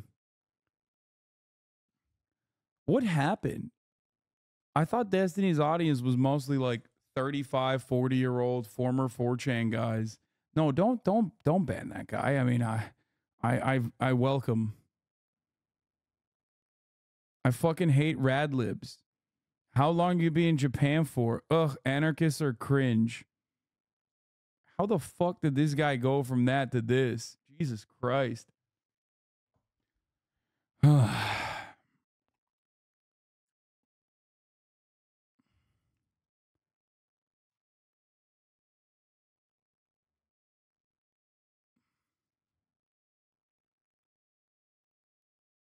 No, don't. I thought they were like older. That's like a legit 12-year-old, I think. That guy. How did this happen? Respond directly to the points you made, and then I'll leave it to Norm to bring in the historical context. That Hamas charter is from the 90s, I think? 1988. 1988, so it's from the 80s. I think your characterization of that charter as anti-Semitic is indisputable. Okay. I think your characterization of that charter as genocidal is off the mark. It's implicit. And more importantly, that charter has been superseded by a new charter. It, in fact, has been, well, there is There is no new charter. There is an explanation, a statement they made 2018, in a political 2000 and something, 18. 2018, supposedly clarifying things which are in the charter, but it doesn't actually step back from what the charter says. Eliminate Israel, eliminate the Jews from the land of Israel. In 2018, the Hamas charter, if we look at the current version of the charter, It's not called a whether- charter. whether- whether You're you- calling it a charter. It wasn't. it The only makes- thing called the charter is what was issued in 1988 by Yassin himself. Oh, shit. Damn. Only the 1988 charter is relevant because it suits my argument. That's cool, man. Yeah, he's like, actually, it doesn't matter. When Hamas was like only a couple years into not being like an Islamic charity and a Muslim Brotherhood cutout, their charter, when they couldn't even get like fucking 1% support from the Palestinian population, that's when the charter was relevant. Not when they actually became a legitimate political entity. Also, Balfour can change his mind, but Hamas cannot change their minds. A lot of biases coming out to play here, I think, in with respect to like white dudes capable of change and growth, Arabs not capable of change, and also almost always responsible. Mufti, very responsible for the Holocaust. But, by that very same principle, the dudes who, specifically went to higher positions in the Israeli government later on, in the original, a couple decades prior or a decade prior, they actually committed atrocities personally. And then on top of that, tried to align with Nazi Germany. Well, those guys are irrelevant. It's just like, this is reactionary thinking, okay? This is reactionary thinking. This is the problem with reactionary thinking, is that, like, you end up arriving at all of these conclusions where you say, the people that I decided are bad and cannot have rational motivations that are grounded within, like, morality that I would agree with. And the people that I do agree with are always good, even when they're doing bad things. You're a fucking freak for thinking that, bro. What? Thinking what? That at the top of the hour there isn't a 3-minute ad break? Is that what you're going to say? Come on, dude.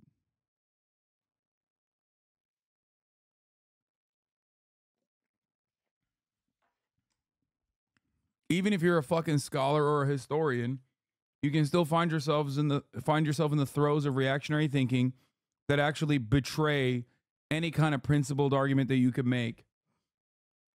I did expect more from Benny Morris. I did. Like, obviously, I disagree with him, but I thought at least he would, like, try to frame the conversation in a way that, like, is a little bit more nuanced. Like, I thought he wouldn't be giving, like, he's not doing the Rabbi Shmuley argument, but he's coming close to it.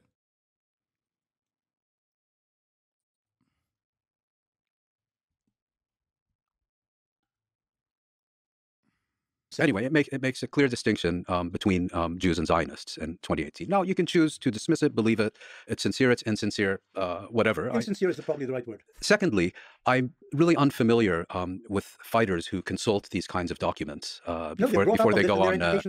In the kindergarten, they're told, kill the Jews. They practice with make-believe guns and uniforms when they're 5 years old in the kindergartens of the Hamas. At the Oh, God. Every Hasbara line is coming out.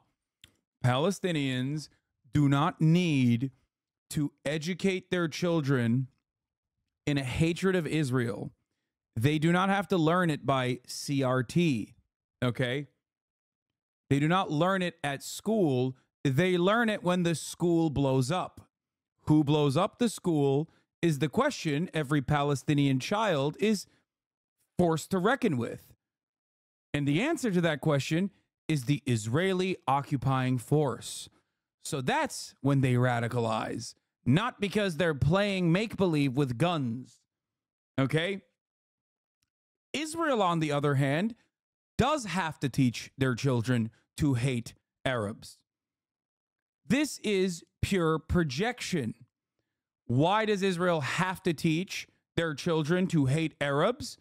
Well, because they are the colonial entity here. They are the occupying force. They are the state. They have all of the rights and responsibilities and the monopoly on violence that the state has.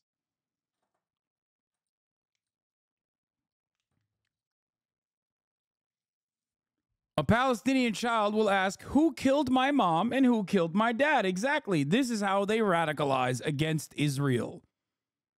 Okay? Israel doesn't teach much, Israel doesn't as much teach hate, they teach fear. Yes. That's how it works, though. That's how hatred festers.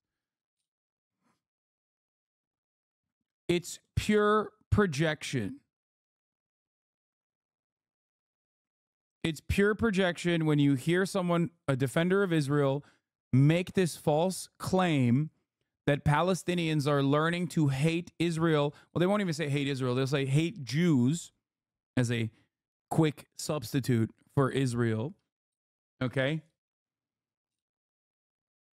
When they don't learn that hatred, they live it. They actually experience the results of the Israeli hatred, and then they radicalize.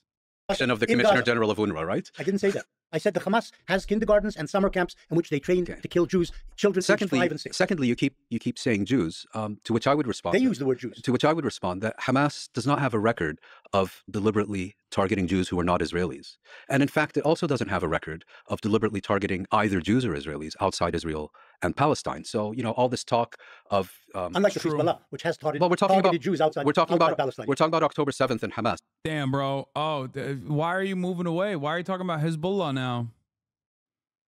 Hezbollah doesn't operate inside of Palestine. As a whole different can of worms. Hezbollah, also a creation in many ways of the Israeli state's violent actions in Lebanon.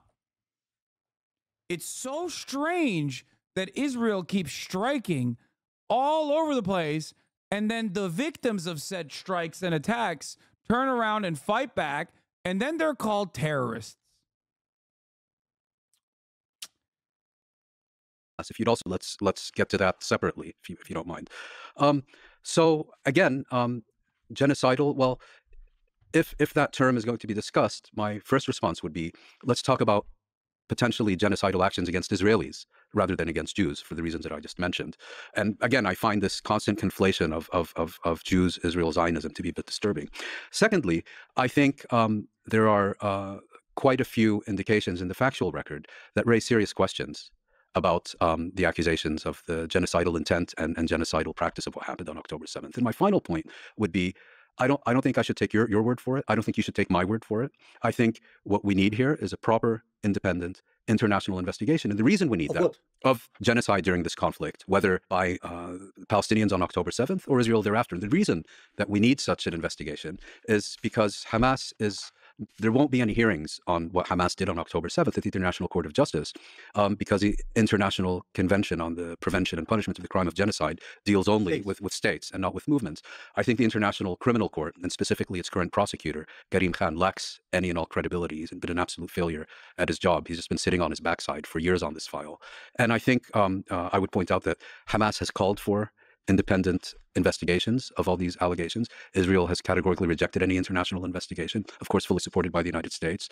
And I think what is required is to have credible investigations of these things, because I don't think you're going to convince me. I don't think I'm going to convince you. And this is two people sitting across the table from each other. No, there's certain things you don't even have to investigate. You know how many citizens, civilians died in the October 7th assault. Yes, but that's not... You know that there are lots of allegations of rape. I don't know how persuaded you are of those. They did find bodies without heads, which is there were no Islamic. Of infants. There were some beheadings, apparently. The Israelis didn't even claim that in the document they submitted before the ICJ. Go read what your government submitted. It never mentioned beheadings. So as far as I know, some people were beheaded. But we could bring it up right now. You also deny that there were rapes there. I didn't deny. I said I've not seen convincing evidence that confirms it. I've said that from day one, and I'll say it today, 4.5 months later. Do you know that they killed 800 or 900 civilians in their assault? Absolutely. That seems to me indisputable. Oh, okay. Well, I've said that from day one. That's so...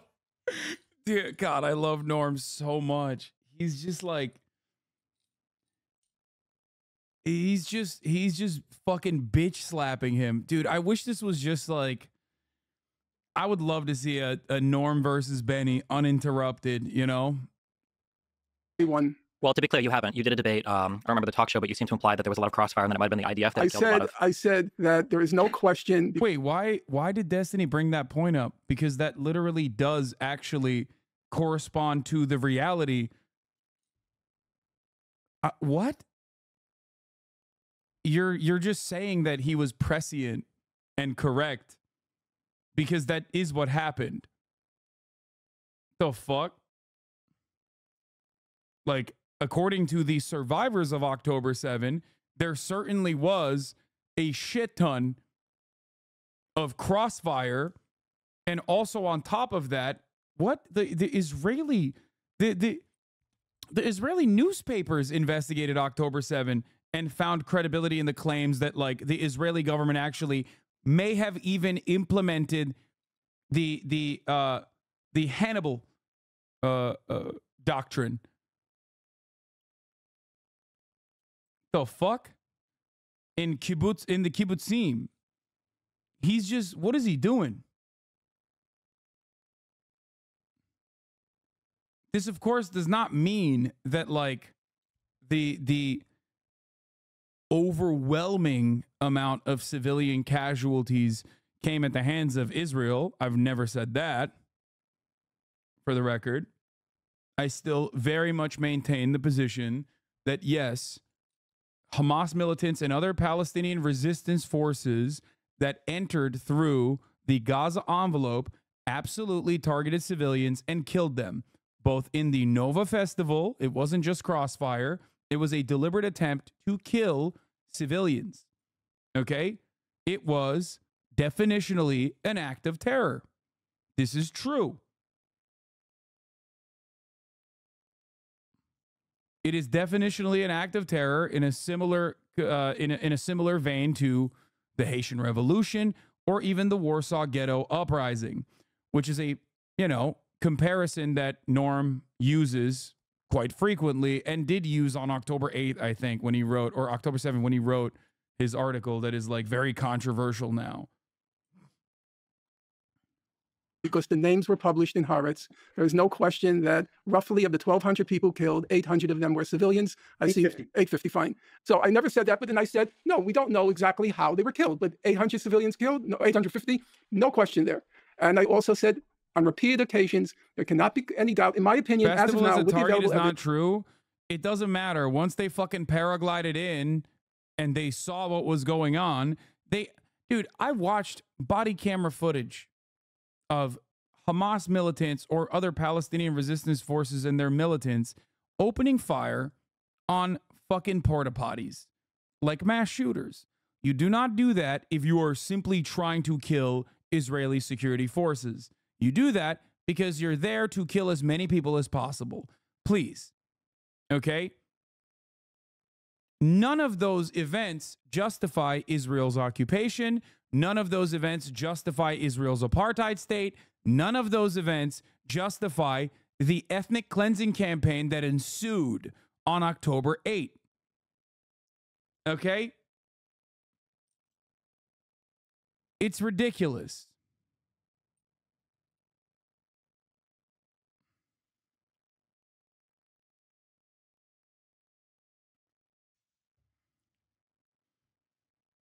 The actual targets that they were trying to hit and successfully did hit were military bases. Having said that, however, they did definitely seek out outposts like the kibbutzim that they consider a military target that I do not.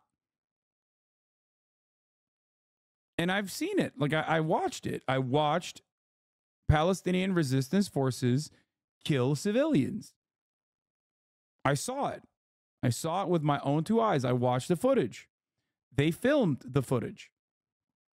There is no reason to try to portray the broader Palestinian population or even the Palestinian resistance as perfect victims. Because I'm not in the business of trying to paint a black and white picture unless we're talking about the morality of an apartheid regime. Because the apartheid regime is a black and white picture. The morality is clear. Apartheid is wrong. There is no justification for it. Okay? The correct approach to October 7 is to lay the blame squarely on the Israeli apartheid state. And if survivors from the kibbutzim could come to that conclusion, you should at least honor their perspective and honor their experiences. I think a lot of people get lost in their endless ways of trying to fit a perfect narrative. You mean actual settler outposts or just sites where they gather? No, like the justification for targeting the kibbutzim is that like they are deliberately designed to be the first line of defense against Palestinians, and therefore they're technically perceived as a military outpost, even if it is comprised entirely of unarmed non-militants. I do not agree. I'm saying that I do not agree with that assessment. I think that they are still civilian outposts. And most of the people that died in those civilian outposts were civilians. They were women, children. Some of them actually died due to artillery fire from the Israeli occupying force, for sure. But it's not like the West Bank. That's not true. They are not unarmed, and many reservists and retired IDF. It doesn't matter, bro. Come on. Under international conflict, there are rules of engagement. What the fuck are you talking about? Once a Hamas militant is rendered out of combat because of injuries or because they no longer are holding up a weapon, you're not allowed to kill them. Okay? It would be considered a war crime. In the same vein, if you go into a kibbutzim and there are veterans there of the IDF, right? And you kill them, you're still, and they're unarmed, which many were, they are non-combatants. This is still a war crime.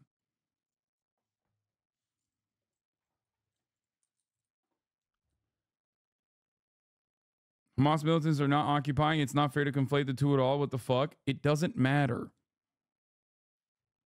What? What are you talking about? It's not about an occupation. It's about what you are allowed to do and what you're not allowed to do.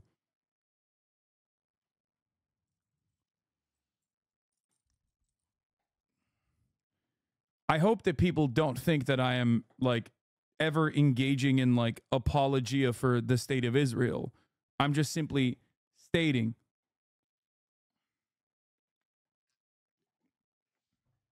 what my assessment is.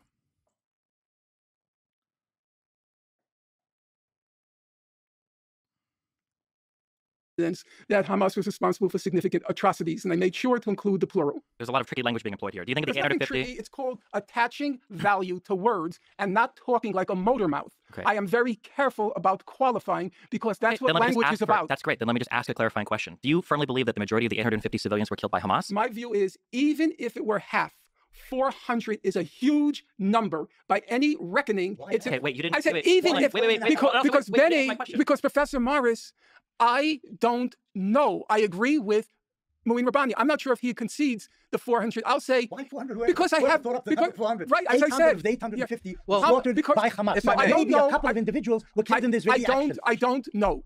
You're saying from Professor day one you Morris, believe this Professor- particular thing. You Professor clearly Morris, don't. You clearly I don't said believe this from thing. You don't. day one, I You said no, people died. That's not no, controversial. Wait, hold on. If I may. That's not controversial. Mr. Bennell, I attach value to words. Yes, you said that. When You value them. when Stop I repeating was, so yes, much. Mr. Bennell, please slow down.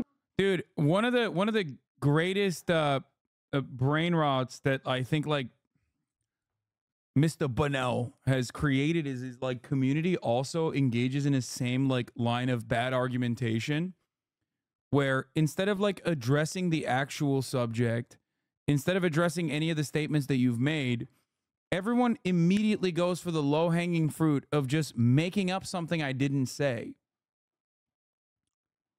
And it's weird because like you try to virtue signal and act like you actually are simply trying to understand my position. Well, then ask me a question. So many people just turn around and make accusations that they frame as though they're simply curious or just asking questions. It's so weird. I can't argue with your delusions, man. Why are you so permanently stuck in like trying to find a moment of hypocrisy or a gotcha? This is not valuable discourse. You can't do it. The speech and attempt to listen. When I was explicitly asked by Piers Morgan, I said there can be no question that Hamas committed atrocities I've heard this, on yes. October 7th. If you want me to pin down a number, I can't do that. And ask you to but pin I down a may- number. You can listen to You what I'm mean saying. ask No, me? my question is, Okay. I'll ask Mr. a Bennell, very I precise cannot question. listen to you because Excuse you're me. not. It's a very easy If I question. understood your question correctly. My question is, do you think the majority of the people that were killed on Yes. October 7th, civilians, were killed by Hamas, Yes. or are we subscribing to the idea that the IDF killed hundreds, No, 400 or 500? no, in the but let crossfire? me explain why that's a difficult question to answer. The total number of civilians killed was 800, 850. Mhm. We know that Hamas is responsible probably for the majority of those killings. We also know that there were killings by Islamic Jihad. We also know... We're bunching together the Islamic Jihad and the Hamas. So that's Well, splitting his hairs question now. was No, but he specifically means, about- he No, means it's the clear. Raiders. He means the I'm Raiders. speaking in opposition to the conspiracy theory that people like. Do you prefer Norm or Professor Finkelstein, or what do you? I don't know how you prefer. Well, it's not a conspiracy theory. Well, the because conspiracy theory is the idea that the IDF killed the majority of them. it's not a conspiracy theory. And then there's also a theory that, as Norm pointed out on the show that he was on, that he thought The IDF killed the majority of the civilians is not something that Norm Finkelstein, as far as I know, has said.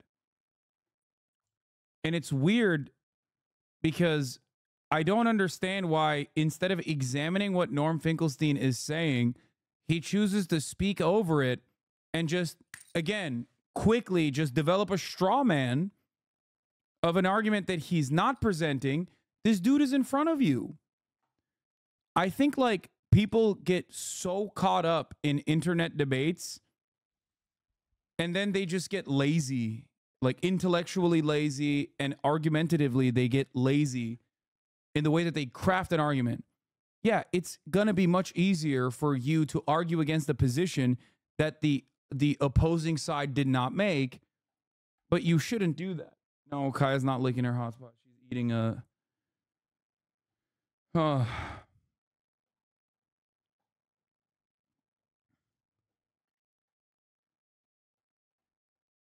It doesn't make any sense to continue with this line of questioning because it's built on top of a faulty premise that could very easily be, if one was genuinely interested in finding the truth, it could be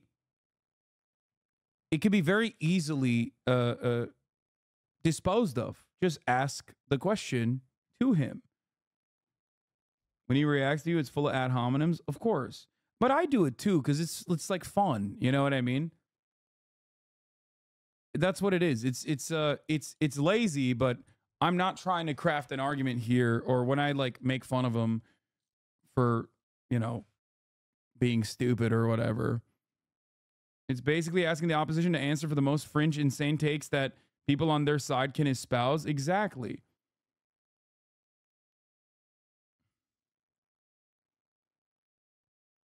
Thought that it was very strange that, given how reputable Israeli services are when it comes to sending ambulances, retrieving bodies. Like, how can you say so much and still say so little at the same time? Again, not addressing anything that I did, just hyper focusing on like what you perceive as the optics are here. It's just, you're not doing anything. You didn't do anything. You're just trying to derail the stream. You know what I mean? Is very strange that, given how reputable Israeli services are when it comes to sending ambulances, retrieving bodies, he thought it was very strange that that number was continually being adjusted. And do you know so why? When you say that in combination with, well, I'm not sure how many were killed. Well, do you know why the number? Do you know why the number went down? The number went down because the Israeli authorities were in possession of 200 corpses that were burned to a crisp that they assumed were Israelis who had been killed on October 7th. They later determined that these were in fact Palestinian fighters. Now, how does a Palestinian fighter get burned to a crisp?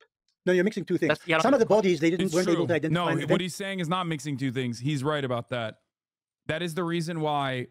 That is the reason why, according to Haaretz, that they lowered the number. Actually, they ruled that some of them were actually Arab marauders rather than Israeli victims. A few of them also, of the Jews, were burnt to a crisp. And it took them time to work this out. And they came out initially with a slightly higher figure, 1,400 dead, and eventually reduced it to 1,200 and the dead reason Israelis. And the reason is that a proportion of Israeli civilians killed on October 7th, I don't believe it was a majority. We don't know how many. Some were killed in crossfire.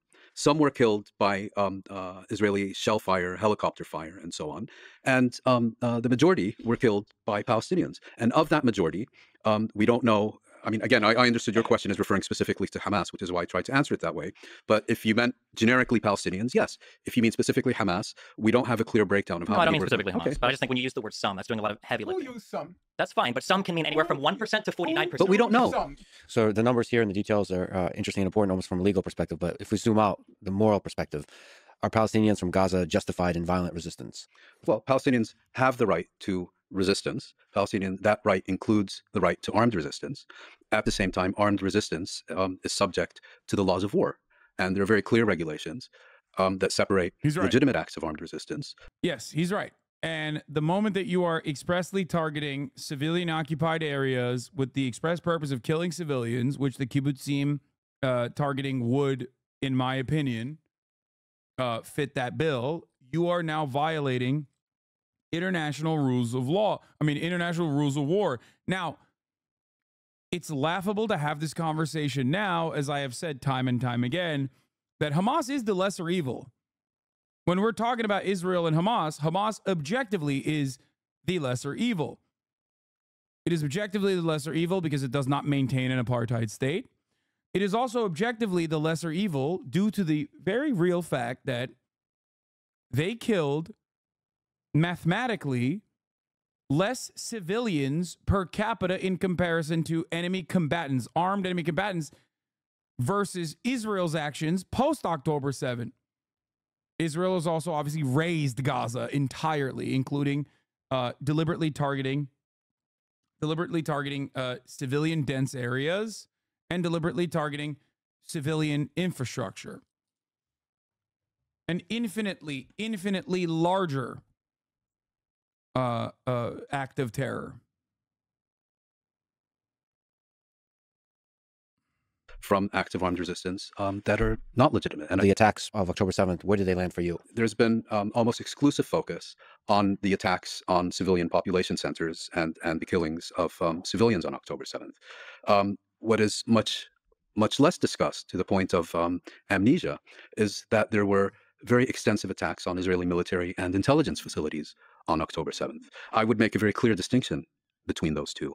And secondly, I'm not sure that I would characterize the efforts by Palestinians on October 7th to seize Israeli territory and Israeli population centers as in and of themselves illegitimate. You mean attacking Israeli civilians? No, legitimate? no, that's not what I said. Understand what you said. I think what you had on October 7th was an effort by Hamas to seize Israeli territory and population centers. And kill civilians. That's not what I said.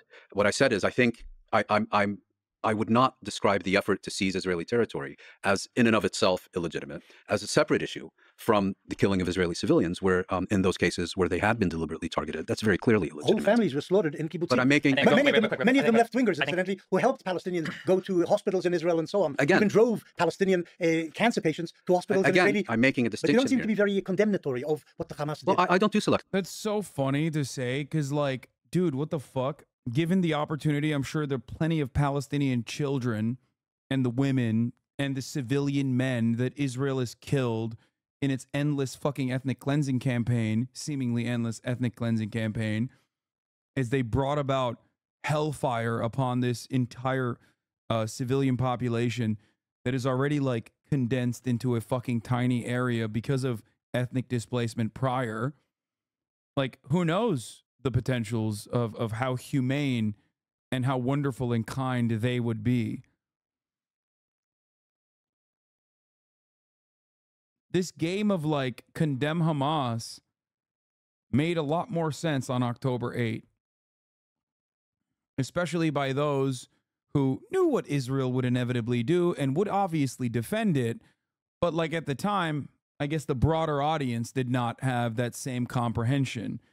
Maybe because, one, they weren't paying attention before, or two, never really thought it could get this bad.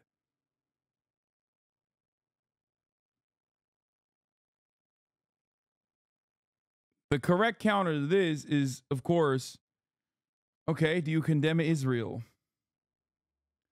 Not gonna lie, I don't think the goal of October 7th was anything other than getting the highest KD ratio possible. No, the goals of October 7 were laid clear by the very same people. People always love picking and choosing, like, certain Hamas leadership and what they've said, and not others when it doesn't suit their interests. I do not fault you for not knowing what they've said because it's not usually heavily publicized. This was a military operation to do as much damage as possible. Certainly, part of that is killing civilians. But the military operation in and of itself was to secure as many hostages as possible. And they thought that they would have severe limitations, severe hurdles in the Israeli security apparatus that didn't actually, that fell through pretty easily. They were shocked by their own success in that regard. They made it very clear that they said that their goal was to kill IDF soldiers, take over military checkpoints, like take over the surveillance base and other military bases. Beyond that, of course, once the barrier was penetrated, there were certainly criminal elements that also went in. There were plenty of civilians that went in that with no, like, criminal intent or weren't, like, trying to do something awful, but just to simply go in and fucking go into someone's house or watch Netflix even. This is all recorded heavily if you read Haaretz, right? But their ultimate aim was to secure hostages so that they could engage in negotiations and try to do a mutual hostage release and also build a port in Gaza. Those were the demands. The demands were build a port in Gaza and engage in hostage negotiations, including high-profile hostages.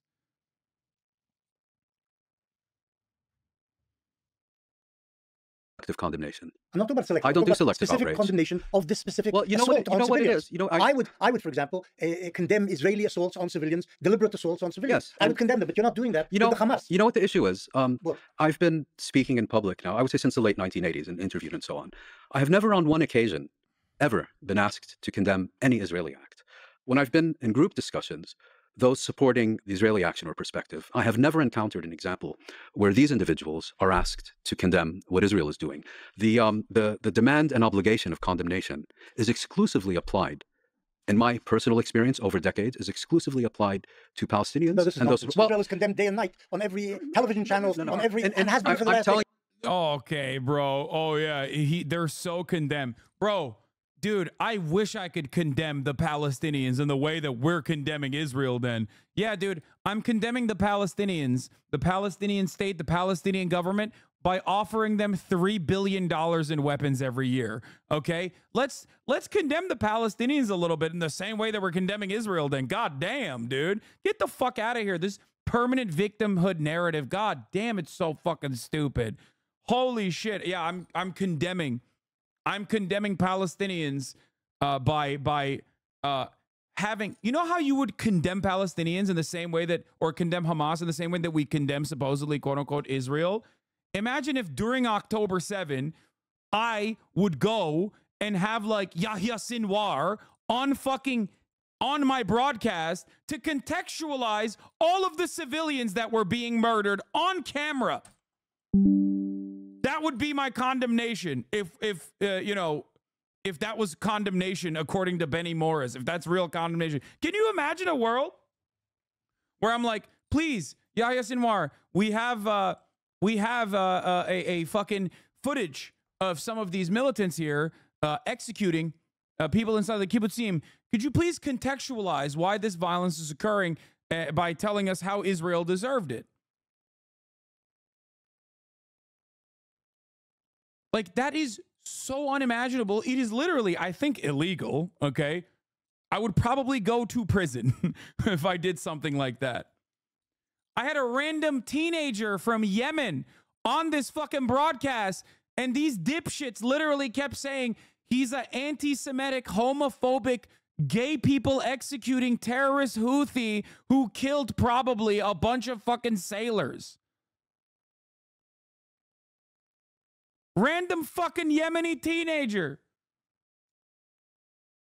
who in the interview said he's not anti-Semitic, that he's totally on board with anti-Zionist Jews, which was shocking for him to even learn about. Not a militant, and literally said he was not Houthi.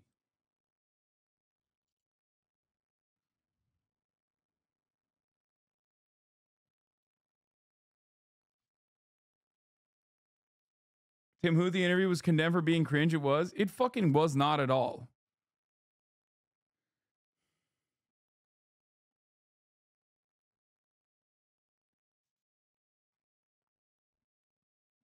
Didn't you brand it as him being a Houthi interview, though? Brother, I didn't know anything about him. Okay? And that is the reason why I asked them questions in that process.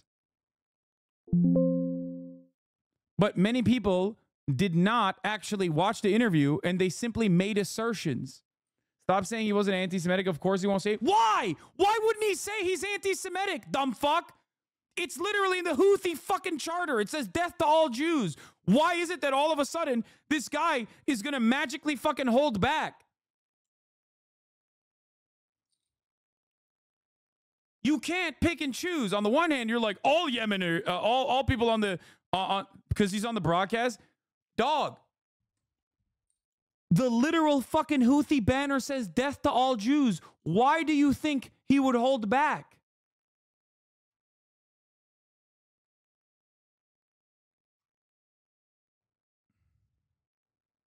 I thought he wasn't a Houthi because he's not. Yeah. Does he not want to get fired from the Houthis? Yeah, he's a part of the Houthis.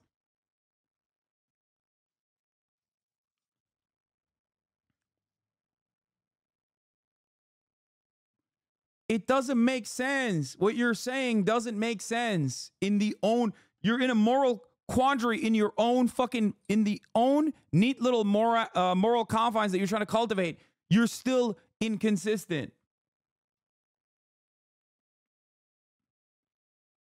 Dude's been getting fucking blown up his whole goddamn life, okay? He withstood a genocide. I don't think he gives a shit about, like, American sensibilities. Oh. I love the argument that it's like he's actually still anti-Semitic, but he's also cognizant. He's anti-Semitic, but he's cognizant, and he's like secretly hiding his anti-Semitism. But also simultaneously, the Houthis, which he said he's not a part of, I believe he is a part of, who literally have in their fucking banner, death to all Jews. How'd that work? How'd that happen? So on the one hand, they're very open about it, that they fucking put it on a goddamn banner, but also simultaneously super secretive about it. It doesn't say that. It says curse the Jews or some shit, not death to all Jews. It says curse the Jews. Sorry.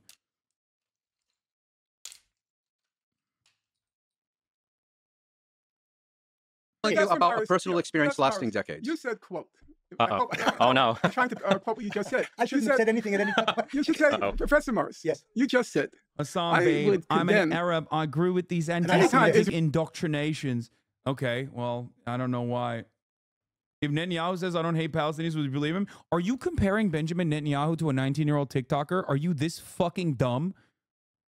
Are you actually this fucking stupid? Hello? Is there something wrong with your brain? Benjamin Netanyahu is personally responsible for the death and destruction of thousands of Palestinians. It is not the same, you fucking idiot. You have no reason to believe that that person has killed a single person, Jewish or not, like not a single person. I do not, like, here is a better analogy that you should make if you understood the argument. If I brought a random Jewish person from Israel on this broadcast and then immediately were like, well, you're secretly a hater of Palestinians, okay? You must be because you're a Jew in Israel, right? You're so fucking stupid. If I brought a random Israeli Jewish teenager on this broadcast and then started fucking making these assertions about them, it would be the same as what you're trying to do to the Yemeni teen, okay? Except I have had Israeli Jewish teenagers on this broadcast. I don't know if you recall, you probably weren't here for that. They were conscientious objectors, as a matter of fact, because I'm not some fucking freak lord who automatically assumes that if someone is Israeli or Jewish, that they fucking want to do genocide to the entire Palestinian population. That's the difference.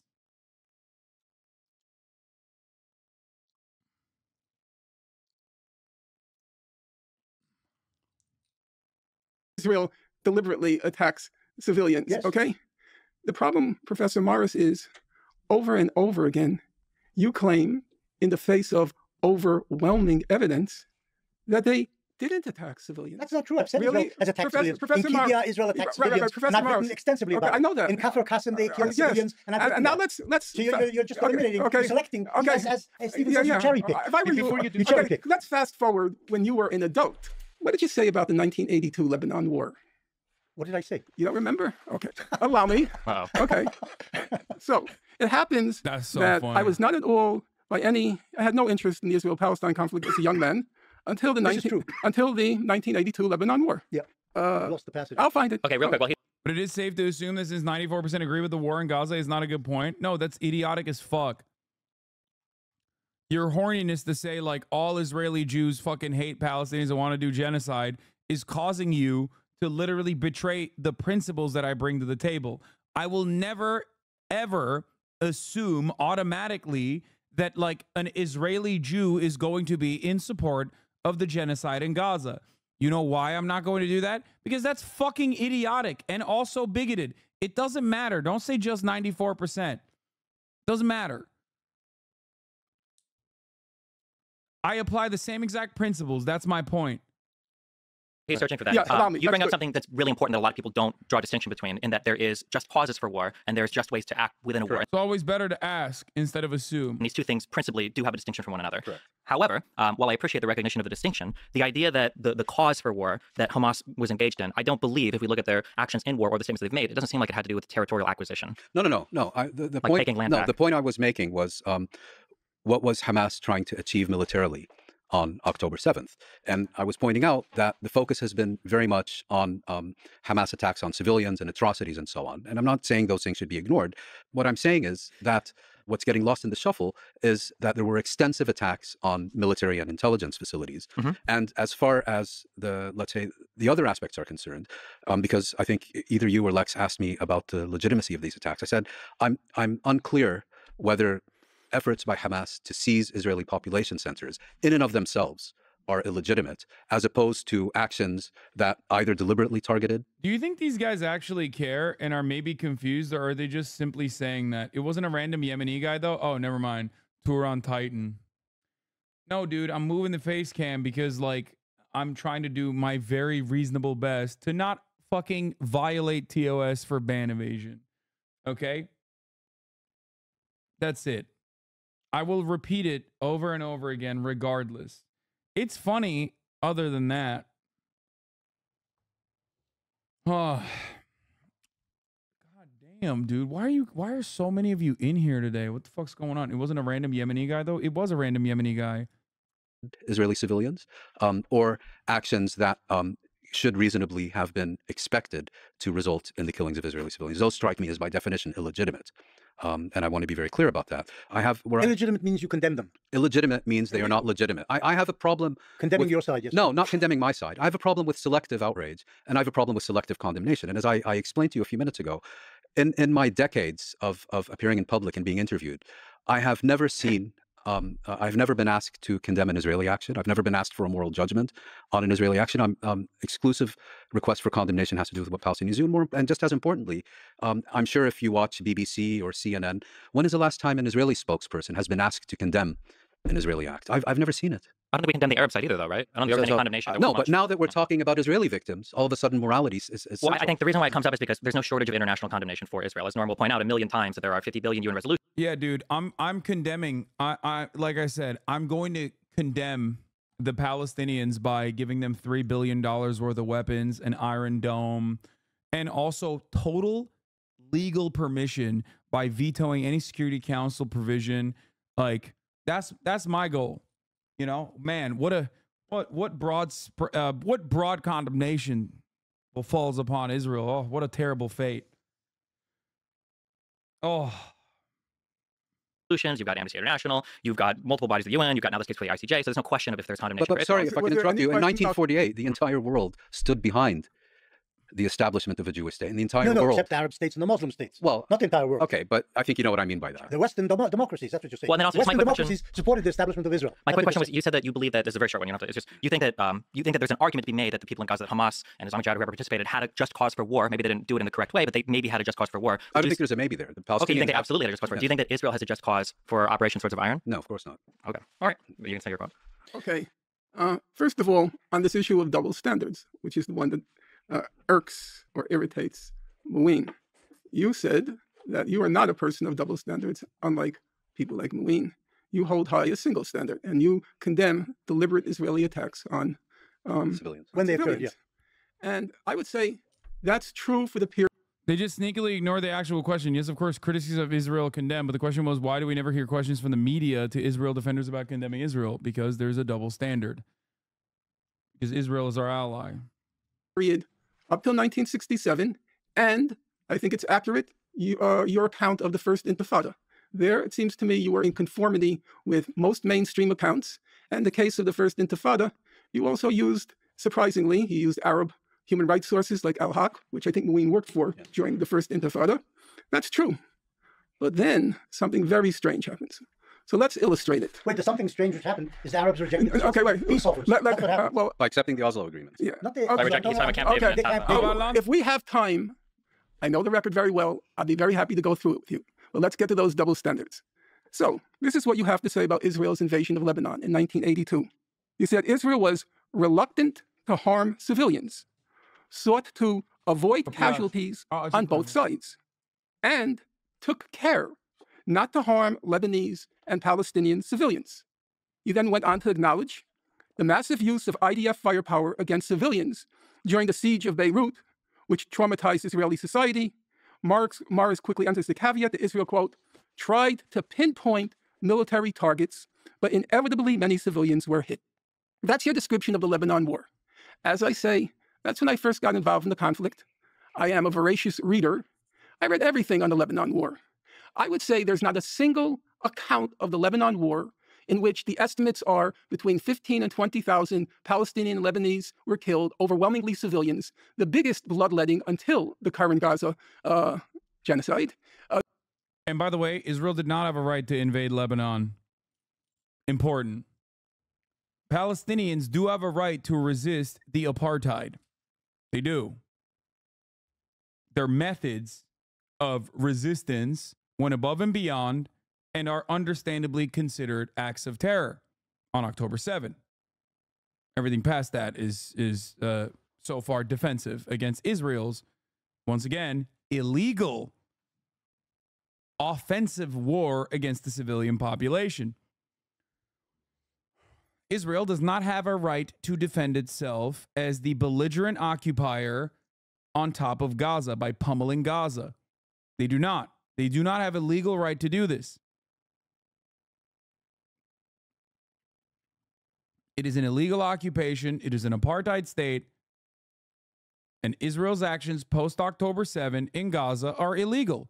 As the belligerent occupier, Israel does not have a right to blow up Gaza. Okay? They don't.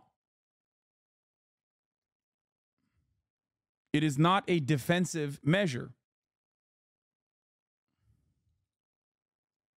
This is the same Israel attack on Lebanon Sam was telling you he witnessed the attack helicopters flying to, isn't it? I think so. Biggest bloodletting, I would say, I can't think of a single mainstream account that remotely approximates what you just said. So, leaving aside, I can name the books, voluminous, huge volumes. I'll just take one example. Now, you will remember, because I think you served in Lebanon in 82, am I correct on that? Yeah. Yeah. So you will remember that Dov Yarmia kept a war diary. So, with your permission, allow me to describe what he wrote during his diary. So, he writes, the war machine of the IDF is galloping and trampling over the conquered territory, demonstrating a total insensitivity to the fate of the Arabs who are found in its path. A PLO-run hospital suffered a direct hit.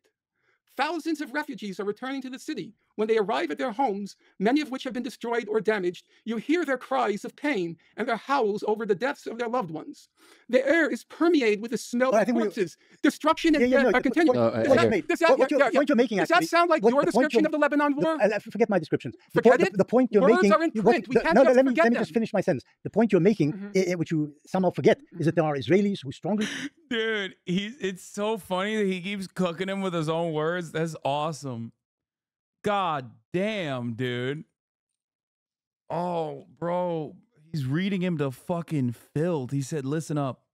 You're fraudulent. He got him to say, forget my own words. That is so ridiculous, dude. Oh my God. Criticize their own side and describe how Israelis are doing things which they regard as immoral. You don't find that on the Arab side. I'm talking about you, Mr. Morris. I'm not talking about Dev Yarmia. I'm talking about you, the historian. How did you depict the Lebanon war? Because I believe that the Israeli military tried to avoid committing a civilian casualty. Yeah, Israel's always trying to fucking avoid civilian casualties is just failing, you know? Just failing to do so, man. Biggest failure, biggest fraudulent military of all time, you know? It's crazy. How do I add like just a fucking black box or something? A chatter actually brought up a good idea. Do I need like an image or something? Let's see if I can find like a funny image real quick that I'm going to use here.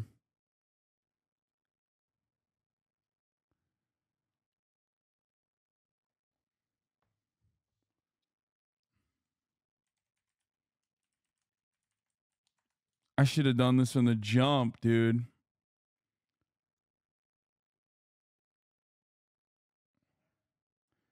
If this is a WebP, I'm going to lose it.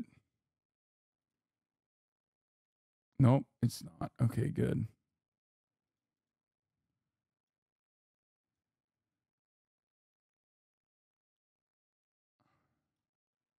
Hold on. Robert Fisk and Pity the Robert Nation. Fisk is I know. anti-Zionist journalist. I know. Has always been. Right. So that's why you can say with such confidence that you don't condemn deliberate Israeli attacks on civilians. Because there weren't any. No, I didn't say there weren't any. Yeah, you didn't? You agreed that I have condemned Israeli attacks on civilians. I never quarrel with facts. Your description of the 1982 war is so shocking, it makes my innards writhe. And then your description of the Second Intifada, your description of defensive shield, when Arab suicide bombers would destroy Jews in masses in buses and in restaurants. That's the Second Intifada. Do you remember that? You can try suicide bombers in Jerusalem's buses and restaurants. I am completely aware of that. But if you forgot the numbers, I don't forget. It was 3 to 1 They killed mostly armed Palestinian I know gunmen. that's what you say. Okay, I can't do this. This is so dumb. No, it's too hard. It's too hard. It's too much. It's too much. I can't do it. It's too much. It's too much. It's too much. It's too much.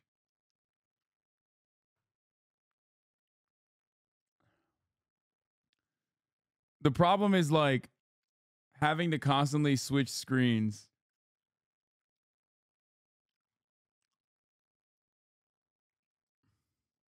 Also, it's like a serious subject and I want to pay attention. I want to pay attention. I want to pay attention. Now you know how that guy felt. You had to censor that Japanese guy's dick with an eggplant. That's not what Amnesty International said. That's not what Human Rights Watch said. I don't remember what they said. I do. No, that's not what I don't know whether their said. figures are right. My figures are right. Listen. In the Second Intifada, some 4,000 Palestinians were killed. Most of them armed people, and the Israelis, 1,000 Israelis were killed. Almost all of them civilians. Professor Morris, fantasy, but I'm not going to argue it here. Here's a simple challenge. You said not to look at the camera. Scares the people. I'll make the open challenge. You are going to scare them. No, Professor Morris. Open challenge. Words are in print. I wrote 50 pages analyzing all of your work. I quote, some will say cherry pick, but I think accurately quote you. Here's a simple challenge. Answer me in print. Answer what I wrote and show where I'm making things up. Answer me in print. I'm sorry. Okay, I'm not familiar with that's no problem. You're a busy man. You're an important historian. You don't have to know everything that's in print, especially by modest publishers. But now you know. And so here's the public challenge.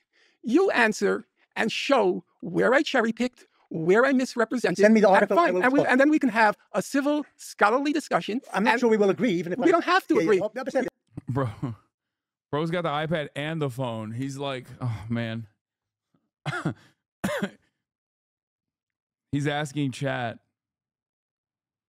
It's for the reader to decide, looking at both sides, where does truth stand. No, and if I may ask, it's good to discuss ideas that are in the air now as opposed to citing literature that was written in the past as much as possible, because listeners were not familiar with the literature. So like whatever was written, just express it, condense the key idea, and then we can debate the ideas. No, there are two aspects. There's a public debate, but there's also written words. Yes, I'm just telling you that you as an academic historian put a lot of value in the written word, and I think it is valuable. But in this He's incidentally not the only historian who puts value to words. I also do, actually. Yes. But more than just one or two sentences at a time. But this in this context, just for the educational purpose of teaching people. The educational purpose is, why would people commit what I have to acknowledge, because I am faithful to the facts, massive atrocities on October 7th? Why did that happen? And I think that's the problem. The past is erased, and we suddenly went from 1948 to October 7th, 2023. And there's a problem there. So first of all, you have complete freedom to backtrack, and we'll go there with you. Obviously, we can't cover every single year, every single event, but there's probably critical moments in time. Can I respond to something relating to the Lebanon War? I looked at the book that he got this from, what the quote was from. It sounds cold to say it, but war is tragic and civilians die. There is no war that this has not happened in the history of all of humankind. The statement that Israel might take care not to target civilians is not incompatible with a diary entry from someone who said they saw civilians getting killed. I think that sometimes we do a lot of weird games when we talk about international humanitarian law or laws that govern conflict, but we say things like civilians dying is a war crime, or civilian homes or hospitals getting destroyed is necessarily a war crime, or is necessarily somebody intentionally targeting civilians without making distinctions between military targets or civilian ones. I think that when we analyze different attacks, or when we talk about the conduct of the military, I think it's important to understand, like prospectively from the unit of analysis of the actual military committing the acts, what's happening and what are the decisions being made, rather. Bro, you cannot say that in defense of Israel, dude. That's crazy. Like the wildest part about this claim, and I know where he's going with this because I remember him saying some dumb shit like this on fucking Twitter, is literally that, like, yes, Hamas literally did do war crimes and Israel is not doing war crimes. Like, if you put Israel and Hamas, which is a fucking militant resistance group against the Israeli apartheid state, if you were to put them and their fucking bathtub rockets and their bathtub fucking sniper rifles and all this other shit and some arms that they get from Iran, right? If you put them on the same playing field as a nuclear state with one of the strongest military forces in the fucking in the region at the same moral playing field, okay, Hamas still wins the morality front. It's crazy. It's crazy to be like, yeah, well, when Israel does it, it's actually not war crimes, but when Hamas does it, it actually is. It's crazy. Than just saying retrospectively, oh, well, a lot of civilians died, not very many, military people died, comparatively speaking, so it must have been war crimes, especially when you've got another side, I'll fast forward to Hamas, that intentionally attempts to induce those same civilian numbers, because Hamas is guilty. Dude, come on. Dude, this is a ridiculous fucking argument. Like, the notion that Israel is not intentionally killing civilians is so psychotic. It's just literally a doctrinal principle that they have, not only to kill civilians, but intentionally killing their own fucking civilians when they are taken hostage. They have the Dahia Doctrine, which is ironic because Big Dog actually served in the IDF at the time. I didn't even know that. You have the Dahia Doctrine, which dictates that you hit civilian targets, okay? No holds barred. And you even have the fucking Hannibal Doctrine, which implies that you can even kill your own fucking, you can kill your own civilians, your own citizens, in an effort to make sure that they are not taken hostage by the enemy. There is no world in which, like, Israel's actions do not fit the bill of, like, genuine, serialized, mechanized murder. It does. No matter how hard you try to justify it and claim that that is not the case. And the world can see it too. Of any war crime that you would potentially accuse, and this is according to Amnesty International, people that Norm loves to cite, Hamas is guilty of all of these same war crimes, of them failing to take care of the civilian population, of them essentially utilizing human shields to try to fire rockets free from attack. Essentially, yes. I'm just saying that essentially, as in terms of how international law defines it, not how Amnesty International defines it, but Amnesty International describes times of human shielding, but they don't actually apply the correct international legal standard.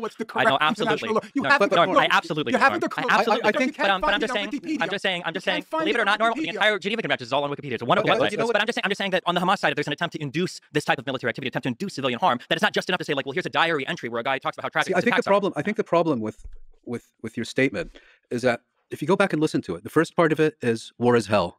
Civilians die. It's a fact of life. And you state that in a very factual manner. Then when you start talking about Hamas, all of a sudden you've discovered morality and you've discovered condemnation and you've discovered intent. And you are unfortunately far from alone in this. I'll give you, you know who for me is a perfect example? Well, wait, hold on. Just we don't need examples. So, no, the false equivalency of the two sides is astounding. When Hamas kills civilians in a surprise attack on October 7th, this isn't because they are attempting to target military targets and they happen to stumble into a giant festival of people that... Well, they did happen to stumble into it. They did, but when they stumbled into it, it wasn't an issue of trying to figure out a military target or not. They weren't failing in distinction. There wasn't a proportionality assessment done. It was just...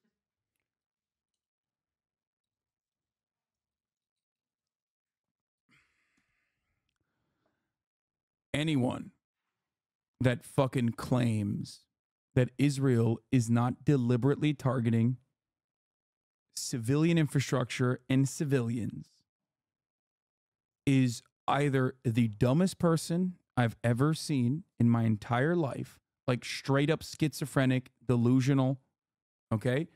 Or they are a bloodless propagandist. In the case of Destiny, it's a little bit of both.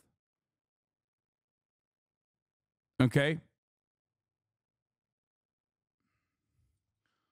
Oh my God. Fucking, I love the optics lovers, dude. Schizophrenic in the sense that they are fucking hallucinating. Not schizophrenic equals stupid. God, I hate being a fucking leftist. You know what? I'm going to fucking permaban you.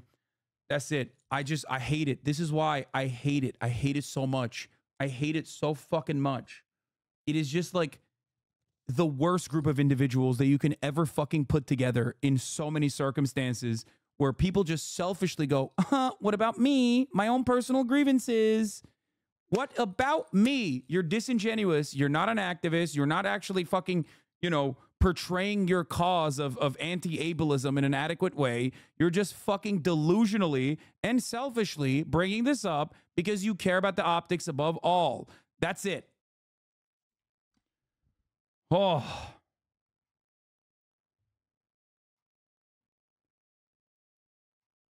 I hate it.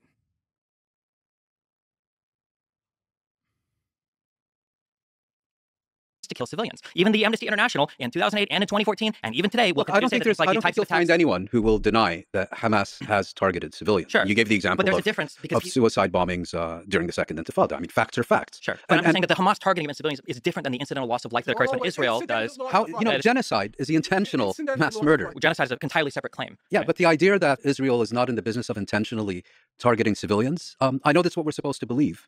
But the historical record stands very clearly. I don't believe it does. You've written about it when you say yourself. historical, do you mean like in the 40s to the 60s, or do you mean like I over would the past say like last from the 30s of the last century to the 20s of this century. I just like to make the way you characterized it. I think the best example of that I've come across during this specific conflict is John Kirby, the White House spokesman. I've named him Tears Tosterone for a very good reason.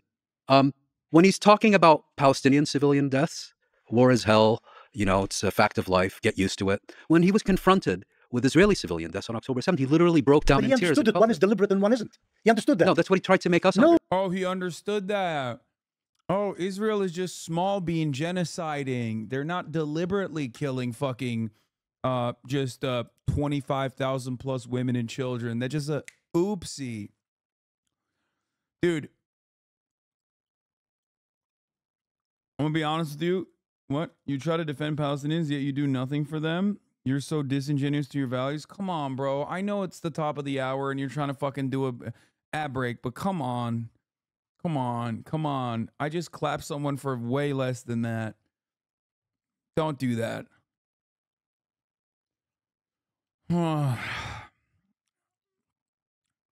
Like, I know it's coming. Please. I have a headache, dude. I've been covering this shit for like 6 hours. I can't believe it. You've never had a whoops moment where you bombed the hospital? No. And I've certainly not had a whoops moment where I bombed every hospital, like engaged in a siege in every hospital. I've never really had a whoops moment where I just had UAV drone sniper rifles that shoot at fucking old ladies leaving a church. I haven't done that either. I've never had a whoopsie moment where I have artificial intelligence setting targets according to Israeli investigators. I've never done those oopsies and the daisies. It's just it's like, oops, tripped and fell, 30,000 dead. How did that happen?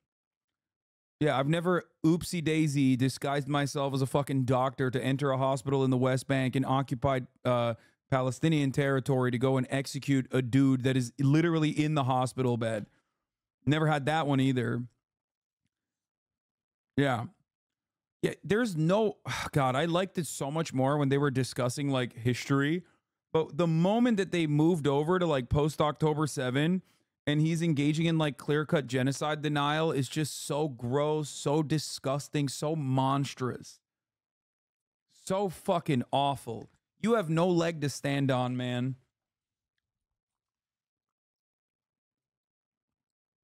It's just sick. It's sickening. Oh. Oh, no, he was speaking facts. The Hamas guys who attacked the kibbutzim, apart from the attacks on the military sites, when they attacked the kibbutzim, were out. This is like this is also a genuinely insane argument to present at face value. That like October 7 is bad, okay, for the amount of civilians that were deliberately targeted and killed, but also everything past that for the past 5 months is like every living person in Gaza's life is fucking hell. And that's actually just a oopsie daisy. It's psychotic, dude. It's fucking psychotic. It is akin to Nazi Germany justifying the Holocaust because of the fucking Warsaw Ghetto Uprising, the final solution specifically. And being like, oopsie, it just fucking happened like that. I don't know. They just kind of did that on their own. It blows my goddamn mind. Like, it is pure fascism. Both of these arguments are pure fascist arguments.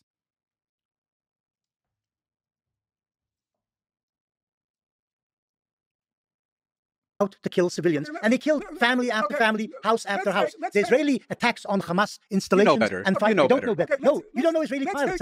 I did it already. I ran the fucking ad break. I ran it. Stop trying to fucking bait me already. I already ran the 3-minute ad break. Okay, well, I didn't actually run it, but I said I already did the debate. Thank God. You don't know Israeli pilots. They believe that they are killing Hamasniks. They're given certain objectives, and that's what they attack. And if the Hamas is hiding behind civilians die.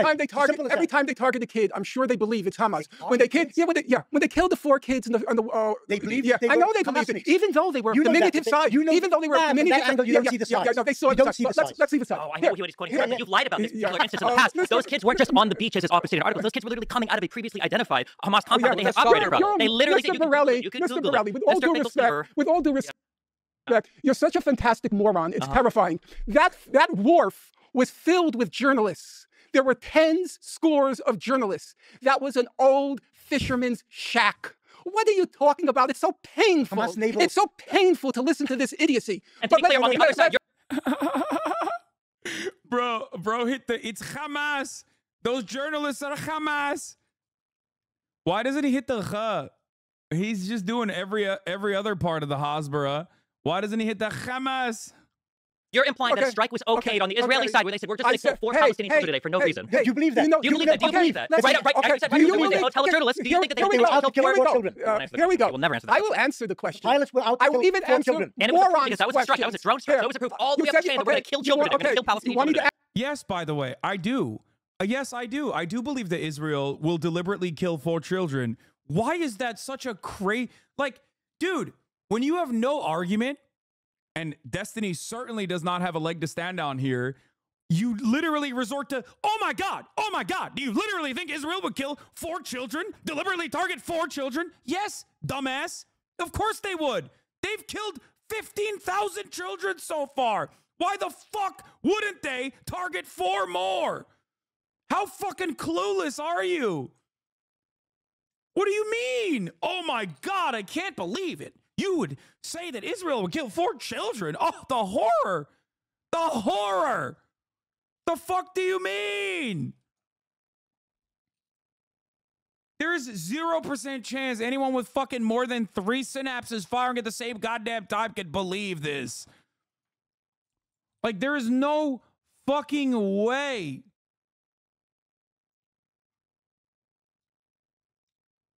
It just blows my mind.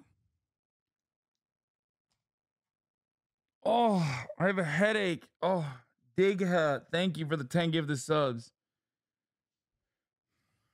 Look at Benny Moore's face while talking about the 4 killed Palestinian children. He thinks this is all a joke. I mean, no, he's laughing because Norm is cooking his boy here, calling him a fucking fantastic idiot.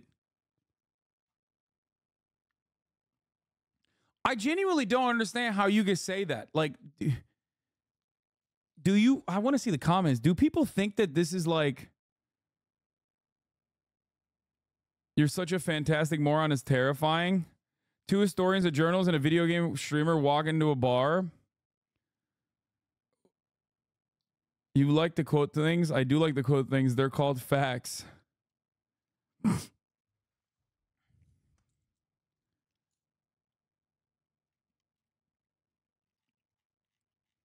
He's literally so unable to believe that liberal democracy would go against liberal civility, not realizing that Israel's full-on fascist.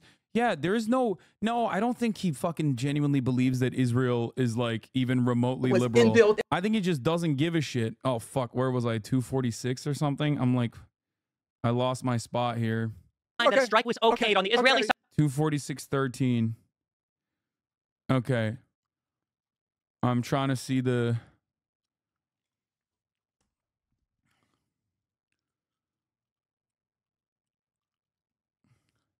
Finkelstein is such an asshole to Destiny. Oh.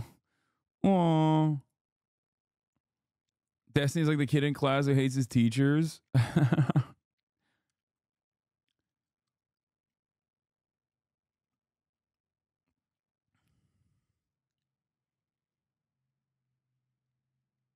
Never mentioned the Warsaw Uprising in relation to Palestine. You're a fucking idiot.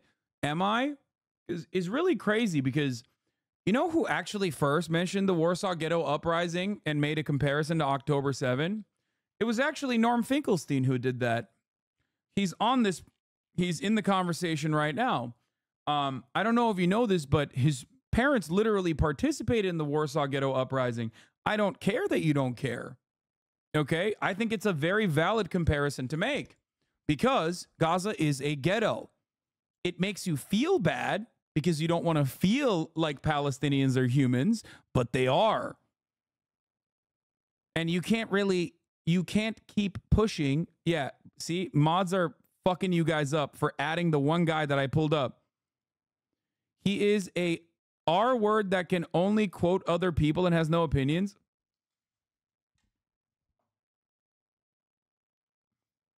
What? Is this the new line from Destiny's Dick Riders? That's his new line to defend himself, and his ritualistic humiliation that happened here, sitting in the fucking cuck chair like he's Sneeko. My man got Sneeko'd in this fucking debate. That's the new bar you guys got? Oh man, he only knows how to quote people. Oh shit, dude. Imagine getting fucking owned by a dude who only knows how to quote people, I guess. You know.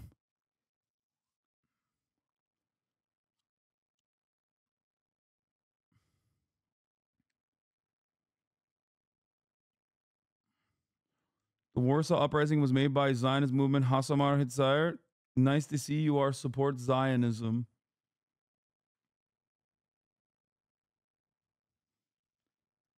I don't know if you know this, okay?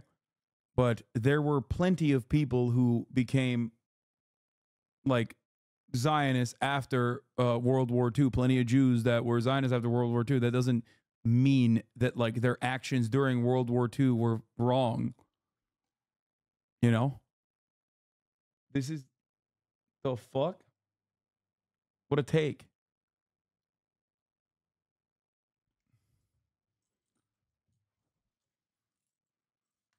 Very odd.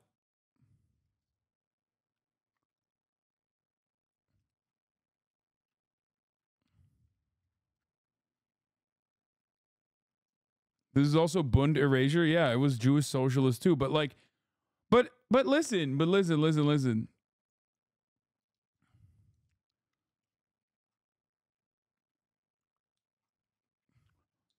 Do you think I think that automatically if like a dude who died in the Holocaust was like, if they were Zionists, then they deserved it? Is that what you think I would say in this situation? Because that would be insane.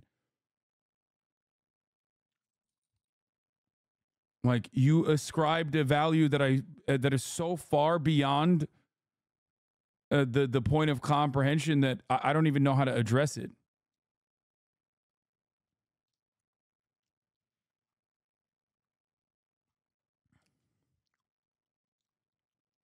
Side where they said we're just going to kill 4 Palestinian people today for no reason. Do you believe that? You believe that? Do you believe that? Right. I said, Do you believe believe that? Tell a journalist. Do you think that they Here we will go. kill Here we 4 go. children? Here we go. I will never answer that. I will answer the question. Pilots will I will even answer children. And it was morons' because that was a strike. That was a drone strike. Here. That was a proof all the You way up said- the chain that we're going to kill children today. We're going to kill Palestinian You want me children to answer, or do you want your motor mouth to go? Okay, answer. Motor mouth. In 2018, there was the Great March of Return in Gaza. By all reckonings of human rights organizations and journalists who were there, it was overwhelmingly nonviolent. It organized by the Hamas. Whoever organized It's organized it, by it was Satan. Let's start Satan. with Yeah, that. Hamas. Okay, No, by Satan. Satan. I agree. Oh no. You know it's bad when he couldn't react to you anymore because it's too irritating? Oh no, he closed the stream by saying he can't continue to watch because it's too irritating? Oh no. Oh no. Oh, that boy got so cooked. Oh, Jesus. Why did he think he could go up against fucking Norm Finkelstein? God damn, son. That's where all that confidence gets you at the end of the goddamn day. Oh. Oh.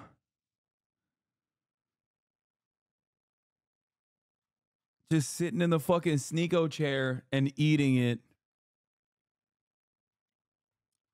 Yeah, he needs to go yell at like furry accounts, furry leftist accounts on Twitter to fucking rebalance him, you know? It's like a tune-up fight. You know when a fighter loses, this is a tune-up fight. We've talked about this before with Sneeko. He's got to do a tune-up fight to get his he just got knocked down.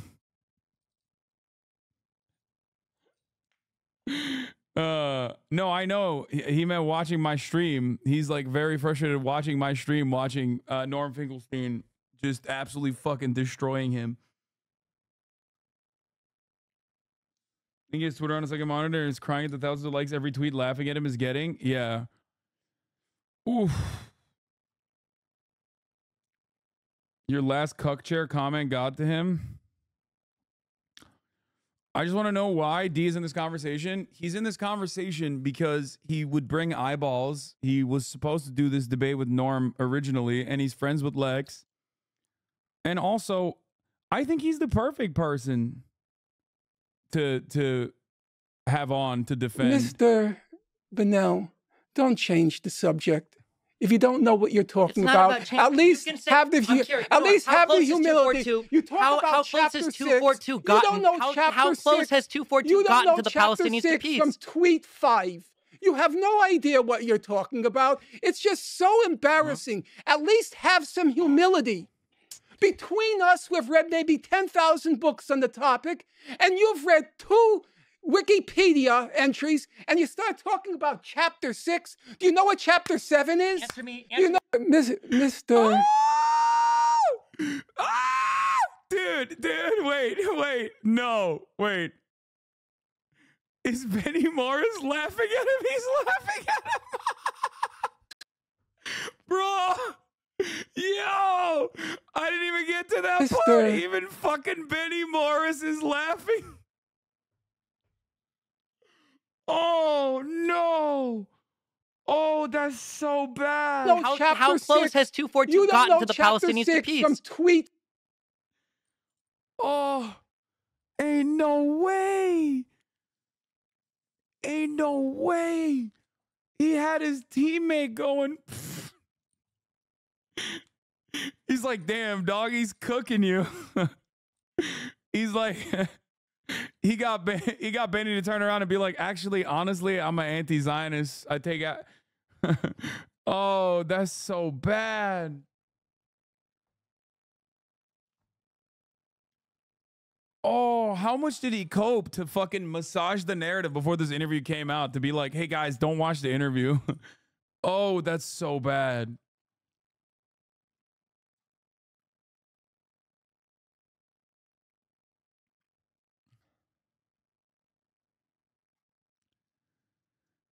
Oh. He said it was entirely just Norm reading quotes. Yeah. Benny Morris's quotes. Benny Morris is the historian in question who's sitting across from him. That's so funny that that was his copium. Oh, he's just read quotes. Given his StarCraft 2 career, he should be pretty accustomed to trying to play in the big leagues and getting humbled. I don't even know what this reference is. I have no idea what that means, but I'm sure it's hurtful. If I only understood what that was, I would laugh, but I don't know. Imagine thinking using references as an academic historian is a diss. Yeah, I don't understand. Why is he not just like opening up pages on Wikipedia? Why is he quoting stuff? 5. You have no idea what you're talking about. It's just so embarrassing. At least have some humility. Between us, we've read maybe 10,000 books on the topic, and you've read 2 Wikipedia entries, and you start talking about chapter 6. Do you know what chapter 7 is? Answer me. Do you know, Mr. Bennell? Mr. Bennell. He also kept calling him like Bonary or whatever throughout the process too. Oh, this must be what his audience feels like when they clip you out of context. I understand their happiness now. I mean, but this isn't even out of context, really. Is he gonna write another manifesto crying about this? Mr. Bennell. What is this? Okay, what the fucking thing is happening? He's a binary thousand. What? Mr. Pinelli, I forget your name. I don't think you can read. Oh, Jesus. That's good.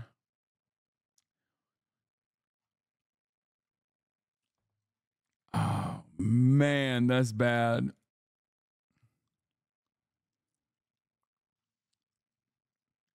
Oof. Bro, he took the jacket off.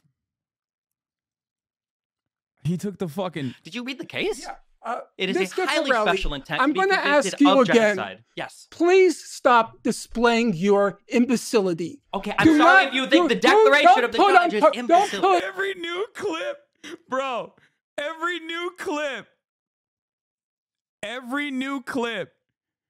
Norm is calling him a different last name. Every clip. Mr. Borelli.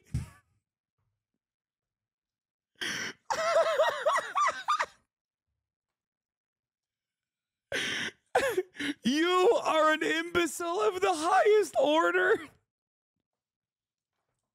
He's Mr. Bonatello. It's like that's not even a name, Norm. Norm, where did you come up with Bonatello? Mr. Bocelli. I'll have you know. Why won't you call out Norm for being a debate pervert? It's so funny that you said that because I have said it before. I have mentioned that he is like a debate pervert of the highest magnitude. If anyone did this to you, you'd be on fire. Yeah, I would be very upset. But it's actually awesome when it's being done to someone that I dislike intensely, especially because they're defending genocide. Thank you for recognizing that, I guess. Like, is this a brilliant observation? Yeah. Yeah, no, yeah. Do you think there's inconsistency here? No, I'm very honest about this.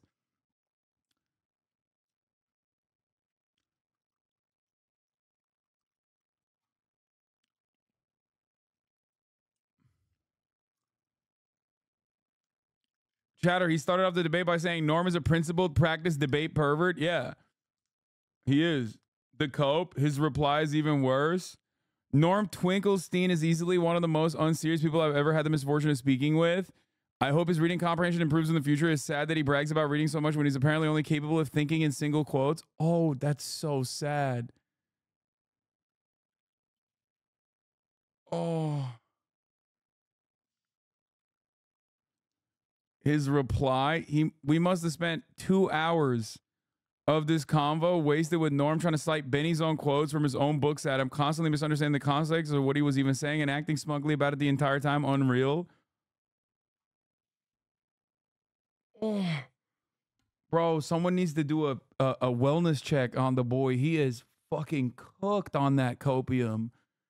This is like pure, unadulterated Chinese fentanyl coming over the fucking border by an American citizen that chopped up his car and put the fucking fentanyl directly in the body of the car to evade the Customs and Border Patrol in order to directly traffic this copium into his house. Oh my God. Oh my God. Oh. The Omni Borelli. Mr. Bonarello. Oof. Ooh. Yeah, I think a lot of people forget that, like, the ultimate debate pervert is like, I mean, okay, this is not funny. The other day, I participated in a debate with Israeli professor Benny Morris and that thing called Destiny. They mocked the notion that Gaza was verging on famine. This is not as funny because then we get back to like the real world and the genocide that he's defending. And I'm all of a sudden angry again. Oh. I just don't understand. Like, when you have, like, this is like a what happened here is basically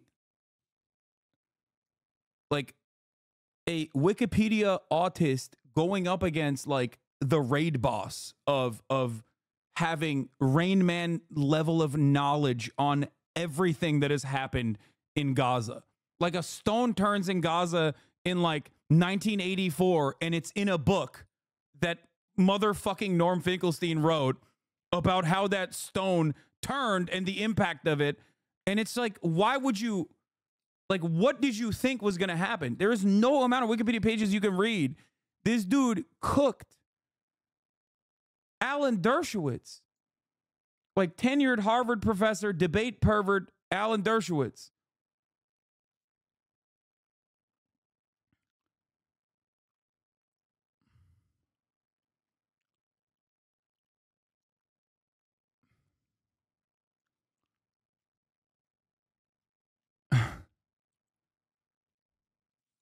Mr. Botticelli.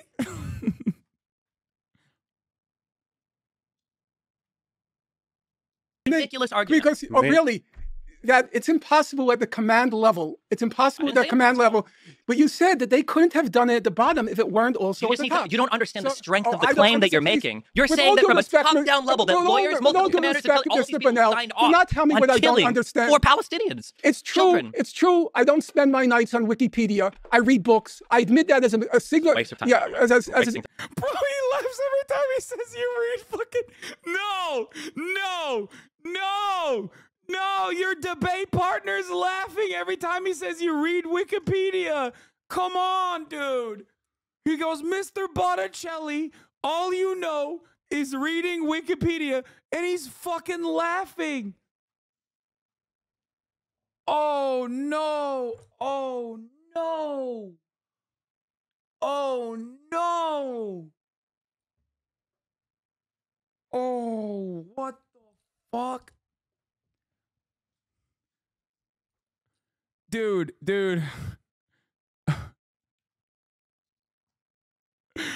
Look at his face, defeated. Oh, Benny Moore is cracking. Isn't he laughing at Norm? Don't they hate each other? Listen, in my headcanon, he's laughing with Norm, okay? Destiny said it was a waste of time reading books in that clip. Oh.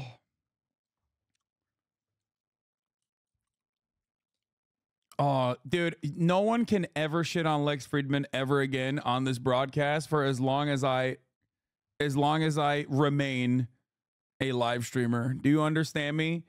He gave us a gift. He gave all of us a gift.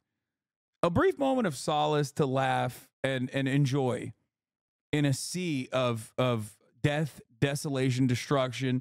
Like, at first I was like, why the fuck did he have this dude on with like actual academics, right? And now I'm realizing that was excellent. That was an excellent decision. They just fucking use him as like the applause break, you know what I mean? As a pressure valve. Every now and then he just like chimes in and he's like, actually, you don't understand. What Israel is doing ethnic cleansing, it's good. But when Palestine is actually resisting against an apartheid state, it's bad. And then he's just like, he rips into him. He slaps him around a little bit. Even Benny's laughing. You know what I mean? Everyone's having like, he is the Jar Jar Binks of the conversation.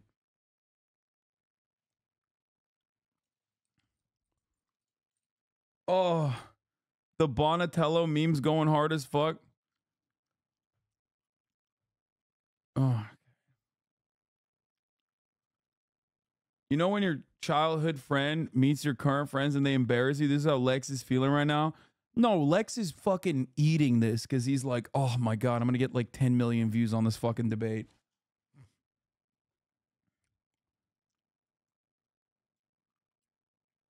Yeah, absolute cinema, peak.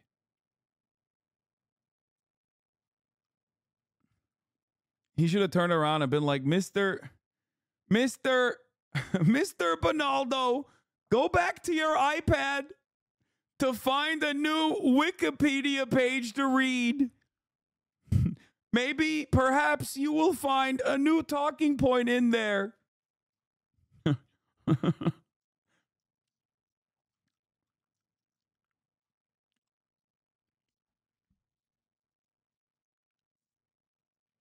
I know books are a waste of time. With all due regard, Well, they're. the only thing you take from them are 2 or 3 quotes that you use. I completely respect the fact, and I'll say it on the air, as much as I find totally disgusting what's come of your politics, a lot of the books are excellent. And I'll even tell you, because I'm not afraid of saying it, whenever I have to check on a basic fact, the equivalent of going to the Britannica, I go to your books. I know you got a lot of the facts right. Benny Moore's books I would for the never. listener. I would never say. Yeah, he's repping fucking Benny Morris's like academic work.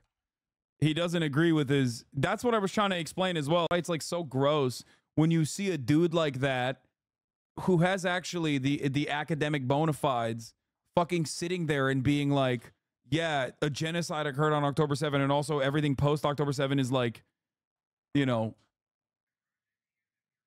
it's just crazy. It does shock me to see someone who has like reckoned with the facts, arrive at the worst conclusions, and then get swept up in like insane amounts of propaganda.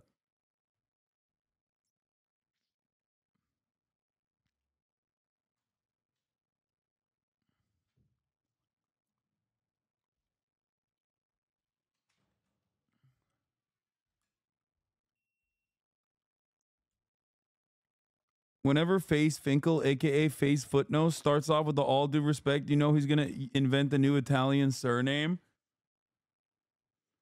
Yeah, nationalism is one hell of a drug, dude. It's crazy. There are plenty of racist academics. Yeah, but like, you know what this would be like? It would be like if someone who has done like tremendous anthropological work on like African civilization turning around and then being like, and that's why skull science is real, and that's why Africans are made to be servile. You know what I mean? That's the problem. It's like there is a mismatch of like there's a mismatch of like genuine good work followed up by like really bad assessments.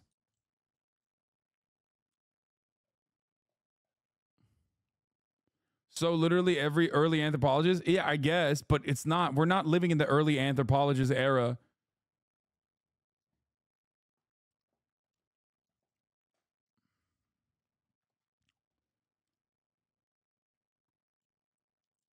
So it's weird. It's like Darwin arriving at creationism. Yeah.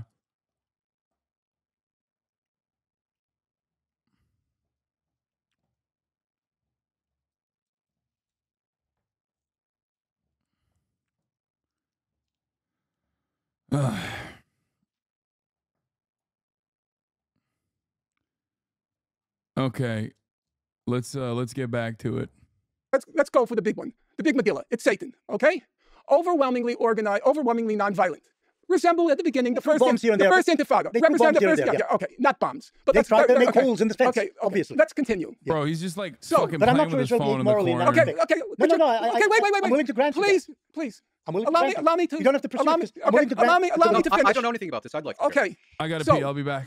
As you know, along the Gaza perimeter, there was Israel's best trained snipers. Correct? I don't know best trained. They were snipers. Fine. Snipers. Okay. All right. Because, hey, laugh. It's hilarious. The story's so funny. You're lying about it. The British return had aspects of violence to it. Look what even the UN says it themselves. Okay. But you only collect what the UN says that you like. See, the problem, Mr. Morelli, is you don't know the English language. I can read from the UN website itself. In regards to the Great March of Return, they said, while the vast majority of protesters acted in a peaceful manner, during most protests, dozens have approached the fence, attempting to damage it, burning tires, throwing stones, and Molotov cocktails towards Israeli forces, applying incendiary kites and balloons into Israeli territory. The latter resulted in extensive damage to agricultural land and nature reserves inside Israel, and risked the lives of Israeli civilians. Some instances of shooting and throwing of explosives. Talk fast. People think that you're coherent. I'm just reading from the UN. Yeah, but you see, you like them sometimes. Only when they agree with you, you got the months wrong. You got the months wrong. We're talking about the beginning in March 30th, 2018. You just described that March as mostly peaceful. Okay, allow me to finish. So there were the snipers, okay? Now, you'll find it so far-fetched. Israelis purposely, deliberately targeting civilians? That's such a far-fetched idea. An overwhelmingly nonviolent march. What did the international investigation... It was a campaign. Yeah, whatever you want to call it. For months. Whatever you want to call it. Yeah. What did the UN investigation find? Well, he just read it. I read the report. I don't read things off of those machines. I read the report. What did it find? Brace yourself. You thought it was so funny, the idea of IDF targeting civilians. It found, go look this up on your machine. I already know what you're going to say. You're going to say it found that only one or two of them were justified killings. Targeted journalists, targeted medics, and here's the funniest one of all. It's so hilarious. They targeted disabled people who were 300 meters away from the fence and just standing by trees. This is true. If it's true. By the way, just quick pause. I think everything was fascinating to listen to except the mention of hilarious. Nobody finds any of this hilarious. And if any of us are laughing, it's not at the suffering of civilians or suffering of anyone. It's at the obvious joyful camaraderie in the room. So I'm enjoying it, and also the joy of learning. So thank you. Can we talk about the targeting civilian thing a little bit? I think there's... If you didn't hear that, you should rewind it for you. It was an all-timer. No, I heard it, but he Lex is like trying to protect him a little bit. He called him Mr. Morelli. Yeah. Lex is like, oh no, he doesn't think it's hilarious. Like, I mean, he does. He's not a good guy. Okay, he is a piece of shit. He is like Lex follows, I assume, Destiny on fucking Twitter. I don't even fucking follow. I blocked Destiny on Twitter, and even I know what kind of humor he is drawn out of Israel's genocide. So the notion that Lex follows him on a subreddit, oh dude, he knows exactly how humorous Destiny finds this entire thing. Come on. It's like an important underlying, not necessarily that. I think it's important to understand. Yeah, I think it's important to understand. There's like three different things here that we need to think about. So one is a policy of killing civilians. So I would ask the other side. I'm going to ask all three because I know there won't be a short answer. Do you think there's a policy top down from the IDF to target civilians? That's one thing. A second thing is he said yes. When yeah, sure, okay, yeah, that's fine. Okay, but then the second thing is, or there's two distinctions I want to draw between. I think Benny would say this. I would say this. I'm sure undoubtedly there have been cases where IDF soldiers, for no good reason, have targeted and killed Palestinians that they should not have done. That would be prosecutable as war crimes, as defined by the Rome Statute. And some have been prosecuted. Yeah, and I'm absolutely sure. Practically none. I'm sure that we would all agree for soldiers that happens. But I think that it's bro's doing a few bad apples argument here, which is crazy. Finkelstein said it was hilarious. He's talking about Finkelstein Lamau. Wait, did I miss? You want me to go back on the point? I thought Finkelstein was being sarcastic.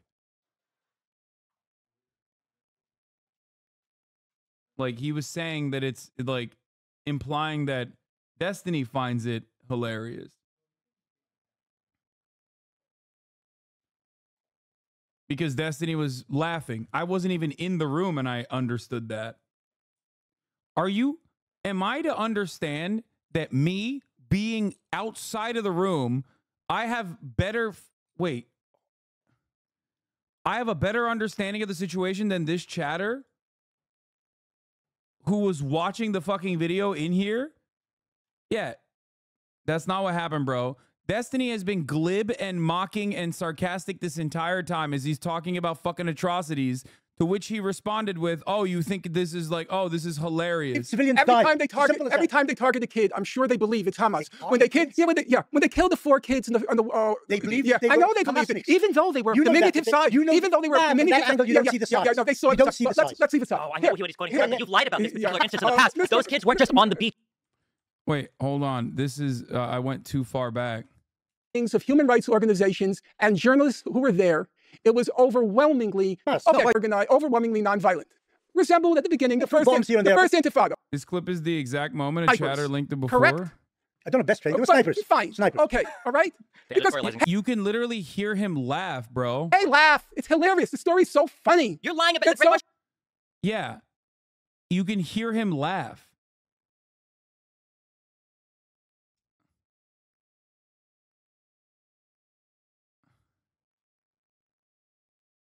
He's being sarcastic and is addressing. Literally just rewind. That's not what happened, bro. Brother, okay, I'm going to be honest. We have tone indicators for chatters such as yourself. But as someone who wasn't even in the room who could pick up on the context, I suspect that maybe you should listen to someone who does have the physical capacity of understanding context. If you just are that permanently unable to read it. Okay? You were in the room, you were watching, I was out of the room, and I was listening, and even I could tell what the actual context was. You, on the other hand, are physically unable to do so. So if that's the case, I'm giving you the tone indicator, okay? I'm giving you the tone indicator.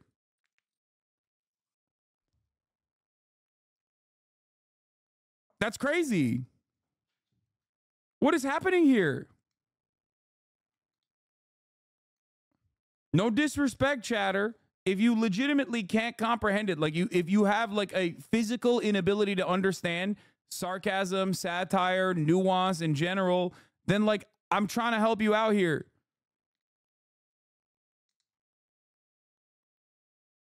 I don't understand why this is so difficult for you to comprehend. Half the time, it's like me trying to educate chatters on fucking nuance. And by the way, there's plenty of people with autism in this community, and they are getting it. So, you know, that's a you thing, it seems. Representative, okay, not bombs. Okay. Funny. Yeah, it was But snipers. fine. Snipers. Okay. All right. The Because editorializing hey, Yeah, he's there you go. If you wanted to see the actual moment with his face. laugh. It's hilarious. The story's so funny. You're lying about it. It's Very so much referred funny. to had aspects Okay, of violence to it. okay, According, even the UN says it themselves. Okay. Yeah. You get it? You understand? Ban that chatter? No, I'm not gonna ban that chatter. Maybe he is genuinely incapable of seeing it. He laughed after reading about a starving refugee being shot and run over. Recently divorced witness the genocide same- apologist can barely contain his laughter at a starving refugee being shot then run over. that Israeli troops opened fire on a crowd of hungry Palestinians pulling boxes of flour and canned food off aid trucks, scattering the crowd. When the shooting stopped, one witness said, the Palestinians returned to the trucks and the soldiers opened fire again, wounding him in his leg, which was subsequently run over by a vehicle. I'm sorry.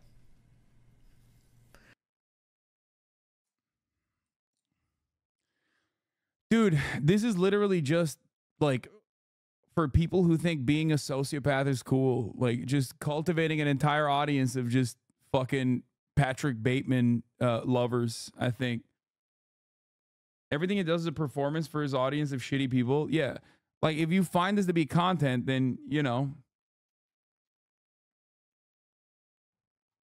If you find this to be content, then, you know, there might be something wrong with you. He literally has a child. You literally cannot mathematically calculate a worse person. Oh, yeah, 100%. According to the local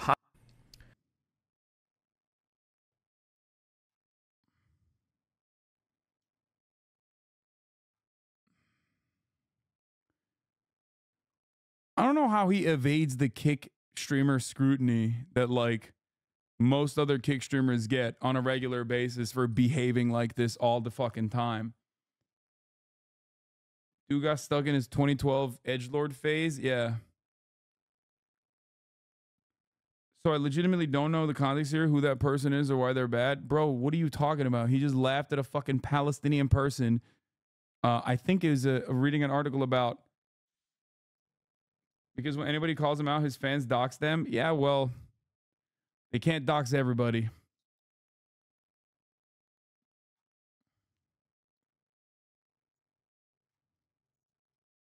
But you only select what the UN says that you like. See, the problem, Mr. Morelli, is you don't know the English language. You don't I can read from the if you're UN here- website did itself. I In regards say- to the Great March of Please Protest, stop the with vast the majority of protesters who acted in a peaceful manner, No, listen to considering what most he's saying. protests doesn't have Yeah, he was laughing at the flower massacre. Okay. I don't know Hitler. Quick pause. Let's throw in the polished from the Okay. is where there's two distinctions I want to draw between. I think Benny would say this. I would say this. I'm sure undoubtedly there have been cases where IDF soldiers, for no good reason, have targeted and killed Palestinians that they should not have done. That would be prosecutable as war crimes, as defined by And the Rome some, Statute. and some have been prosecuted. Yeah, and I'm According to absolutely you sure. and Hold your on, book, wait, practically none. I'm sure According to you and your book, I'm practically sure that we would all agree for soldiers that happens. But I think that it's important. I think that it's important that when we talk about military strikes, or we talk about things especially involving bombings or drone attacks, these are things that are signed off by multiple different layers of command, by multiple people involved in an operation, including intelligence gathering, including weaponeering, and there also have typically lawyers involved. When you make the claim that an IDF soldier shot a Palestinian, those three people, the three hostages that came up with white flags, and something horrible happened, I think that's a fair statement to make, and I think a lot of criticism is deserved. But when you make the statement that 4 children were killed by a strike, Notice that he's only fucking ascribing blame to Israel when Israel itself says, yeah, we fucked up. In every other circumstance, Israel says, no, we actually thought that they were Palestinian militants. He's like, well, you know, in that situation, then yeah, Israel is right. Israel is right all the time. Israel is never wrong. When Israel admits fault, then he agrees. If Israel doesn't admit fault, then I'm going to take everything they said at face value.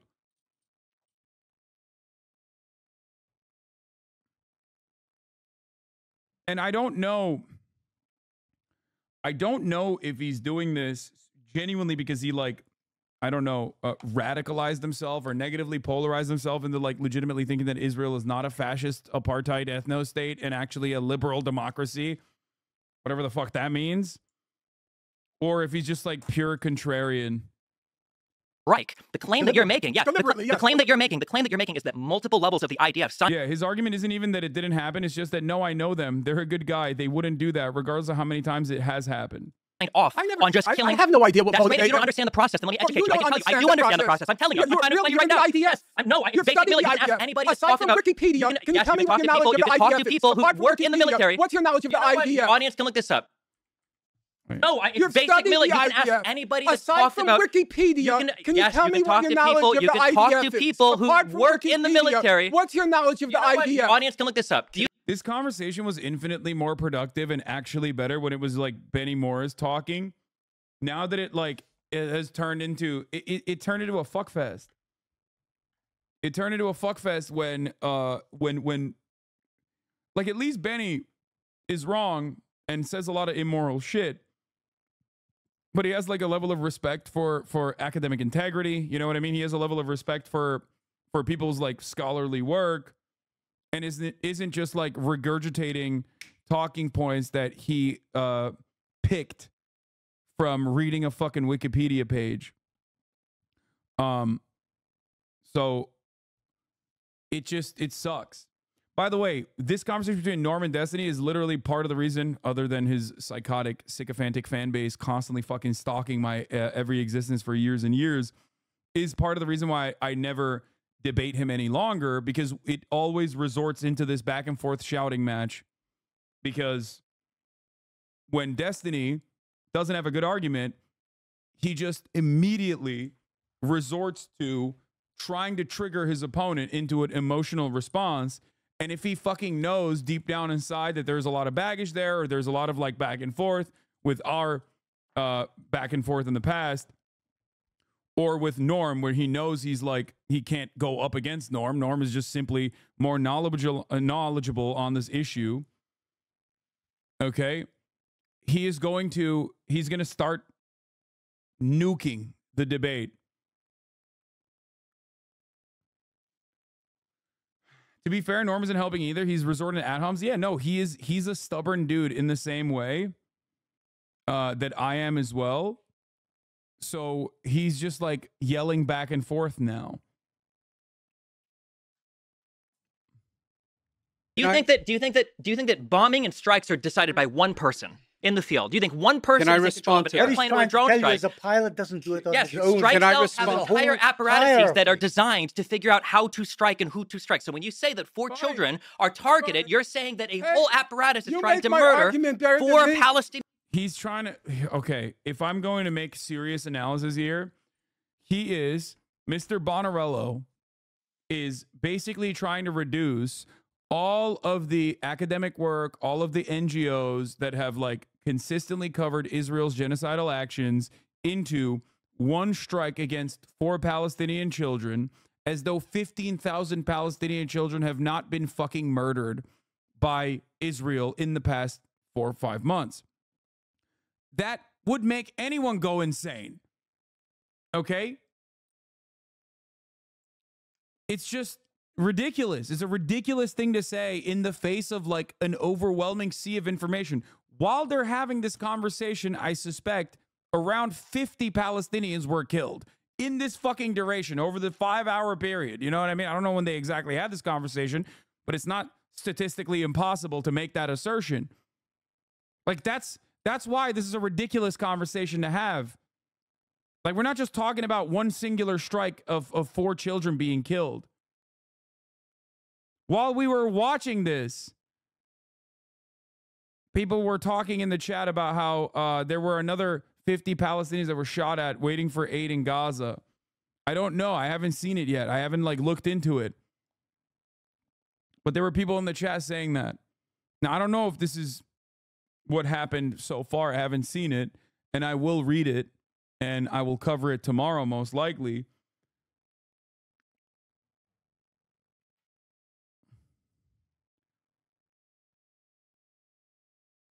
I've never seen his community so mad. They're actively trying to get you banned for watching this, lol. I know. It won't work because he's not the focal point of this conversation. And also on top of that, I'm like taking all of the necessary precautions beyond that too. He's building the argument upon the assertion that across the entire Israeli command, one guy might object to murdering children, and therefore it's an oopsie and justified.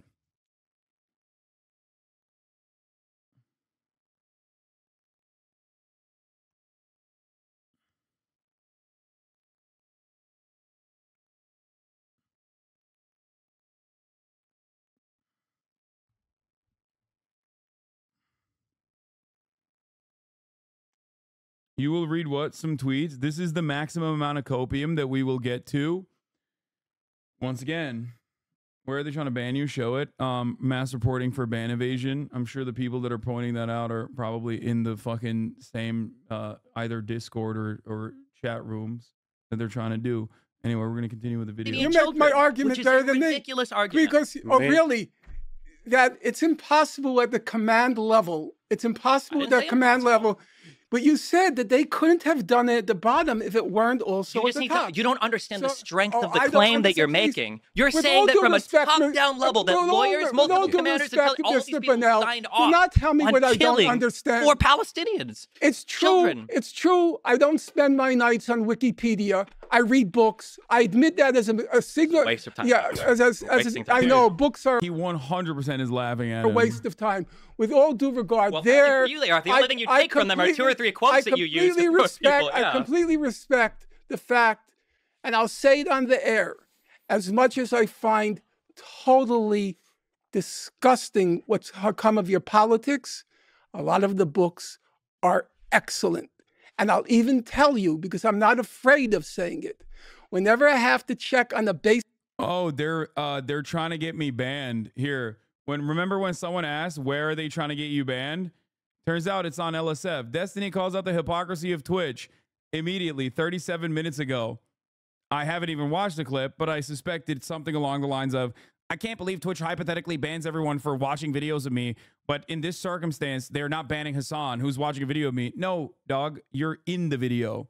You are not the focal point of the video. The terms of service on that are relatively clear.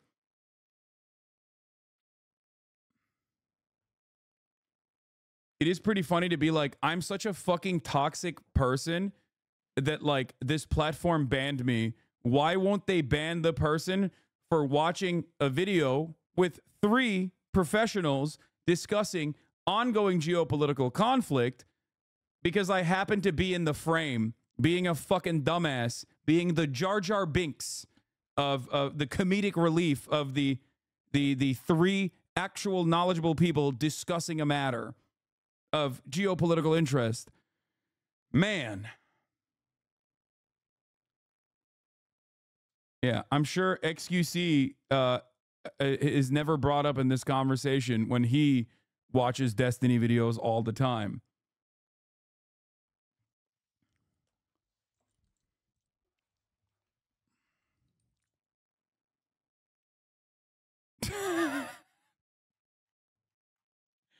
Stop.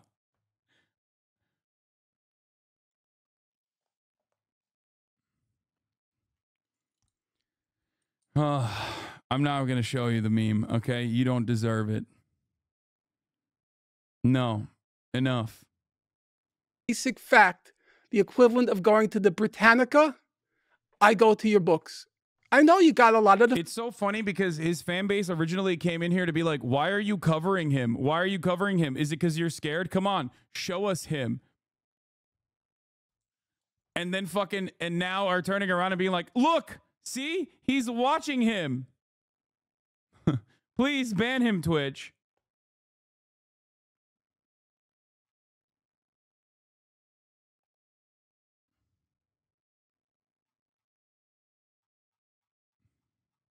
So fast.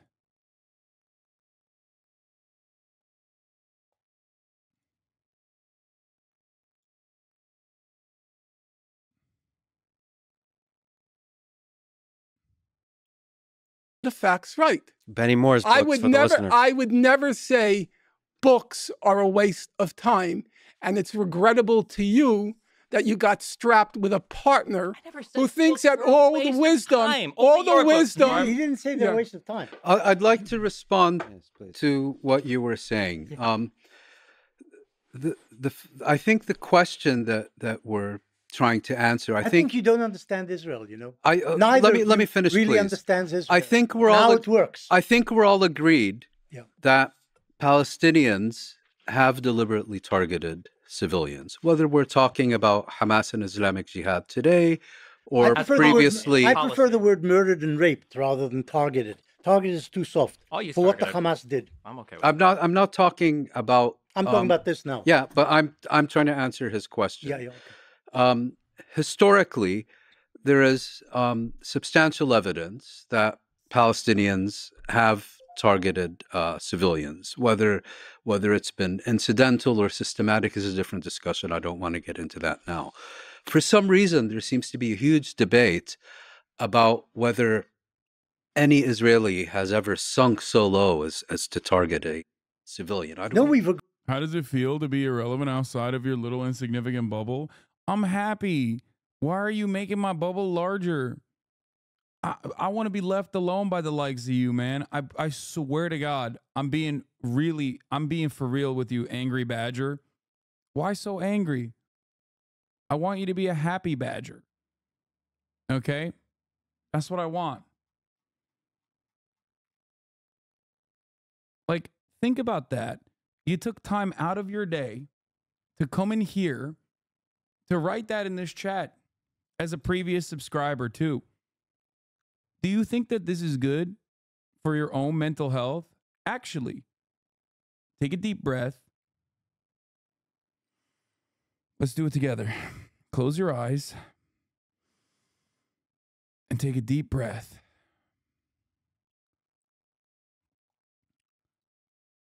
In your eyes, I want to be irrelevant. I want you to never think about me. Because for two reasons. One, out of self-interest, of course.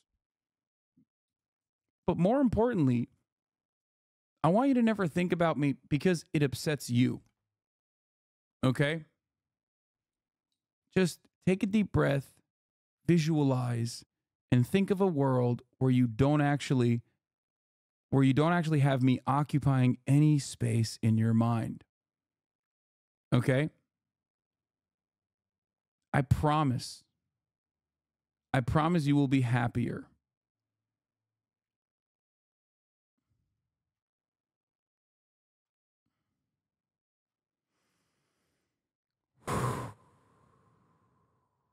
Go to your happy place. Breathe in. Breathe out. Big breaths from your nose. Breathe out.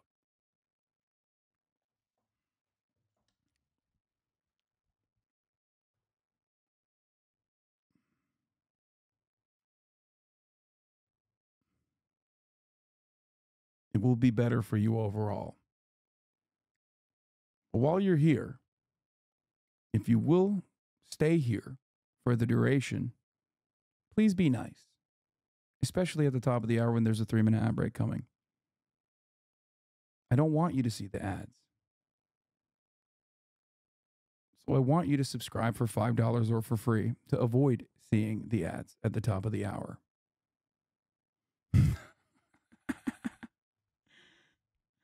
Oh.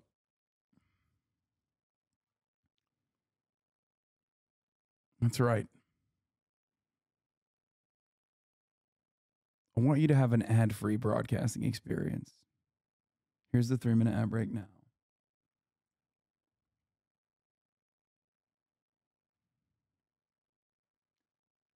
Digha, thank you for the 10 gifted subs. Lily, the Chaos God, thank you for the 5 gifted subs. Both We said just that. agreed We've that just we said can see that that this has happened here and there. And I think we've agreed on that. I think what we're saying is it's not policy, which is what you guys are Okay. implying, that they kill civilians deliberately. if I understand you correctly, Okay, let's just completely dispel this rumor, this notion, this false statement that Israel is oblivious to the death and destruction it is causing. Okay? Israel knows what it's doing. Israel has a clear-cut policy, a doctrine called the Dahia Doctrine that dictates that civilian targets will be deliberately, like civilian buildings will be deliberately targeted. Okay?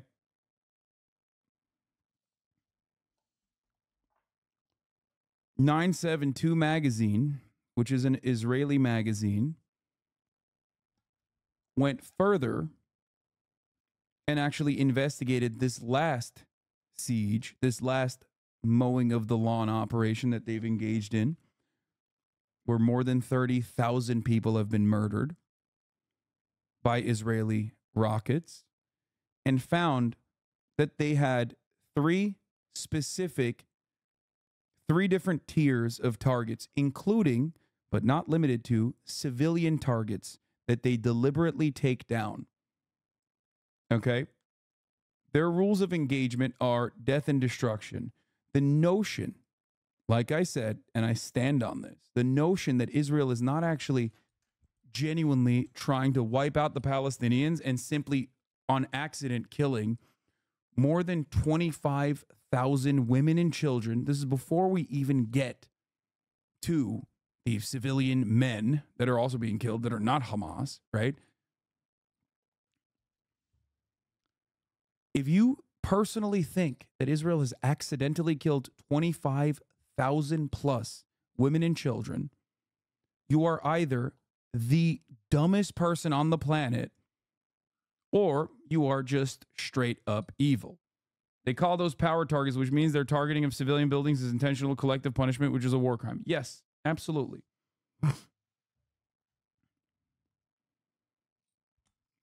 Yes. The intentional displacement of 2 million plus people and the catastrophic famine that the people of Gaza are currently withstanding is a war crime. It is collective punishment. It is evil. It is straight fascist. Okay?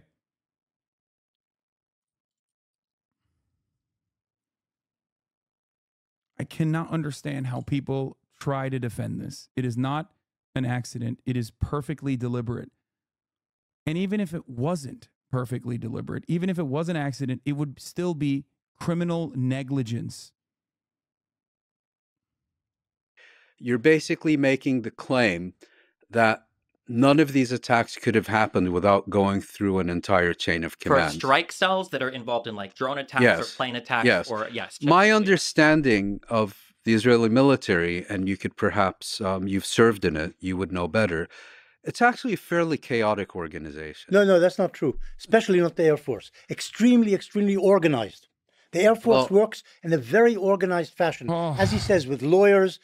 I don't think he understands. I don't think Benny understands, because he's too hopped up on the Zionist Kool-Aid, that like saying the Israeli Air Force is incredibly organized after, on the eve of, like, again, an ICJ investigation into Israel's genocidal intent, in the eve of 25,000 plus murdered women and children, makes you sound like a psycho.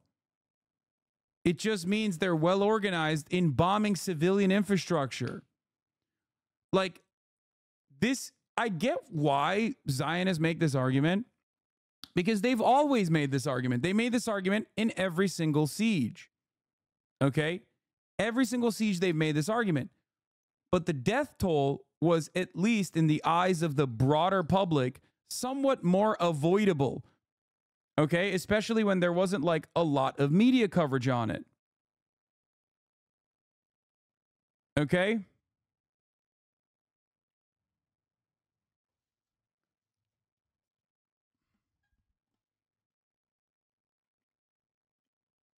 They literally just came up with a bullshit AI targeting program called The Gospel that Israeli journalists just exposed as blatantly indiscriminate.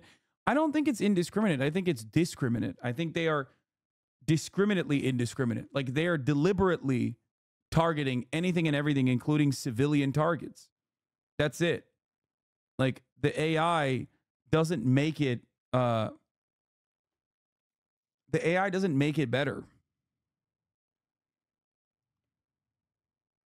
A chain of command, and ultimately the pilot drops the bomb where he's told to drop it. In Protective Edge, was that 200 strikes in like 60 seconds, I think? I think at the opening of Protective Edge. Like the coordination between... You're talking about 2008. I think Protective Edge was 2014. But I'm just saying that the coordination in the military is pretty tight. My understanding of the Israeli military is very organized. Is that it's quite chaotic, and there's also a lot of testimonies from Israel. But be that as it may, okay, I'm prepared to accept both of your contentions that it's a highly organized and Especially the Air disciplined force.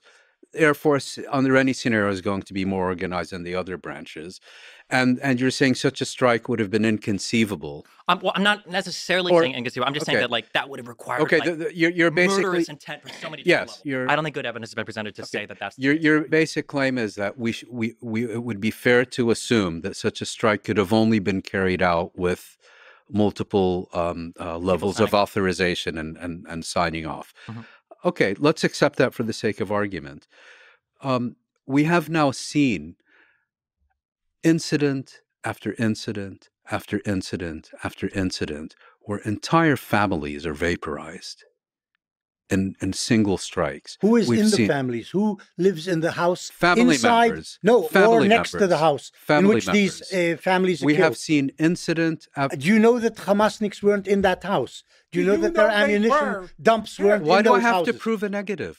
You're saying that they deliberately targeted families. You know, if Israel wanted to kill civilians in... I wish they would have brought the 972 magazine piece. Like, I wish they talked about that. In Gaza, they could have killed 500,000 by now with the number of strikes they've done. And therefore, the fact that they've only killed... Yeah, this is not a good argument, man. That's crazy. Dude, if they wanted to, they could do even harder genocide is not a good fucking argument. Yeah, they could. And it would have shut down their fucking genocidal operation in the eyes of the Western world probably faster. It would have also opened up Israel to more, not just scrutiny, but like direct targeting from regional actors. So they're constantly in a state of calculating how many civilians can we kill and ethnically displace.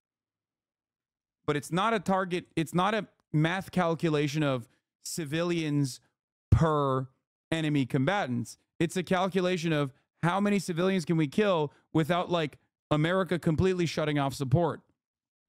And that number is, 30,000 plus, by the way. And we are coming to the end of it.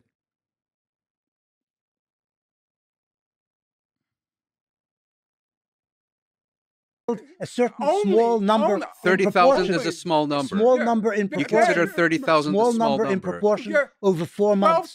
Probably is an indication that it's targeted and that there are Hamas targets in these places. So I've given 12,000 children is only, and if that's the case, why is it? Yeah, you said only.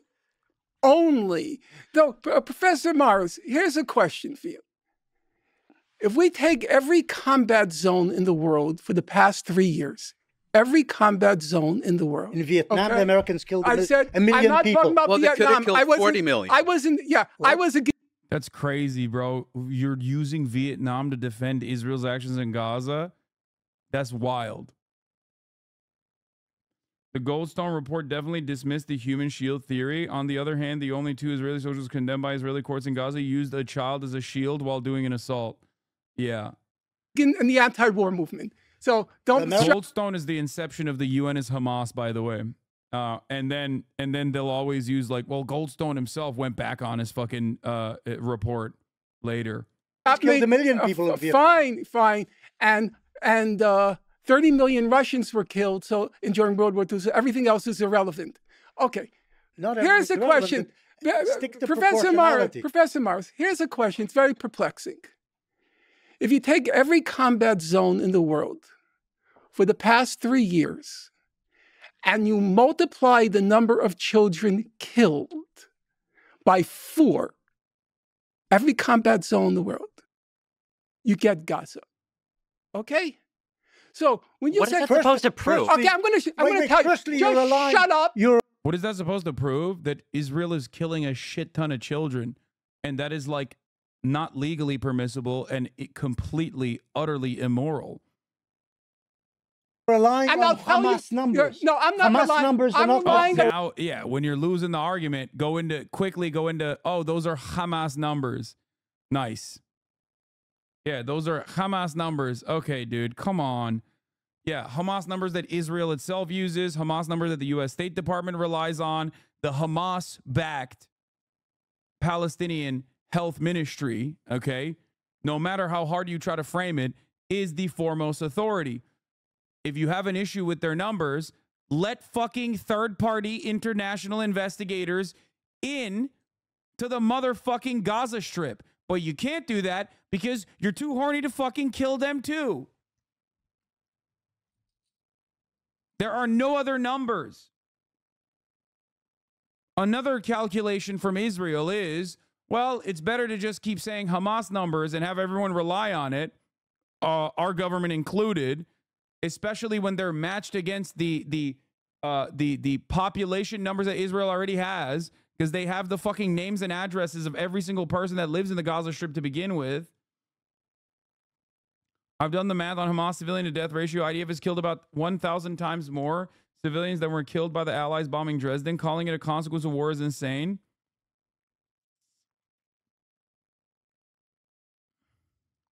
The numbers that everybody else, I'm relying on the numbers. Even if we take the numbers, though, what does that prove? Those are Hamas numbers.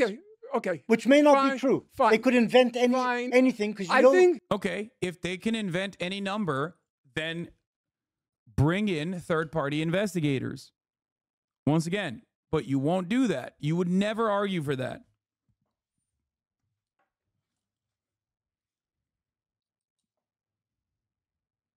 That they are a mendacious organization. I know mendacious. Also, if they're Hamas numbers, why did you earlier say that those numbers are actually low? Like, it's just, once again, cognitive biases in display. First, he said, well, those numbers are low. We could kill way more if we wanted to. And now he's turning around and be like, and those are Hamas numbers, actually, so you can't trust them.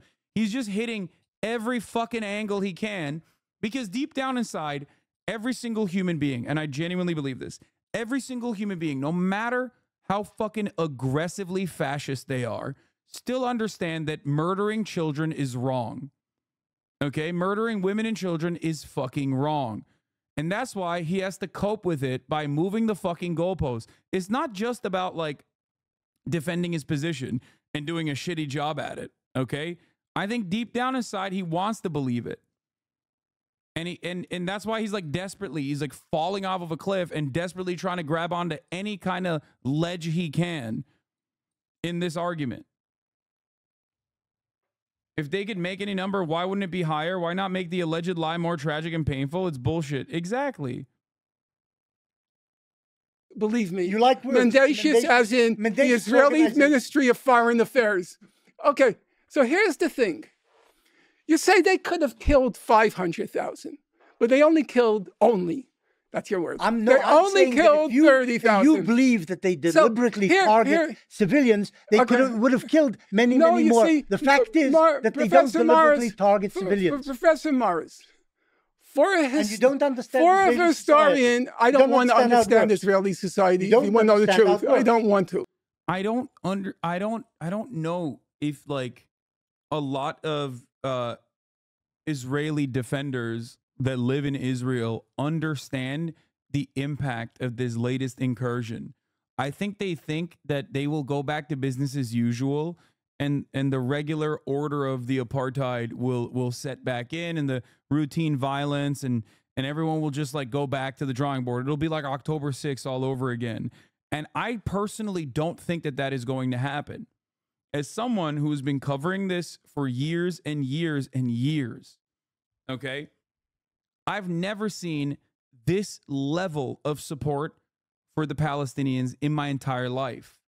I've never seen that.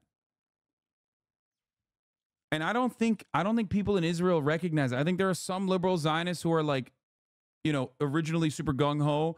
Now they're starting to come back to reality. Okay?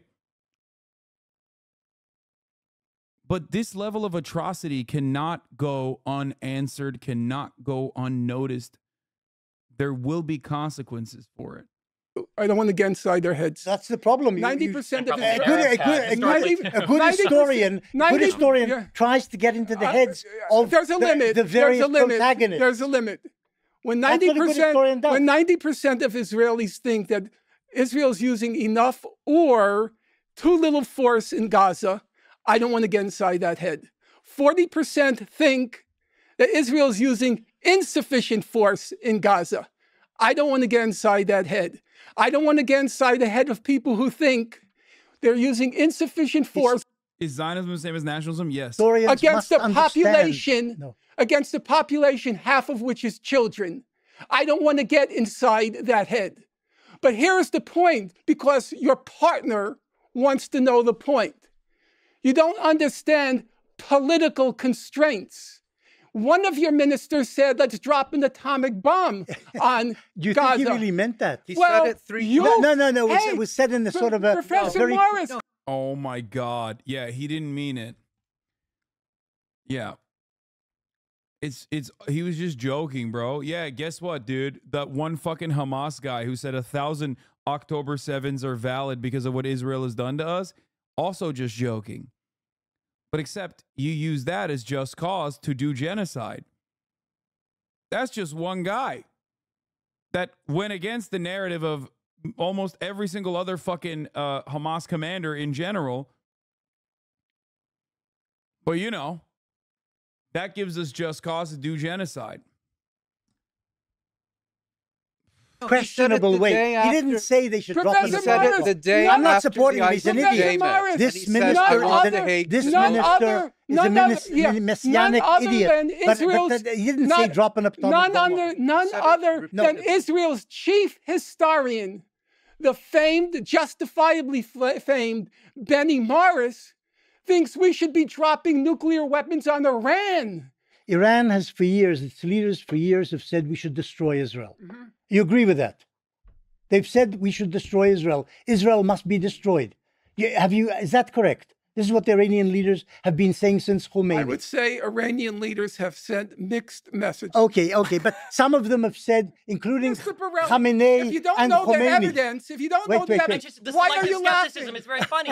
It's funny Iran because that supports it's- Hezbollah okay, and the Houthis okay. and Hamas. Oh, Maybe yeah. they want Israel destroyed. Brace yourself. Wait. To the extent that the Houthis It's are complicated. to the extent that the Houthis are trying to stop the genocide in Gaza, One, there is no genocide. They don't have the right to attack civilian ships. I know you selectively support international law when it agrees with you, and then when it doesn't, you decide to throw international law to the wind. genocide in Gaza. If you like, Oh, dude, Destiny is such an unserious person. If America implemented a blockade on ships as it does all the fucking time, then it's just. I've never heard him ever in a million years talk about like intercepting Venezuelan oil tankers and stealing the oil off of them. I've never heard any of these motherfuckers. Maybe they talk about it all the time. Like taking money and freezing the assets, the South Korean assets, to the tune of $6 billion that is supposed to go to Iran for the oil that they fucking sold South Korea. I've only heard about people talking about it when they unfroze those assets. Okay? It's just ridiculous. When America and American allies are engaging in blockades, then it's morally permissible. Like, it's ridiculous. It's ridiculous to fucking act like,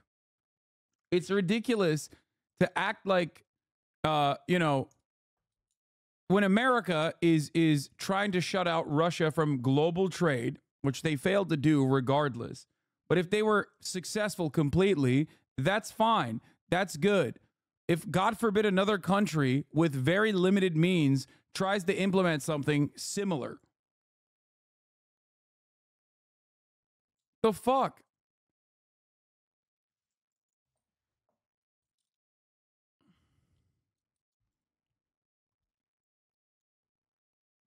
Yeah, U.S. stole an Iranian oil tanker, stole all the oil, and returned the empty ship like a year later. They've done it to Venezuelan tankers too. Hold on a second. Norm. Let me read what you said. Norm, stop, please. Norm, just for me, please. Just give me a second. You said that there's no genocide going on in Gaza. Yes. Let me ask that clear question. Yes. The same question I asked on Hamas attacks. Is there, from a legal, philosophical, moral perspective, is there genocide going on in Gaza today? Is there a genocide going on in Gaza? Well, in several years, we will have a definitive response But at the to moment- that question. What has happened thus far is that on the 29th of December, the Republic of South Africa instituted proceedings against Israel pursuant to the 1948 convention. The people asking how could Destiny still have fans after this? Brother, how can Mr. Bartolelli have fans after this? They don't give a shit. There are a lot of people who just simply don't give a shit and love the chaos and love and you know, enjoy the sport of the blood sport of debates, and also like being edgy and triggering people. These people used to be relegated to 4chan, they were on poll, and now they operate on Twitter, and now they operate freely within Destiny's community. But like, it's just about triggering people, making them mad. And it's all pure entertainment. It's very nihilistic. It's very destructive. It doesn't really matter because they're so far removed. They're so fucking far removed from the impact or even thinking about the humanity, even thinking about the death toll, the human casualties. It's just, it doesn't matter.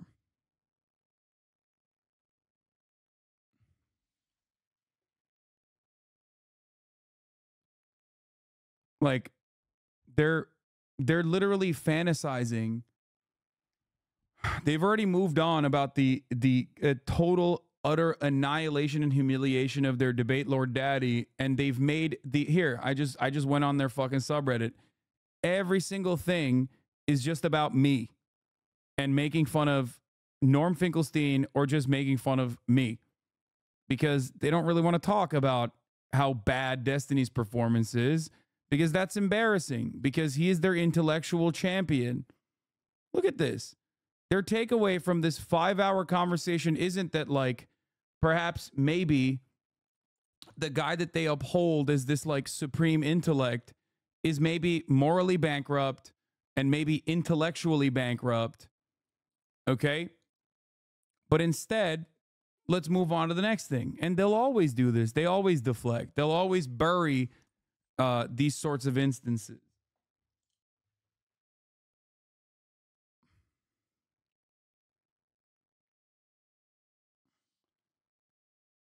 Yeah, it always goes back to, as you can see, I have portrayed you as the Sojak and myself as the Chad.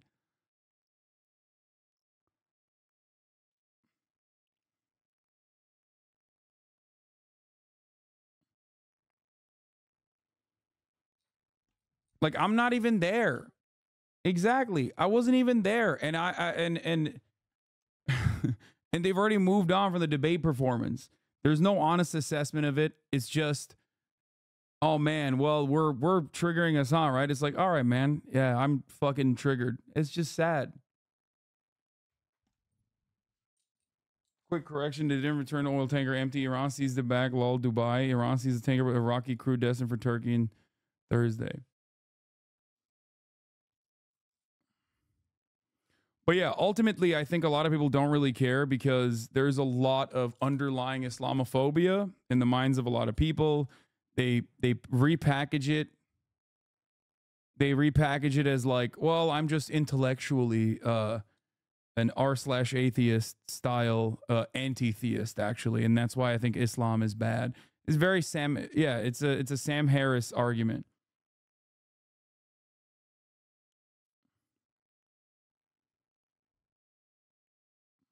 On the prevention and punishment of the crime of genocide. South Africa basically accused Israel of perpetrating genocide in the Gaza Strip. On the 26th of January, the court issued its initial ruling. The court at this stage is not making a determination on whether Israel has or has not committed genocide. So just as it has not found Israel guilty, it certainly also hasn't found Israel innocent. What the court had to do at this stage was take one of two decisions. Either South Africa's case was the equivalent of a frivolous lawsuit and dismiss it and close the proceedings, or it had to determine... Bro, oh, come on, dude. You're just repeating propaganda. I have talked to academics, journalists, and literal fucking Israeli Knesset members since October 7. I've also went on television to debate people on this matter. I have put myself out there. It makes me really sad when I see former fans just like get lost, get swept up in the bullshit.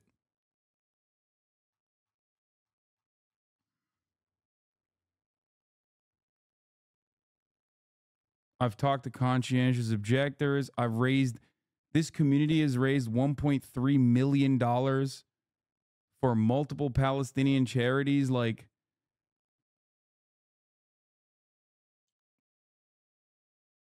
that's crazy that you're just reducing it to like, while he's talking to high profile figures publicly, you on the other hand talking to some random Houthi pirate / terrorist wannabes.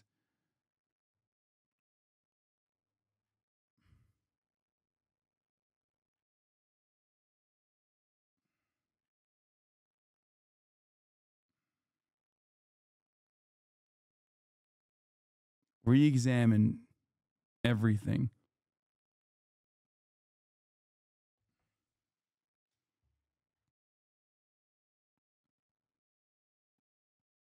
I don't know how.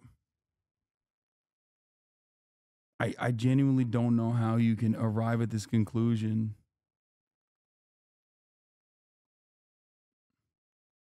Unless you're just simply watching clips. I don't know. Like, it's not even the like what makes me get sad about this is that like how can someone be so ill-informed?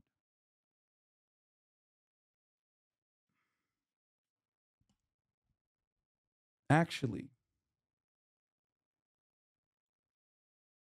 determine that South Africa presented a plausible case that Israel was violating its obligations under the Genocide Convention, and that it would, on that basis, hold a full hearing. Now, a lot of people have looked at the court's ruling of the 26th of January and focused on the fact that the court did not order a ceasefire. I actually wasn't expecting it to order a ceasefire, and I wasn't surprised that it didn't, because in the other cases that the court has considered, most prominently Bosnia and Myanmar, it also didn't order a ceasefire. And South Africa, in requesting a ceasefire, also didn't ask the court to render an opinion on the legitimacy or lack thereof of Israel's military operation. From my perspective, the key issue on the 26th of January was whether the court would simply dismiss the case or decide to proceed with it.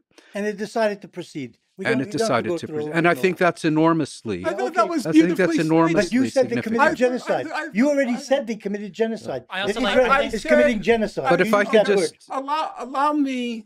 That word. That's correct.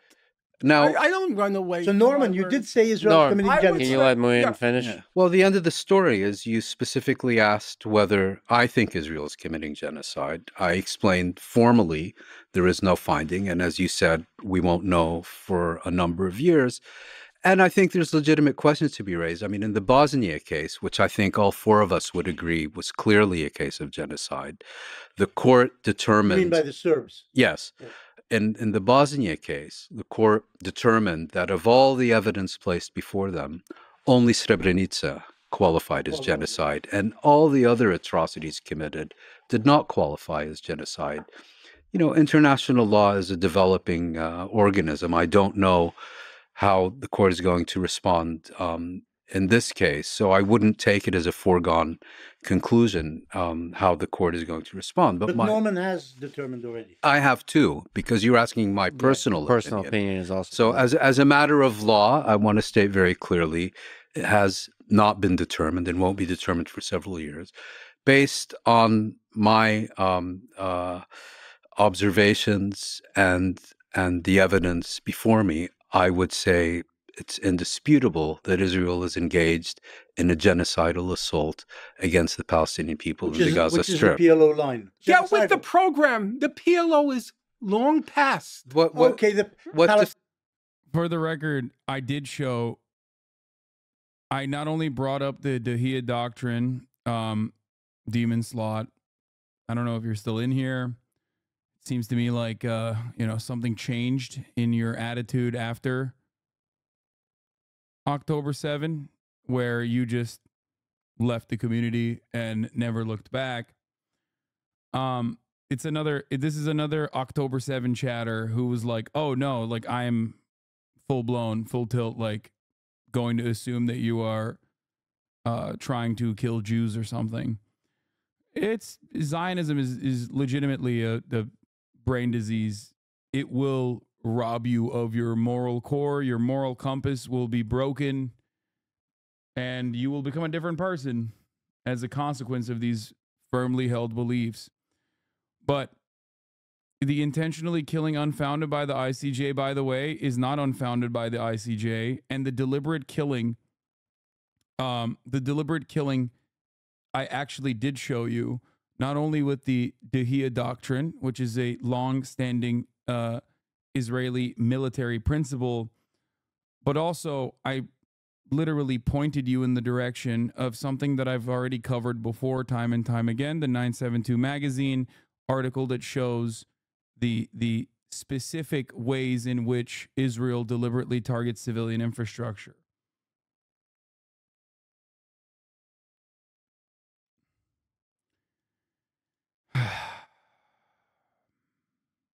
There are a lot of people like him that left this community post October 7, by the way. They came in here, they watched what I had to say, and they were done.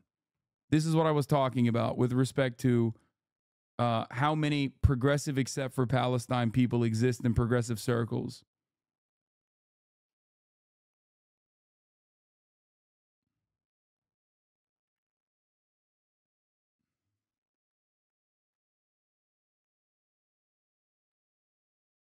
It sucks.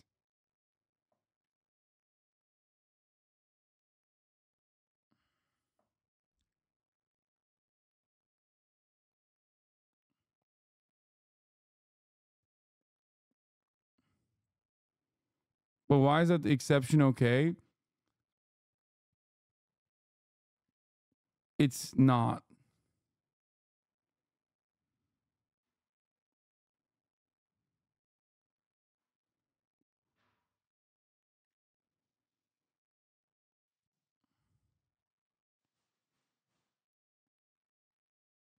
It is sad, though. It's sad to see so many people just fucking...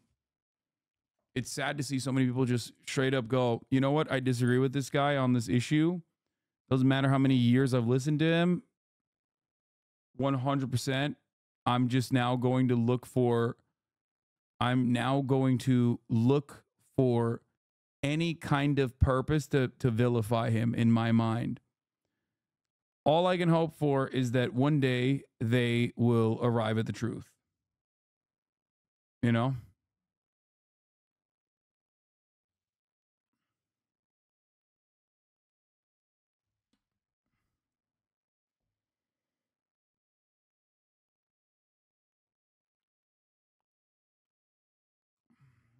I think in the broader, grander scheme of things, there are probably a lot more people that are waking up to the realities, but ultimately, Destiny and his fans, every time he says something that makes him look like a weird, unhinged creep, it's just a joke, bro. Yeah, always.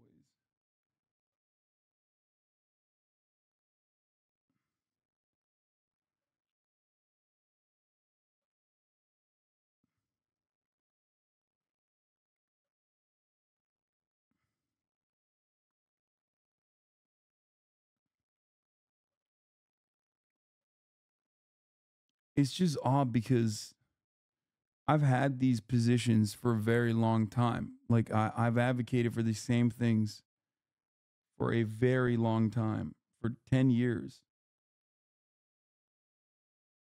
there have been any war crimes. Is Israel currently committing war crimes in Gaza? Not to my current knowledge, I don't think so, but I would have to see if anything like currently differently has changed. But right now, I don't believe anybody has levied the claim that there have been any war crimes committed since October 7th. I don't believe so. Do you think that is that in any way relevant to you when discussing the conflict? Let's say if Israel were to be committing internationally recognized war crimes in Gaza, and may I add, in the West Bank, and I could prove that to you, and you'll say, yes, I agree. Would that change anything in your overall perception of the conflict? Right now, I don't necessarily think so, but I mean, I probably think that the underlying things themselves are probably bad without them being a war crime. I think it's defined as a war crime, I think it's considered internationally illegal for Israel to be building settlements in the West Bank. I think that's a really bad thing for a variety of reasons. Simply from 48 onwards into the future, has there at any point been an ethnic cleansing of Palestinians? 47 and 48 was inarguably a mass expulsion of a certain ethnic group of people from territories. So, I mean, that would qualify as ethnic cleansing. Post that, if I would consider like settler expansionism to be a form of a type of ethnic cleansing, I mean, you could arguably probably say that. I think I would say it's probably roughly true. I don't really like the term ethnic cleansing. I think it's just a shitty term. It doesn't it brings with it like a whole bunch of like moral condemnation. But I don't think ethnic cleansing is necessarily always bad, and there are different ways to do it that might be good or bad. So yeah, I don't know. What? I don't think ethnic cleansing is always bad, and there are ways to do it that are not necessarily bad. The fuck?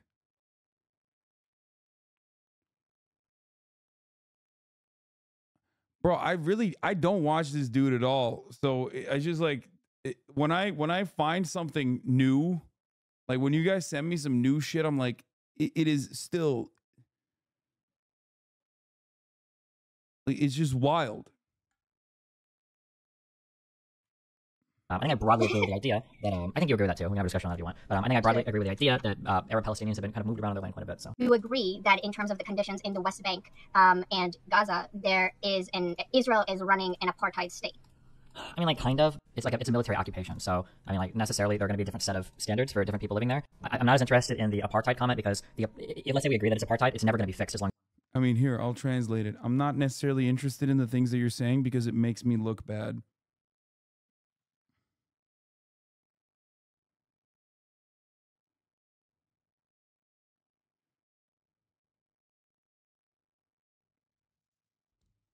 Like, there's no other way to be like, I'm kind of wishy-washy on genocide. As long as it's a military occupation, like, I think the way to fix it is to establish borders and to create a state. And I think the apartheid stuff gets fixed after that, like automatically almost. But it definitely doesn't get fixed while it's still considered a military occupation. That would never happen.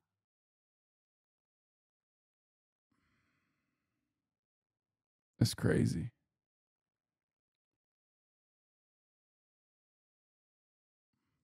As you were saying, genocide is not a body count. Thank you, America Very, for the can't give this. Genocide consists of two elements: the destruction of a people in whole or in part. So, in other words, you can commit genocide by killing 30,000 people. It doesn't have, well, 5 probably is below the threshold. Yes, but I think 30,000 crosses the threshold, and not reaching 500,000 is probably irrelevant.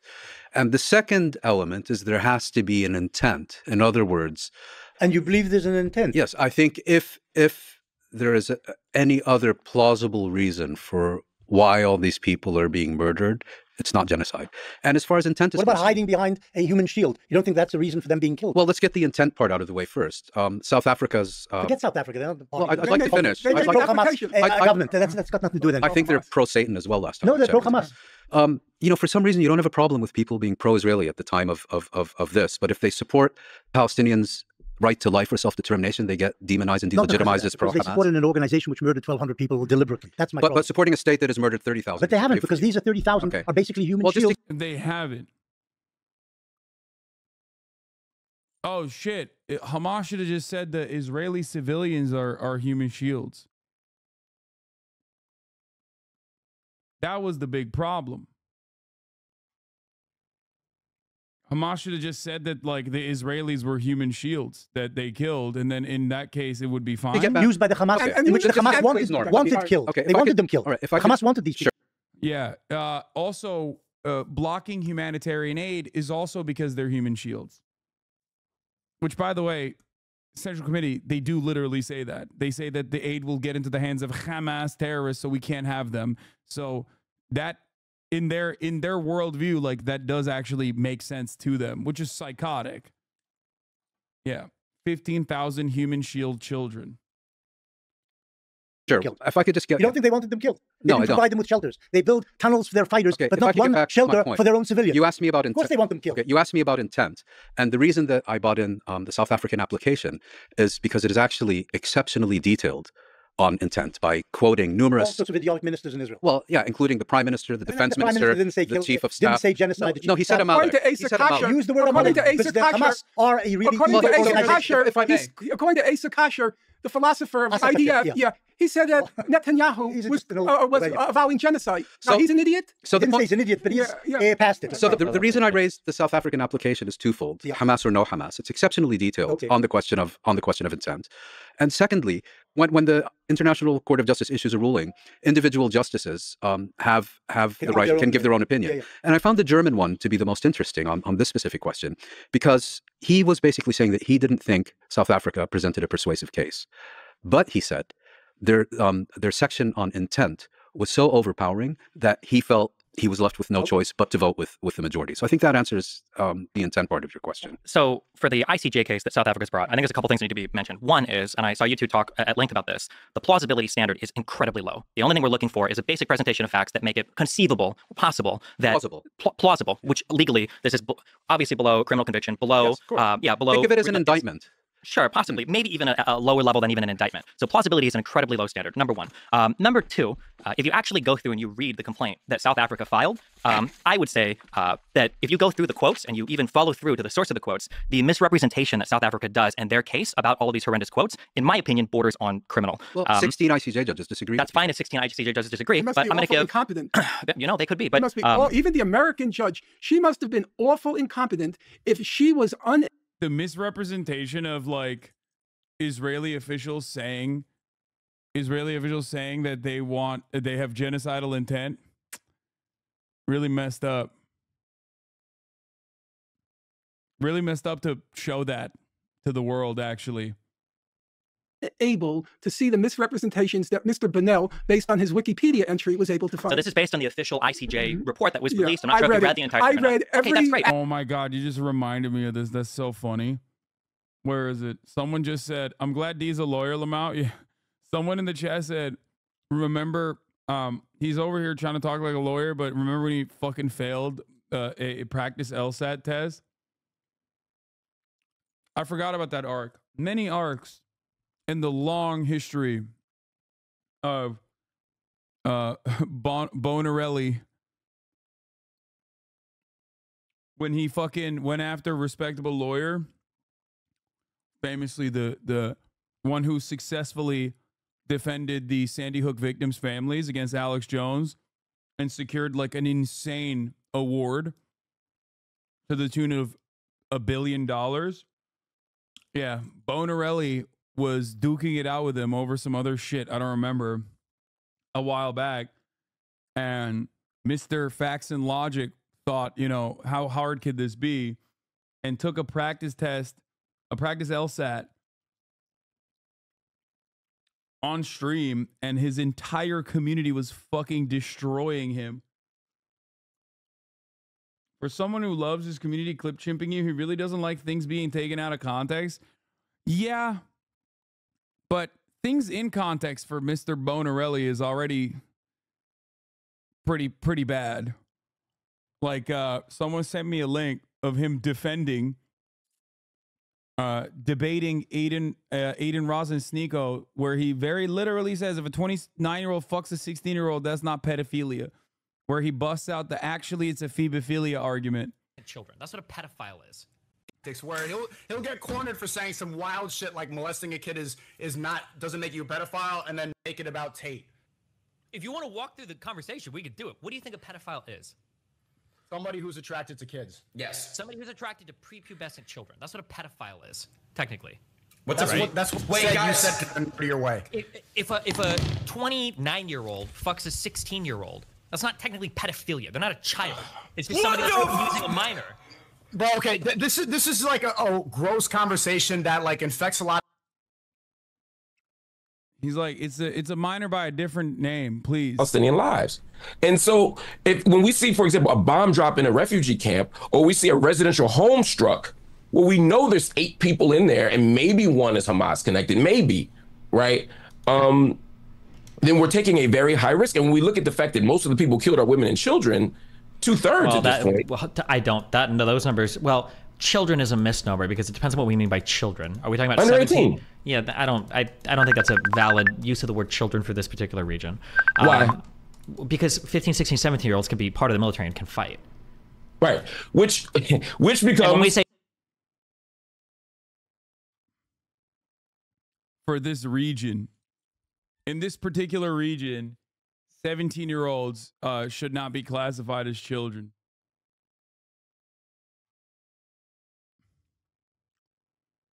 Hey, man, my man's consistent, you know? Consistently a fucking asshole, but... Did you go through and actually identify any of the sources? Actually, 15, 16, 17. Actually, brace yourself for this, and Moeen could confirm it. Yaniv Kogan, an Israeli, and Jamie Stern Reiner, half Israeli, they checked every single quote in the Hebrew original. And Yaniv Kogan, love the guy. He has terrifying powers of concentration. He checked every single quote. Is that correct, Moeen? And Jamie checked every single quote in the English, in the context. And where there were any contextual questions, they told us. I think they found one. Yeah, I think they found one. So I do not believe that those 15 judges, it was 15-2. 16-2, I think. There are 15 on the court plus 2, so it's 17, so it's 15-2. I don't think those 15 judges were incompetent, and I certainly don't believe the president of the court, an American, would allow herself to be duped. Okay, because you might recall, Mr. Burrell. Let him read. Sure. So this was taken from the South African complaint. There's tons of these, but so here's one. In the complaint for the ICJ, they said that on the 12th of October, 2023, President Isaac Herzog made clear that Israel was not distinguishing between militants and civilians in Gaza, stating in a press conference to foreign media in relation to Palestinians in Gaza, over 1 million of whom are children, quote, "It's an entire nation out there that is responsible. Yeah. It is not true. This rhetoric about civilians not aware, not involved. I saw that. It's absolutely not true. And we will fight until we break their backbone." End quote. If you actually go to the news article, that they even link it in their complaint. The full context for the quote was, quote, "It is an entire nation out there that is responsible. It's not true. This rhetoric about civilians not being aware, not involved. It's absolutely not true. They could have risen up. They could have fought against that evil regime, which took over Gaza in a coup d'etat. But we are at war. We are defending our homes. We are protecting our homes. That's the truth. And when a nation protects its home, it fights, and we will fight until we break their backbone." He acknowledged that many Okay. Gazans had nothing to do with Hamas, but was adamant that others did. Quote, "I agree, there are many innocent Palestinians who..." Bro, what do you mean? He said, I agree that there are many innocent Palestinians, but they didn't rise up against fucking Hamas. But it's a war. Sorry. The added context says the exact same thing that you think it somehow disparages.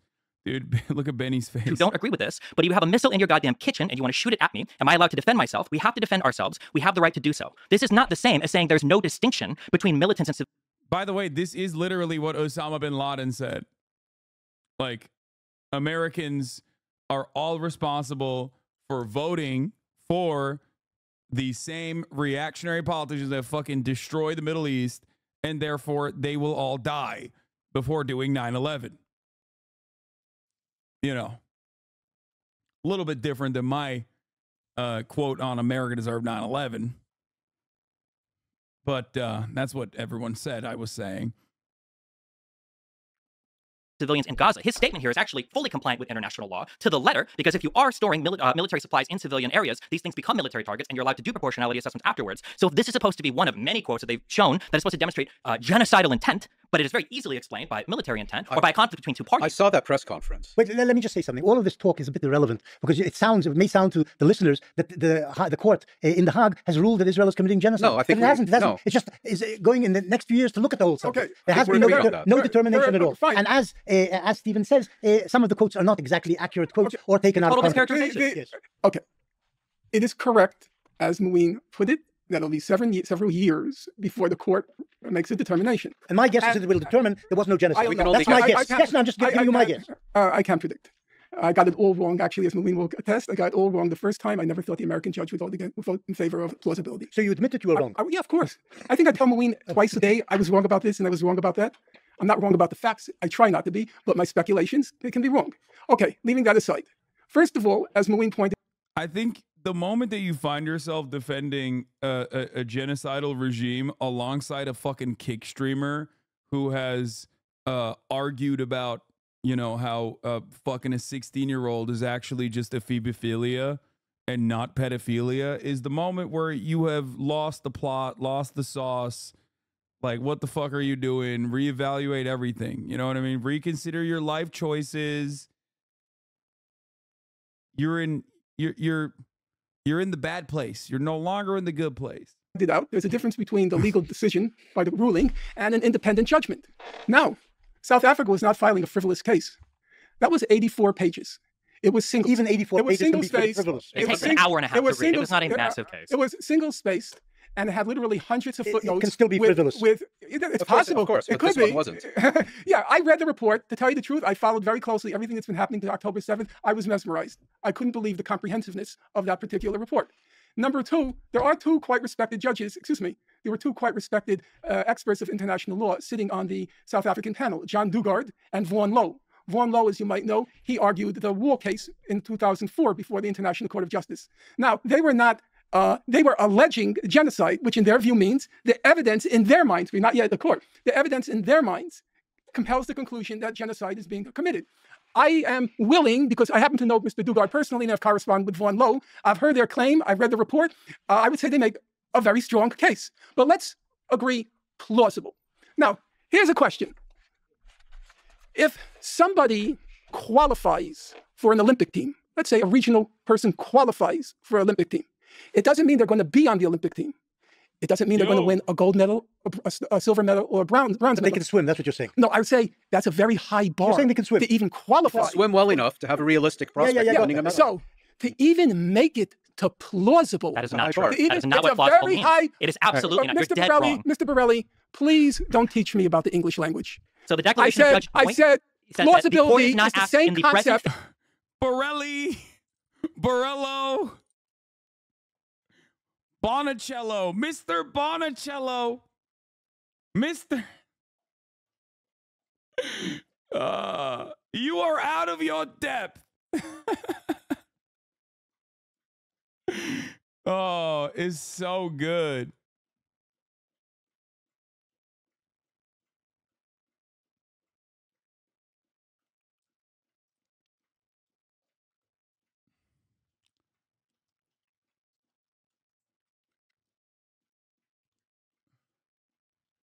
As qualifying. The court is not asked at this present phase of the proceedings to determine whether South Africa's allegations of genocide are well-founded. They're not well-founded. They're not even well-founded. The court you said that plausible is a high standard. It is absolutely not. It is a misrepresentation of the strength of the case against Israel, just like the majority of the quotes they have in this case are. And also, you said it was an extremely well-founded case. They spend like 1/4 of all of the quotations. Some even pulled from the Goldstone report. They try to actually deal with the intent part, which is, by the way, I think you guys, I don't know if you use the phrase the dolo specialis, that the intentional part of genocide. Sorry, I don't know that term. I think it's called dolo specialis. It is the most important part of genocide, which is proving the special. There's a highly special intent to commit genocide. It's possible that Israel could. That's mens rea. No, the mens rea. Yes, I understand the state of mind, but for genocide, there is it's called dolo specialis. It's a highly special intent. Did you read the case? It is a highly special intent. I'm going to ask you again. Yes. Please stop displaying your imbecility. Okay, I'm sorry you think the declaration of the judge is imbecile. Don't put on public display that you're a moron. At least have the self-possession to shut up. Did I read the case? My display on camera. You're putting yours in books. Okay? I read the case around 4 times. I read all of the majority opinion, the declarations. I read Aaron Barak's declaration. Then why are you lying and saying plausible is a high standard? Because I said, even reaching the benchmark of plausibility is a very high standard in the world. It's the equivalent of a regional player qualifying for an Olympics. It's still 2 steps removed. You may not be on the team. Dude, this is why debates are so fucking stupid, because it's obvious what he's saying. It's a very high bar to clear to even get this across the ICJ, for it to say that there's plausibility here for them to continue the fucking court case. And like, he's just engaging in semantics over and over again. No, dude, actually, they're fucking letting every genocide case go through. They're actually using all of their unlimited resources, seemingly, on all of the genocides all the time. You just don't even hear about it. And it's so fucking stupid. But again, and again, I have to repeat myself that it doesn't matter how stupid he is, because there are people even stupider than him who will listen to this and go, Yeah, I think he's holding himself well. Like, he's holding his own here against this guy who is an intellectual, supposedly. And you may not get a medal, but to get qualified, which in this context is the equivalent of plausible, you must be doing something pretty horrible. And as it happens, Professor Morris, that's what the court will rule. Remember what I just told you. The court I don't expect to be even around when the court reaches its final decision. Why? It'll take a long, long time. 2 years. 3 years. No, I don't think it'll take 2 or 3 years. I mean, Bosnia, which was admittedly a special type of case because they were accusing Serbia of sponsoring the Bosnian Serbs. That took, I think, 17 years. From 90. I assume they'll take 2 or 3 years. But the point you're making, so this I'm is illegal. Something horrible must be happening to even achieve. It's horrible. It's a war. Yeah, it's true. Yes. Horrible. But I think they weren't rendering a ruling on a war. They were rendering a ruling on a genocide. And I think the suggestion. And they said it was plausible. They also said it was plausible that Israel is committing a military operation as well. Yeah, but I think the problem with your characterization is you're saying in so many words the South Africans basically only had to show up in court with a coherent statement. Right. That is correct. In today's atmosphere, that's probably correct. They needed to do a lot more. They needed to persuade. The American judge. They needed to persuade. Judges go according to what the majority want to hear. Yeah, but they needed president. They needed to persuade the court that it was worth investing several years of their time. Right-wing argumentation always revolves around the same fucking dumb, nonsensical principles. The right wing, the ICJ court is just woke. Okay? Let me tell you something. It's just woke. It's woke nonsense with their fucking woke judges that are capitulating to the wokeness of the majority opinion. Let's not ask why people have arrived at this majority opinion, which seemingly is very popular.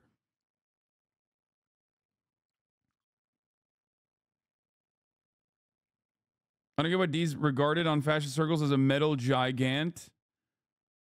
You mean a mental giant? Everything I see of him is either glazing another fascist or getting manhandled by somebody that knows more about him. Yes, because fascists are dumb as fuck. That's it. They're super stupid. So to them, they regard Destiny as like a mental giant because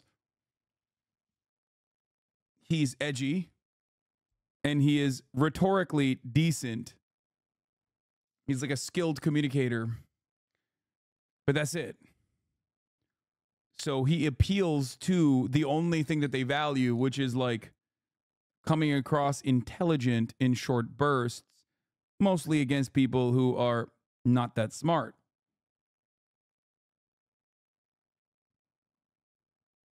Also, right-wingers don't have a lot of values beyond just like being able to say slurs, and you are completely correct. HasanAbi, I think, who said that. He is a slur sayer himself. And I think people really like that. They're like, he's really, like a lot of people that spend most of their time online have basically positioned themselves in the thinking that like being able to say edgy shit or slurs is actually like the coolest you can be. Like, ooh, is so scary for everybody else when I say the big bad word. You know, I've destroyed everybody. I've triggered everybody.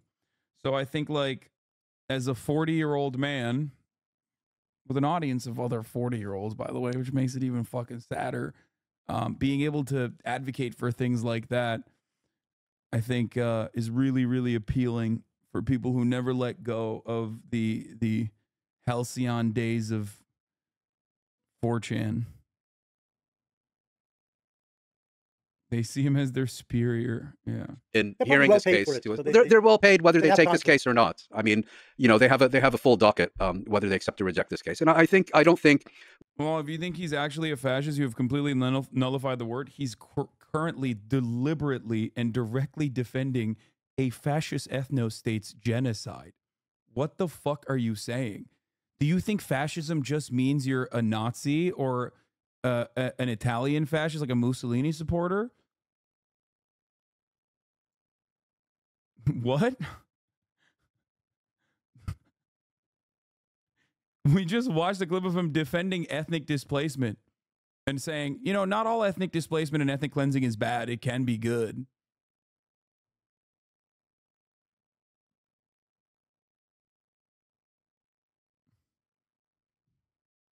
What are you talking about?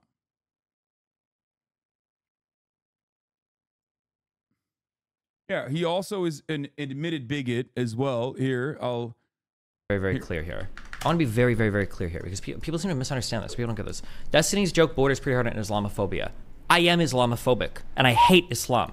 I'm an atheist. Yes. I will make Islamophobic jokes. I love when he says, I'm an atheist, and he's like defending a Jewish ethno-state, doing genocide against Muslims, like as though he has this principled stance against all religion. Really? Do you? It's odd to say that while, you know, these are Paul Muad'Dib treatise, aka the Lisan al-Gaib for races and dumbasses. Yeah.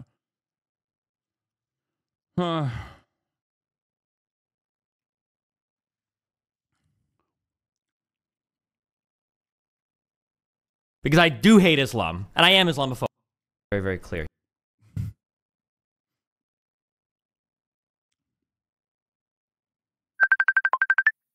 We should remember what I just said. They won't rule there was genocide. Remember what I said. Also, I recommend people actually read the case and follow through a lot of the quotes. That they just don't show genocidal intent. I don't think so The Israeli Minister of Finance. Why is he okay saying he's Islamophobic but not? I love someone saying 15-second clip chimp.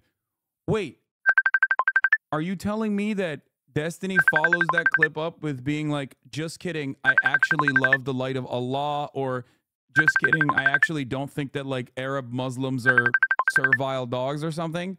Is that what you're going to say?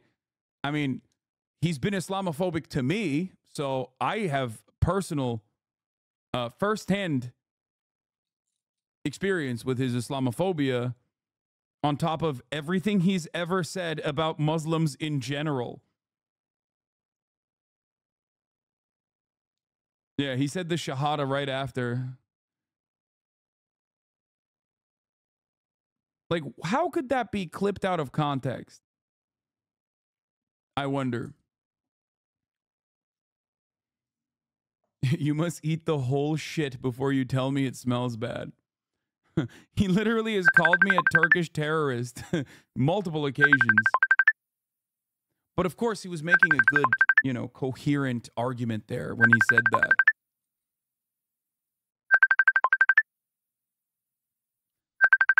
You're not even Muslim? I don't think you know what Islamophobia means. Yeah. Like the first guy that killed a Sikh dude in Texas after 9/11, when he was saying like, you know, Allah Akbar, like go back to your country, and he shot and killed that guy. He wasn't doing an Islamophobic hate crime, even though the woke courts declared that he was, because the guy was Sikh.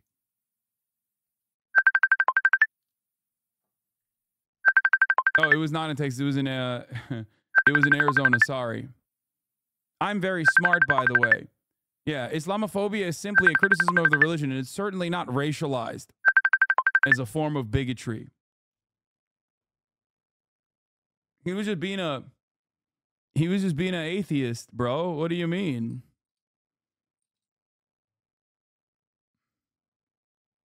On the 8th of October, 2023, this is taken from the ICJ. This is from South Africa's submission. Bezalel Smotrich, I can't read this, stated, there you go. Okay, at a meeting of the Israeli cabinet that, quote, we need to deal a blow that hasn't been seen in 50 years and take down Gaza, end quote. But again, if you click through and you read the source, their own linked source, it says, as per this own source, quote, the powerful finance minister, settler leader, Bezalel Smotrich, I can't pronounce this, demanded at the cabinet meeting late Saturday that the army, quote, hit Hamas brutally and not take the matter of the captives into significant consideration, end quote. Quote, in war, as in war, you have to be brutal, end quote. He was quoted as saying, quote, we need to deal a blow that hasn't been seen in 50 years and take down Gaza, end quote. You can't strip the quotation of Hamas, a entity you're at war with, and then pretend there's genocidal intent. That's not genocide. Hey, so when the Ukrainians say we need to defeat Russia, that's not genocide. No, when Ukraine says we need to defeat Russia, is that genocidal? They mean killing all Russian citizens? Professor Mars, here's another one. When the defense, ridiculous. Yes, ridiculous. The American judge. He also doesn't determine policy. The American judge. This is what the Islamophobia joke clip was referring to. Oh yeah, I remember that when he was talking about like, I'm not gonna play that clip obviously for obvious reasons.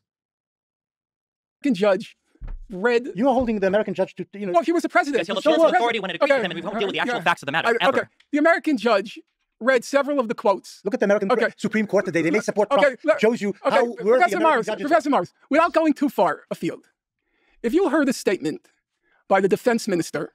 The defense minister said, we are going. That's the guy who was referencing.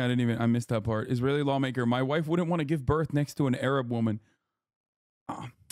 Dude, you guys don't understand. He's just Islam. He's Habayit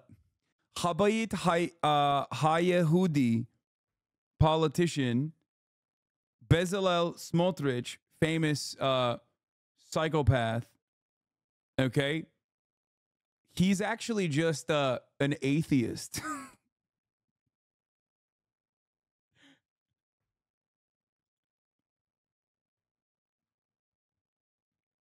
When he said he doesn't want his wife giving birth next to an Arab woman, he was just being an atheist.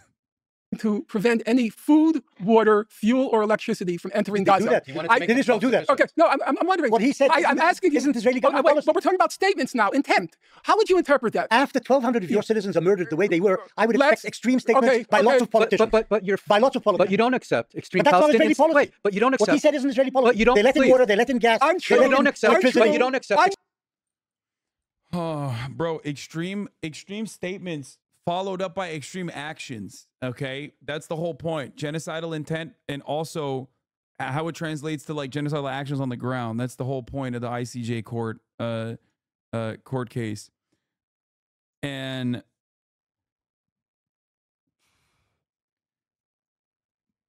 but beyond that, what he's going to say now, what Rabbani is going to say here is, but you don't have that same principle stance for Palestinians, which he doesn't. Extreme Palestinian statements after they lost their entire country, not just 1,200 people. That's a good point. No, it's a good point. And on that, wow, on that moment, damn, okay. One brief moment of agreement. Let's just take a quick pause. We need a smoke break, a water break, a bathroom break. Take down Gaza is not a genocide. Defeat Russia is a genocide What does statement. take down Gaza We went to war with Iraq and we wanted to destroy Iraq. That was a genocidal statement. There's a reason why genocide is such an importantly guarded concept, and it's not to condemn every nation that goes to war. Wait, you didn't know how to pronounce my name. Are you mispronouncing it intentionally? Yeah, I made you into an Italian all the time. Damn, he's got all the smoke when he's getting up to pee, dude. He's like, come on. By your solicitude for international law. You should try learning it sometime. It would help you sort out a lot of the civilian deaths. Unfortunately, 15 judges disagree. You could keep citing the judges. You should actually try reading the actual statements. This is tiring. You've invited us to a tiring session. Yeah, there you go. Was D always like this, or did a combination of taking L's make him into a reactionary, non-sounding weasel? I think he just developed a resentment towards the left and just kind of carried that on. I don't really know. Meth and mushrooms? I don't know what like the turning point is really. I mean, he used to be very reactionary, libertarian. Like, I think he got like kicked off of his team for fucking being racist to his teammates, or some Korean dude playing StarCraft or whatever. But this was like way back in the fucking day, way before I met him. And then when I met him, he was like duking it out with like racists and all of the very same people that he basically aligns with, both in argumentation and also literally like opinion, like Sargon of Akkad and whatnot. Like he was duking it out with them and owning them. So I thought like, oh, this is perfect. He's just like iDubbbz, you know what I mean? Like iDubbbz now, like a person who is reformed. And I love that. I thought, I love that. I'll ride for you. I'll defend you. I did. My first ever Chapo appearance, I literally defended Destiny the entire time. He's just copying the old Alan Combs method of being the court cuck for conservatives. He gets attention going around being defeated by various big conservatives in debate. He gets invited to lose. Yeah, I don't think he like quote unquote loses. I think he loses now more. I think back in the day he didn't do that, is my point.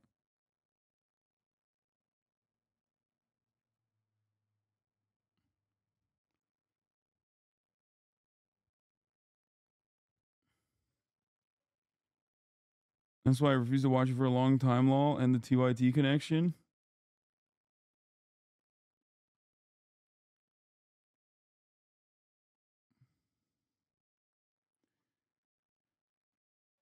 But yeah, it's no, he thinks he's so incredibly highly of himself, like an actual intellectual juggernaut. I think he's probably hopped up on a lot of copium to genuinely feel that way. Like he probably feels like he legitimately is like an intellectual giant.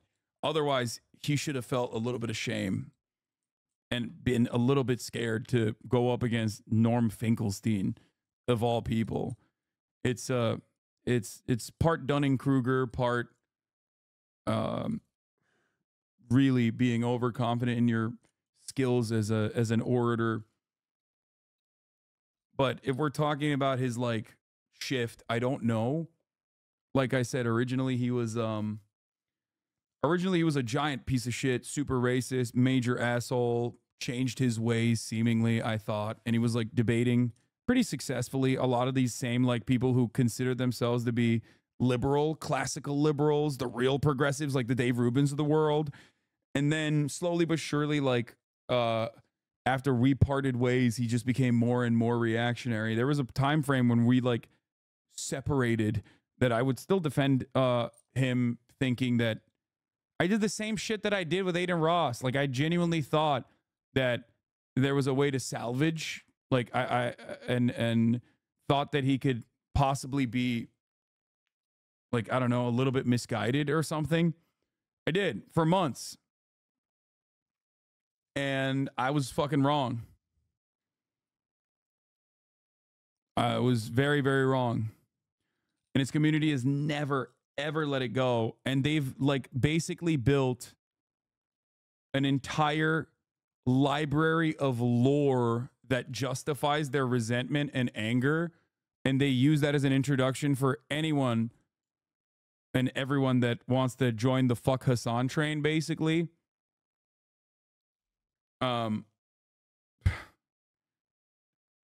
There are entire libraries of content dedicated to like documentaries that his fan base have made about our friendship and how one-sided and how awful I am to him. And it's a cult of personality surrounding just not just loving Destiny, but I think in parts also hating me, which is crazy.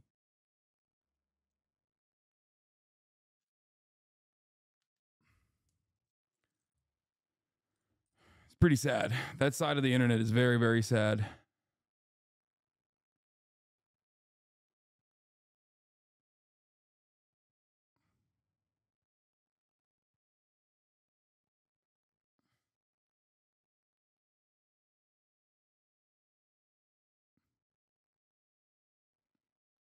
You had to say the small orbiter who built resentment or admiration for him like all the others, but you went ahead and blew up and you did the most reprehensible thing exists outside him.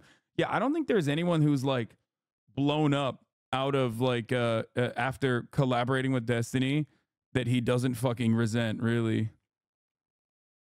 I can't really think of anyone. Maybe. I'm sure there is one, maybe. But he fucking hates it.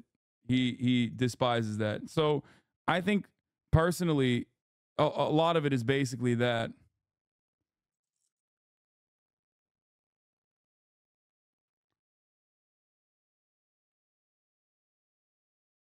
Hasan was never a deorbiter. That's revisionism. Yeah, I wasn't. I did collaborate with him a lot early on. And I do attribute some of my early success to him. And I said it for much longer than even after we had parted ways. I openly stated that. But having said that, it is pretty funny to think that like to all the people that are like, yo, he made you or whatever. His subreddit already is flooded with memes of reaction before the stream ends. Lol, I watched some of his vids. Oh no, they're in here. They've been in here all day. But his subreddit seems beyond unhinged to like a worrying level of obsession with the left and figures from it. Yeah. No, his entire community is like very, very resentful of anything that is anyone that Destiny hates. They hate way harder than he does.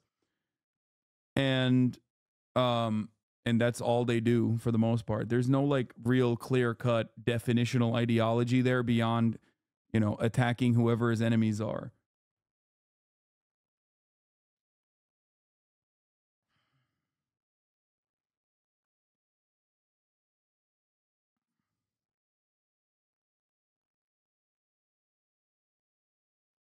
His sub will call you a tanky, a reactionary, a racist, a capitalist, all in one sentence.